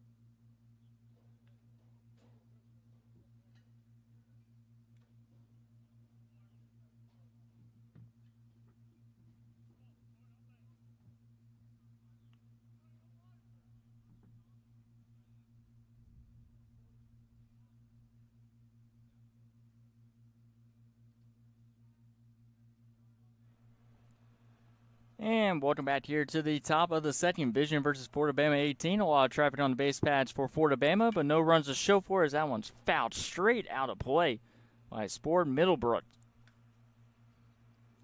As it'll be hitters 4, 5, and 6, Middlebrooks, Cody, and Emmett battles. We'll lead things off here for Vision. As this one's ripped into right center field, that's going to drop in for a base hit for Middlebrooks. And it'll be a leadoff single to begin here in the top of the second. Great base hitting so far between the two teams. And that'll be a base hit here for Middlebrooks, the first hit of the game for Vision. And I'll bring up strikes in number 17, Cody, listed as an extra hitter. First pitch he sees is in for a strike.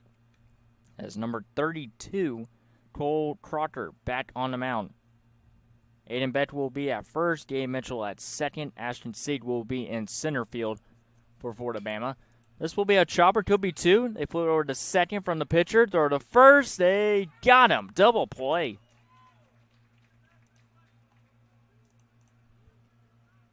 A 1-4-3 double play, and it's 2 outs here in the top of the second. Brings up Emmett Battles. Nicely drawn up right there for Fort Alabama. Make sure they're all on the same page. That is a beautiful pitch right there for a strike from Crocker. As it brings up Emmett Battles, the catcher. Base empty here with 2 outs, a single and a double play, 4-6-3 double play. So that one will be downstairs. Battles trying to keep the inning alive here in the top of the second. The last game went 5 innings. So have the first 3 games gone to 5 innings. We have yet to have a game go the full distance of 7 innings, but each game is an hour and 50 minutes. So we'll have to see how long these two teams will get through each inning, and so we'll have time for the 7th. That's in for a strike. I believe it was in for a strike and not because of Emmett Battles not checking his bat. But he's down the count with 2 strikes. And the pitch. And just fouls it off at the last second.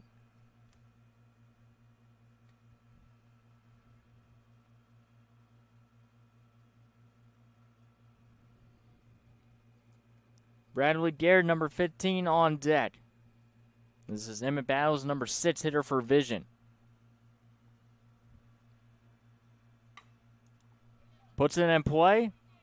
Crocker over to his first baseman. And a nice inning there.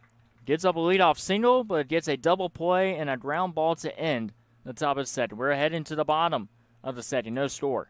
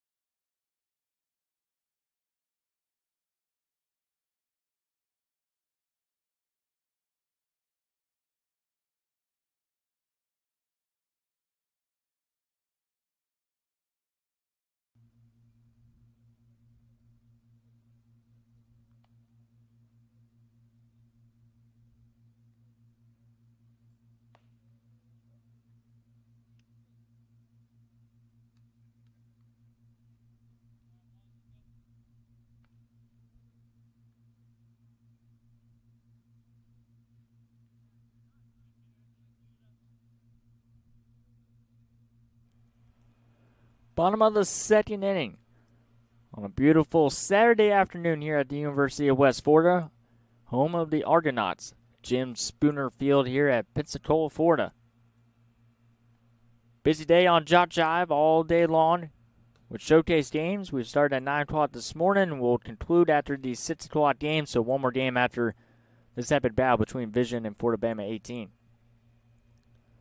So it'll be Ewan Echeverry, Tate Davis, and Caden Cooper to lead things off, and that pitch is well over the head of the batter. New pitcher on the mound for the Vision. That'll be number 17, Cody Dawson, as he will come in and replace Gavin Smith, who had a little bit of trouble in the first inning but did not give up a run. Swung on and missed. Good pitch right there against Ewan with Tate Davis, number 33, on deck. We'll go through the final scores in the third inning. In a fast-moving bottom of the second, the last game, it took us an hour to get through 2 innings. And finally ended the game in the top of the 5th. Here in this one, we're moving quite nicely through the game. Hopefully we will not have to deal with any rain where we've had to postpone any games at all. Well, it could be a possibility later tonight. Upstairs. Rain showers were supposed to be apparent here at the ballpark at 85% chance of rain in Pensacola at 10 o'clock in the morning. We did not hardly have any rain here just this morning and the later stages of the night. This is going to be a fly ball to deep center field, and that's going to be caught by the center fielder, C.J. Bolden, for a long out number 1 here in the bottom of the second.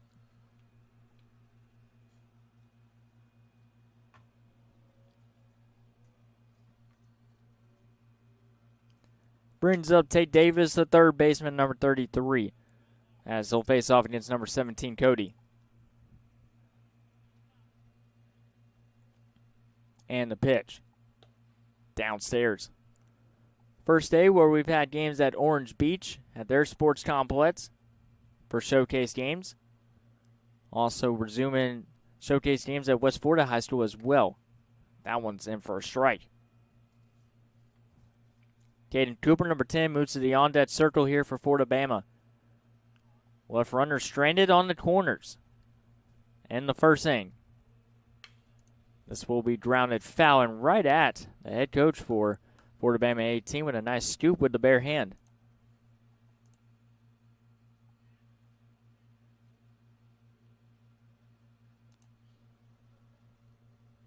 Could not have asked for better weather, just a little bit hot and humid. Well, for these players just playing one game where it's possibly just 5 innings, that one's over the head of Tate Davis.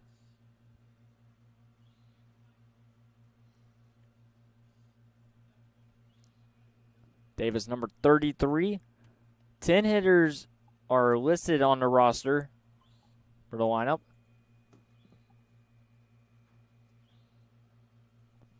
Here's the pitch. Fouled, and this will escape the field of play. Bunch of trees and canopy right behind us, blocking the balls from going to have immediate impact with one of the vehicles, especially in the handicap area behind home plate. Not a lot of distance from home plate to the parking lot here at UWF. And we do apologize for the camera shaking. The wind's starting to pick up here at UWF. Hopefully we will not have to have any lightning delays. That lightning delay, it looks like it was going to pour here at UWF this morning, but it did not. We got a little bit of rain when the sun came back out, but besides that, no downpour. As this is going to be a fly ball in the gap into the left center field, and that's going to be caught on the run. What an excellent catch by the left fielder. Bradley Garrett with the grab, and it's 2 outs here in the bottom of the second. Nice grab. Yeah, that was a long run for Garrett. Coming all the way in front of the Members First Credit Union batting cages over in left field. With 2-0-2 down here in the bottom of the second. Good to have our first game go 7 innings. And both of these pitchers and the bullpen continue to throw strikes and get outs here at a rapid pace.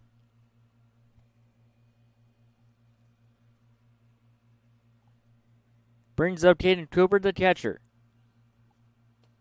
Downstairs, 1-1. Here to Cooper with Austin McDowell, number 12 on deck, the shortstop. Caden Cooper batting 8th in the batting order. Like I said, Florida Bama had a lot of traffic in the first inning, so that's why we're already down to their 8th batter in the lineup. Good pitch right there from Cody. And it's 1-2. 4th of July right around the corner. So we wish everyone a happy 4th of July going into the second half of 2024.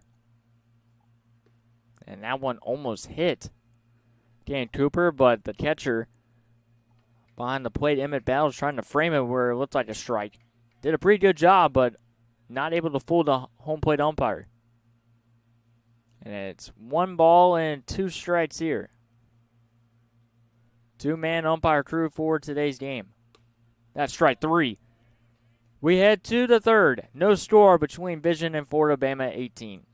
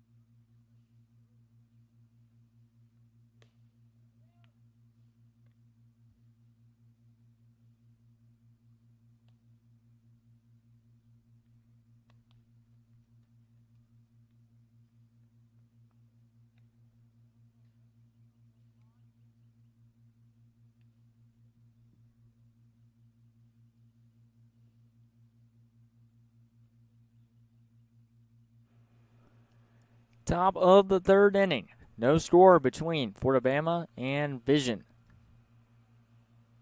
And the pitch. In for a strike to start. That pitch was, or the throwback back to the pitcher is well downstairs. I guess he thought there was a runner on and immediately started to throw it. And then went through his progressions, but it doesn't matter. In for strike number 1.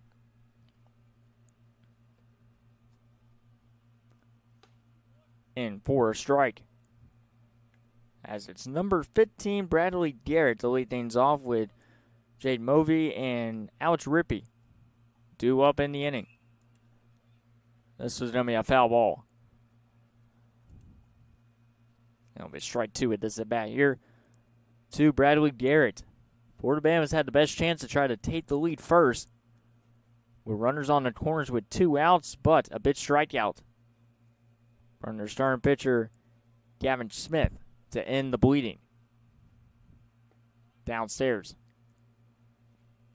We have not seen many walks between these two teams.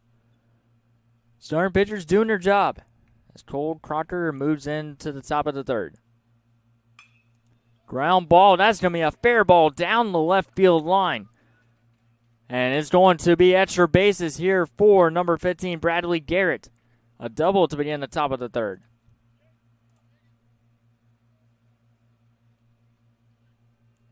Brings up Jake Movey,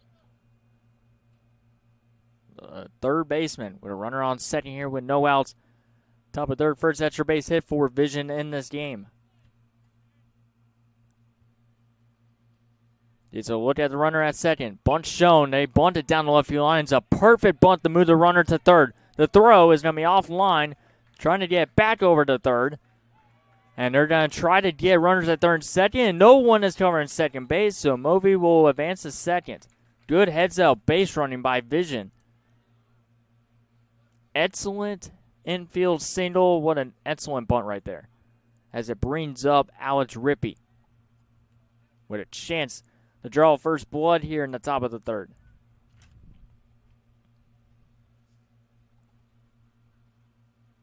And the pitch.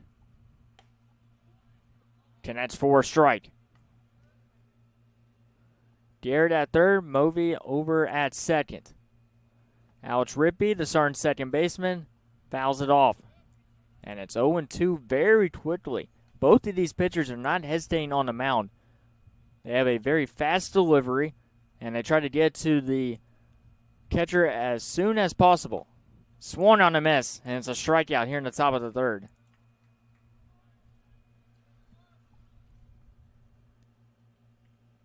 And it brings up Hawkins, number 3. With a big opportunity here in the third. After going down strikes on 3 pitches was Rippey. He's going to bunt it foul down the right field line. It's worked once, so might as well try it again. Get a sacrifice squeeze to try to draw the first run of the game. Hawkins listed as the extra hitter. And he shows bunt again, and it's another foul ball down the right field line. So he'll have to be careful here with 2 strikes. As runners retreat back to third and second. Croker with a big strikeout, runners at third and second, and now is a strike away from possibly getting out his jam. And the pitch is downstairs. A very good take there from Hawkins. With Carter Phillips, number 5 on deck, we have only seen 1 home run this entire weekend at UWF. And a swing and a miss, back-to-back strikeouts. 2 gone here with 2 men on. As it brings up Carter Phillips, the extra hitter. Gavin Smith is also going to bat in this game as well. He will be the 12th and final, but this is the number 11 hitter, Carter Phillips. Runners at third and second with 2 outs. And the first pitch will miss outside for ball 1.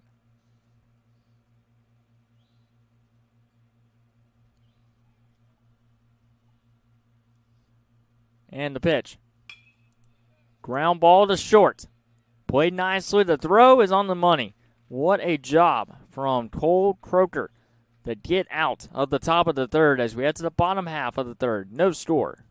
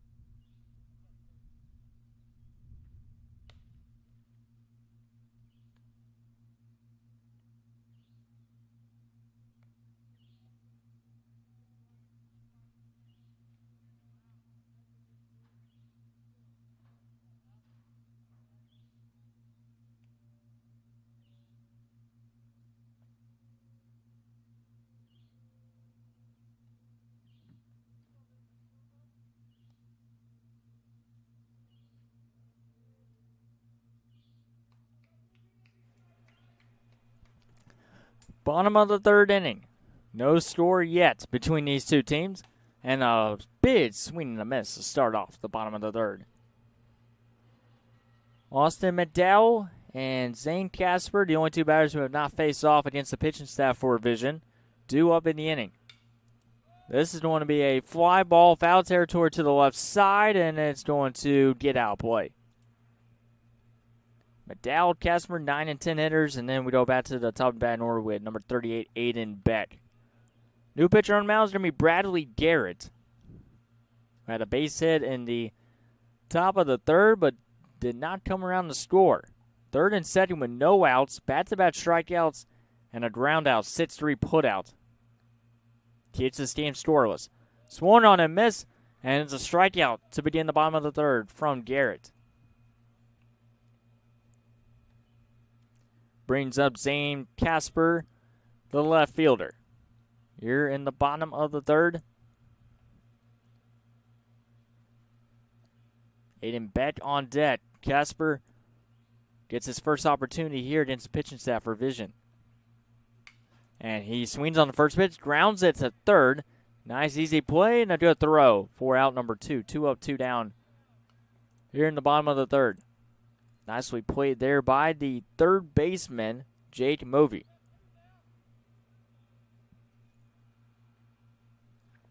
And we go back to the top of the batting order with Beck, the starting catcher.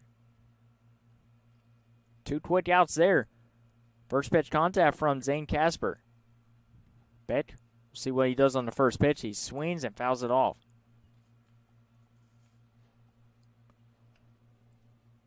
Most games, like I said, have ended in 5 innings. The way this game is going, we could have this game go the full distance of 7 innings. And went around. Looks like a half swing now. He's trying to hold back and then just chase a pitch in the dirt. Heck of deception right there from Bradley Garrett to get strike 2. And now a strike away from a 1-2-3 inning against the bottom of the order and Beck. And just misses outside. Great pitch right there from Garrett and a better take from Beck. Gabe Mitchell on deck for Alabama.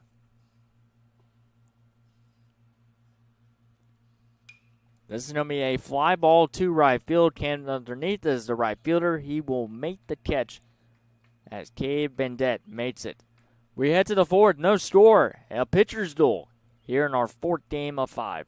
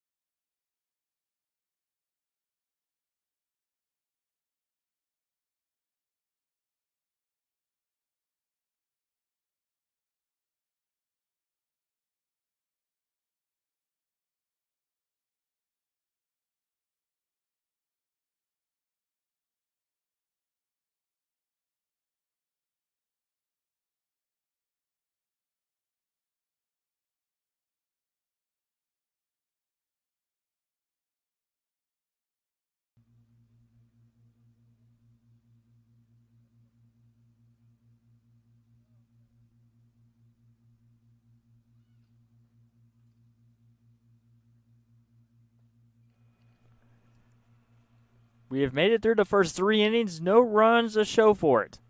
And the first pitch is in for a strike. This will be Gavin Smith, the starting pitcher to start this game. Vision has used 3 different pitchers in the first 3 innings. Smith was able to make it through the first inning. He was the only one that had to deal with multiple base runners during the inning, but was able to keep up with the players for the Bama and pitching to perfection, keeping this scoreless. So that one's upstairs. It'll be hitters 12-1 and 2 in the batting order, Smith, Bolden, and Bendette. And a scoreless game here in the 4th inning. Ground ball too short.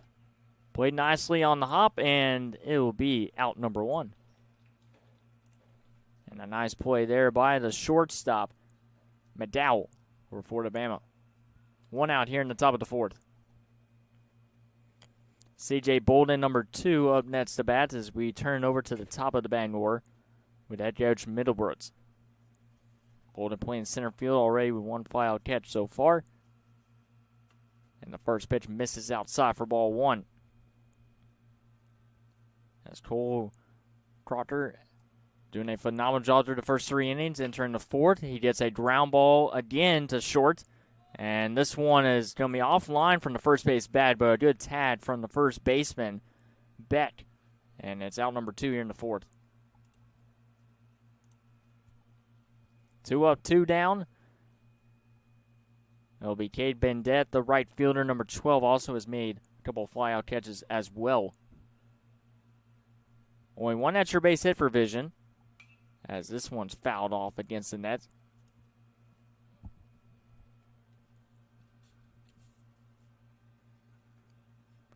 Florida Bama will have hitters 2, 3, and 4 due up in the bottom half of the 4th inning. This is going to be a ground ball, and this will sneak in for a base hit to right center field. A 2-out single for Cade Bendette.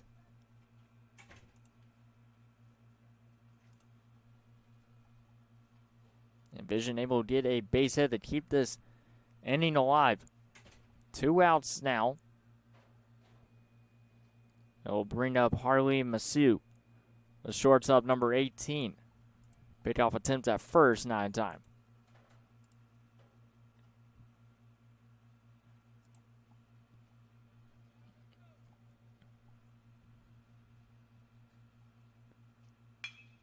Smash right at the shortstop. He'll flip over to second for the 4th out.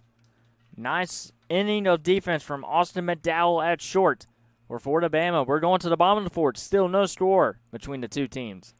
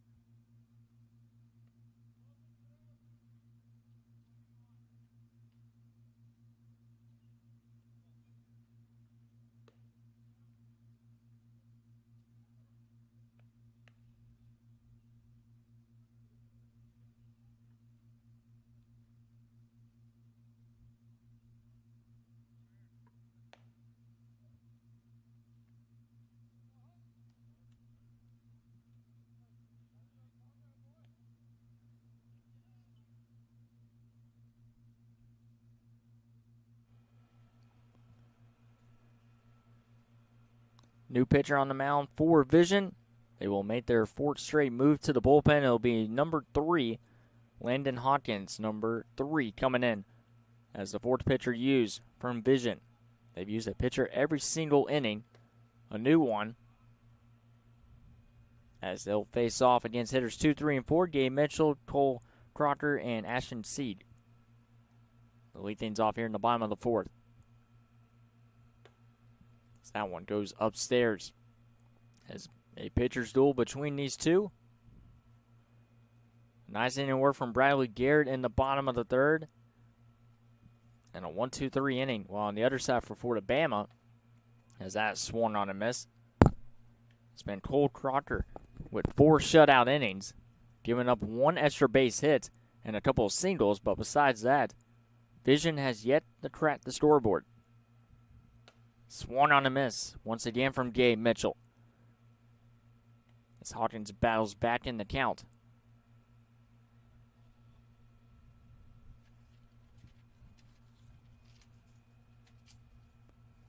And the pitch from Hawkins, fouled out of play.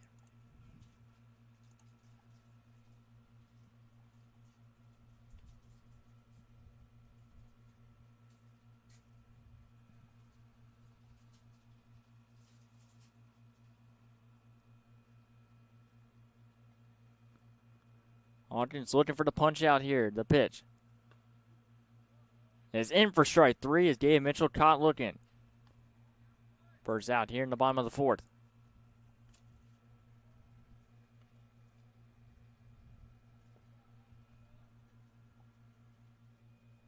And a very good pitch right there as it'll bring up the opposite pitcher, Cole Crocker. Base empty here with 1 out.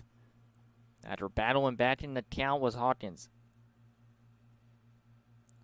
With Ashton Seed, number 30, on deck.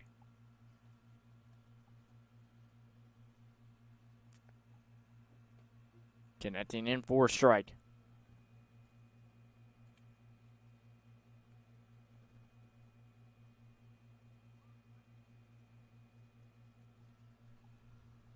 Swung on a miss.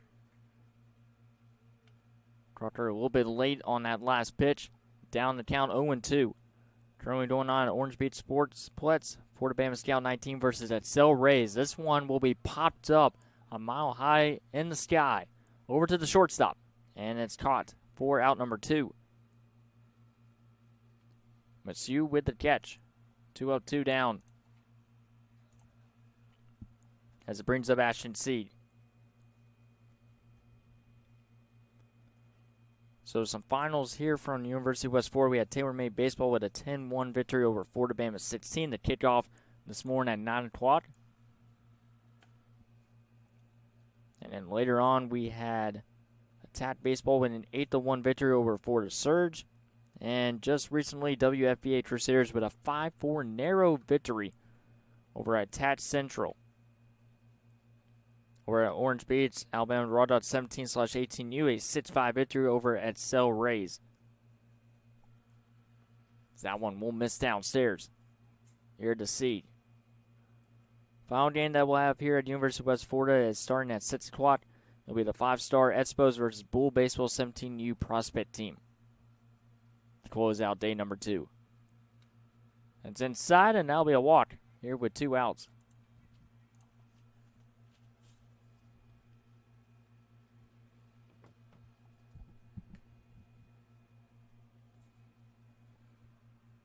As it brings up Zane Warrington, the extra hitter, number 31. With 2 outs here.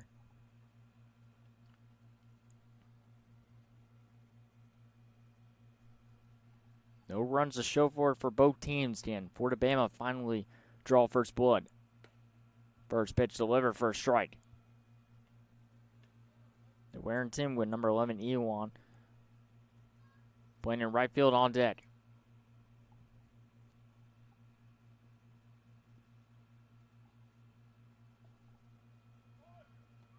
Runner goes, and no attempt to take the runner at second, so an easy stolen base.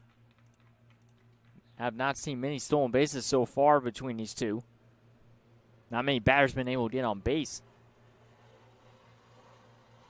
So that pitch was downstairs, and now runner in scoring position here with 2 outs for Florida Bama. Their best chance in the game was runners on the corners. That's in for a strike.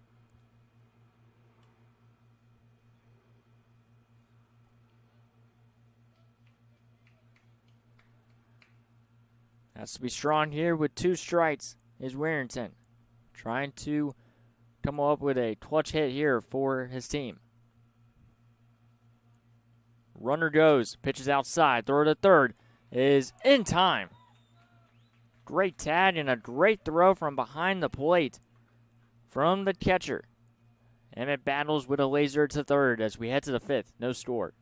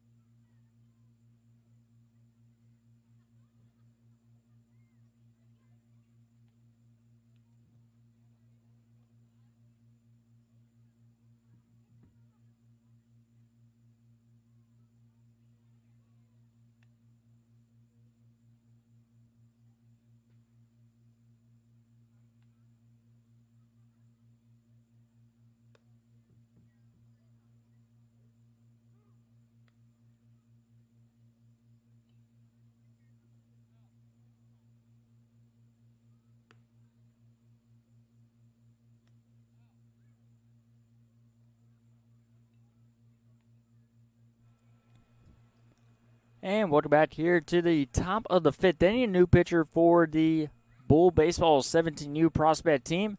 It'll be number 3, Bay, as he will be the next pitcher in line on the mound after number 57, Swan, pitched the first 4 innings, allowing 5 runs. That pitch will be outside, and what a excellent clinic on the mound from Braylon Baugh, number 2, with 4 shutout innings against this Bulls team. That one goes upstairs. Good offense on the other side for the 5-star Espos. Couple of clutch hits. Rourke with a nice sliding safe at home plate. As he slid in safely before the tag was made, but some great outfield plays out in the outfield so far today from Bull. As that one's going to be in for a strike.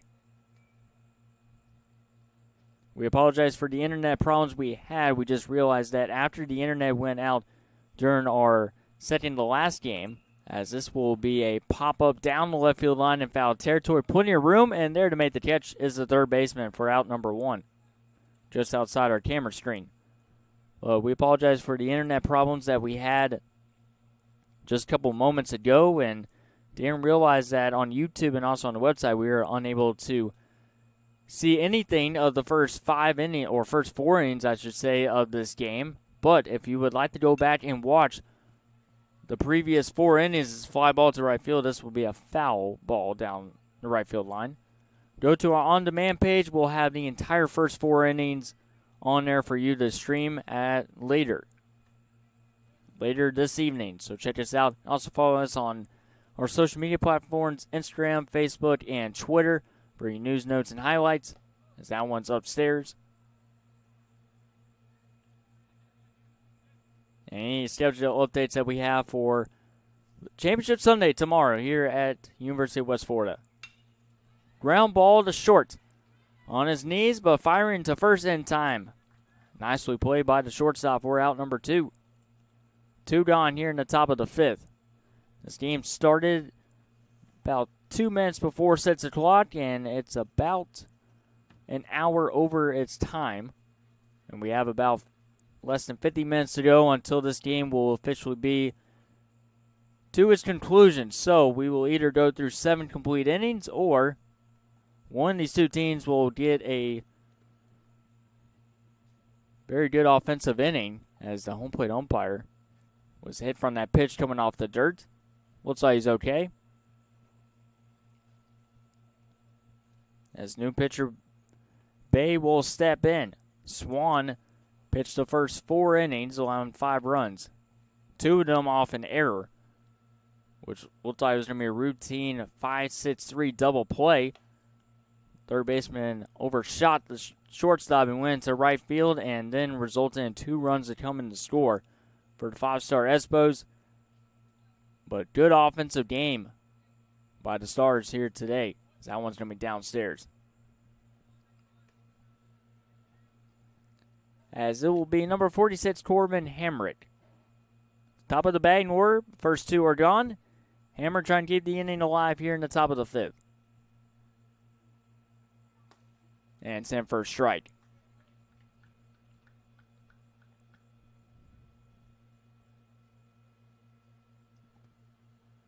And it looks like the rain is starting to come down here.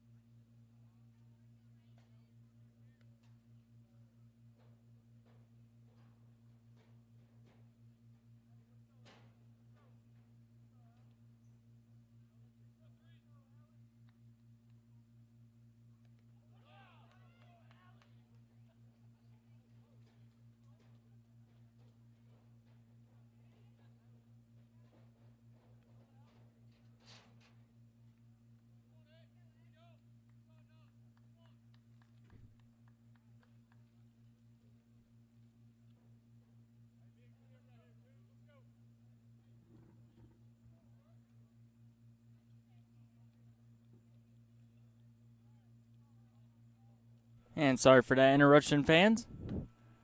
First and second here with 2 outs. And a 5-0 lead. 5-star Espos. We'll tell you, it was about to start pouring out here. There's a little bit of a slight drizzle, but it looks like it's all fine now. Aiden O'Rourke, number 22. Up next to bat. First and second here with 2 outs, so I had to make sure that it was not rain outside, so none of the equipment gets damaged. Since we have both cameras outside the press spots and the outside in the elements, hopefully we'll be straightforward moving forward. So that one's outside.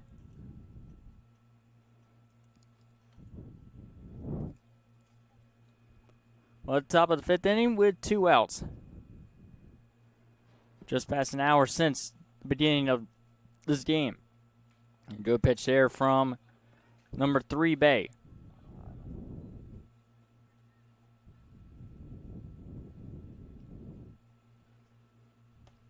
That one's inside, and a walk to load the bases up. And this will definitely chew up some clock, and actually the bases were loaded. Good part for that, so 6-0 after a bases loaded walk. And 6-0 at Spose. That'll be number 10, Dayton Porter, up next to bat with the bases loaded. Here with 2 outs. And that one's upstairs from Porter. As Bay trying to get out of this jam. That's Spose scoring for a 3rd straight inning. To his center lead, 6-0. That's upstairs, 2-0.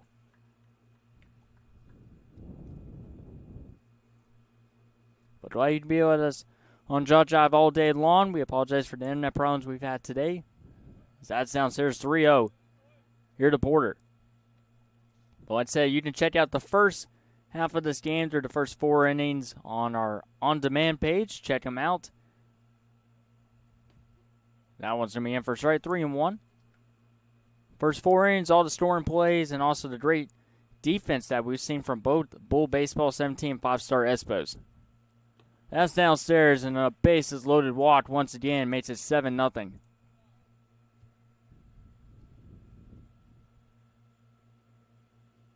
Time's going to be called here as the catcher and Bay will have a conversation. A 7-0 lead here for the 5-star Espos with a comfortable lead, trying to hang on for another victory this season.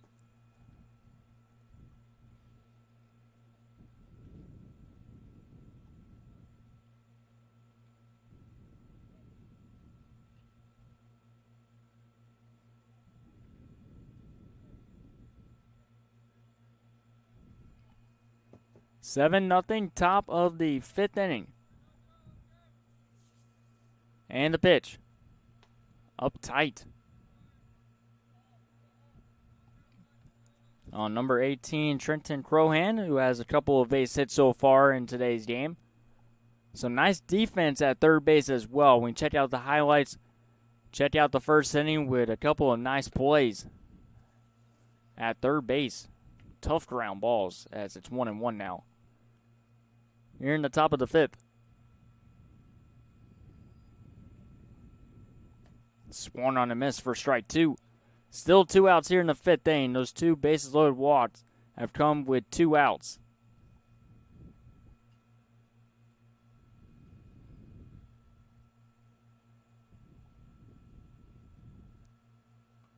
Pitch downstairs, evens it up at 2 apiece. It was rain just a little bit moments ago, but good thing is we are almost done with this game. And it's the last game we have on schedule today. Pitch downstairs, runs it full, and that will release the runners on the base pads. First, second, and third, bases loaded. 3-2 pitch coming up. 2 outs. That's supposed to extend the lead to 7. Will it be more? And it's going to be fouled off.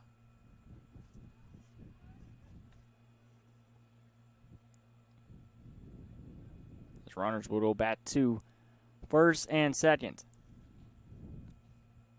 Crohan battling here.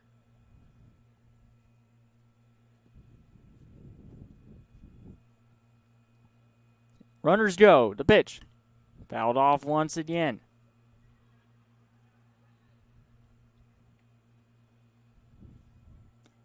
Gaither at third. O'Rourke goes to second. And at first will be Porter. They'll go off again, but it looks like time's going to be called here from Bay.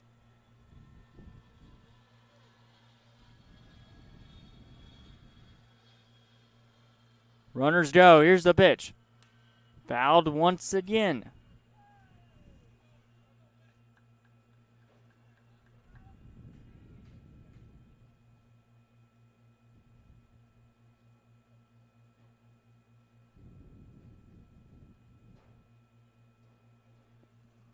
We'll try this once again after the last 3 pitches have been fouled off. Runners go. Pitch downstairs. Base load walk makes it 8-0. And that might be the end of it. They're calling the left fielder to come in the pitch. 8-0, 5-star Espos here in the top of the 5th.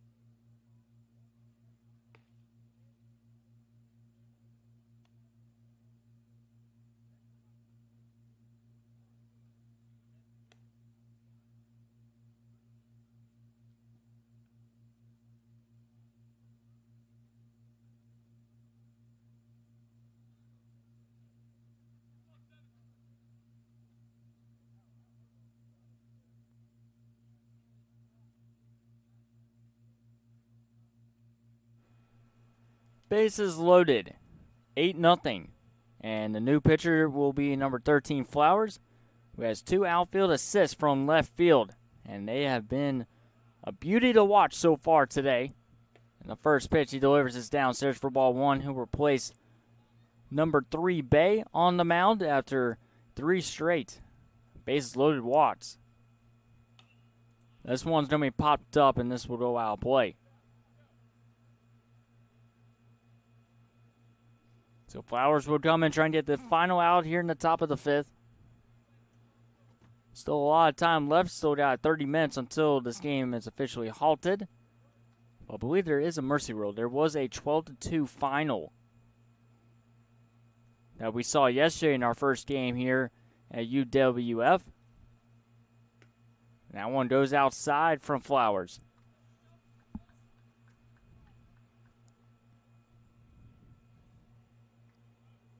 This will be number 34, Williams, or looks like they might have a pinch hitter. That one's outside, base loaded walk. And it was a pinch hitter. It'll be number 7, Levi Tucker. Makes it 9-0.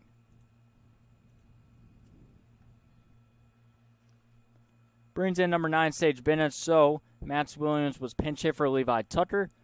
Good battle there from Tucker. Wins the battle. This is going to be a fly ball into right field. That is going to be caught for the final out. We're going to the bottom of the fifth, 9-0.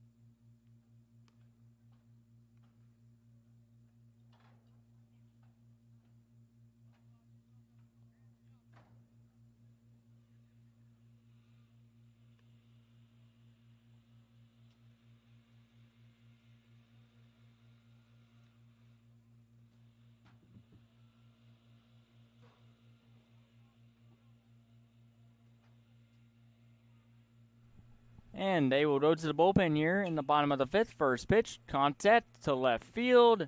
And that's going to drop in for a base hit to lead things off. Base hit there by number 53, Lowry, to kick off the bottom of the fifth. As I'll bring out the starting pitcher that started the game, number 57, Swan. New pitcher will be Jaden Hancock, as he will come in to relieve Braywin Baugh, who pitched 4 perfect innings. Not allowing a single run to come in to score. A couple of 1, 2, 3 innings. Did allow some base hits, but besides that, he allowed his offense to grow the lead, and he's got in line for the win, even though this is a scrimmage, but still. You want to feel good going into the dugout or possibly back out into the field. 5-star Expos on their way to a 9-0 victory. Looking for more as that pitch misses upstairs from Jaden Hancock. Graduating in 2026, the right-handed pitcher comes in as the second pitcher used by the 5-star Expos. Here in the bottom of the fifth. That'll be in for a strike. So, could be a possibility where we finish this game in 7 innings, or we run out of time, which that'll be in about 28 minutes as that is grounded foul.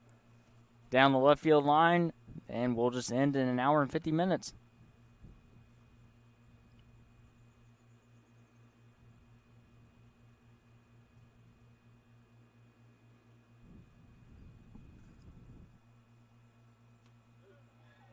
Strikeout for the first out here in the bottom of the fifth.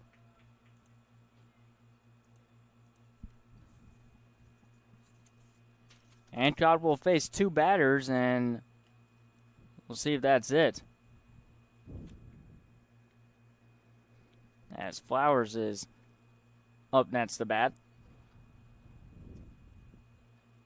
And just having a quick conversation with his head coach, with head coach Powell, making sure they're on the same page here in the bottom half of the 5th inning. I suppose with the 9-0 lead. Assistant coaches also for 5-star Espos, Cody Bunn and Alex Johnson. So that one will go downstairs.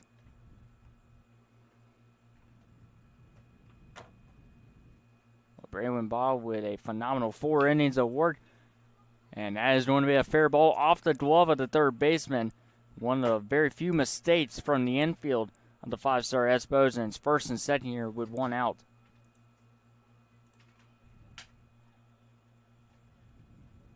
Trenton Crohan with a excellent string of defensive plays out at third base. Cannot make the play at third, but keeps runners at first and second here, 1 out. This one's going to be a ground ball to second. Fires to second for 1. Throw to first in time. Double play. We head to the 6th, 9-0 Espos.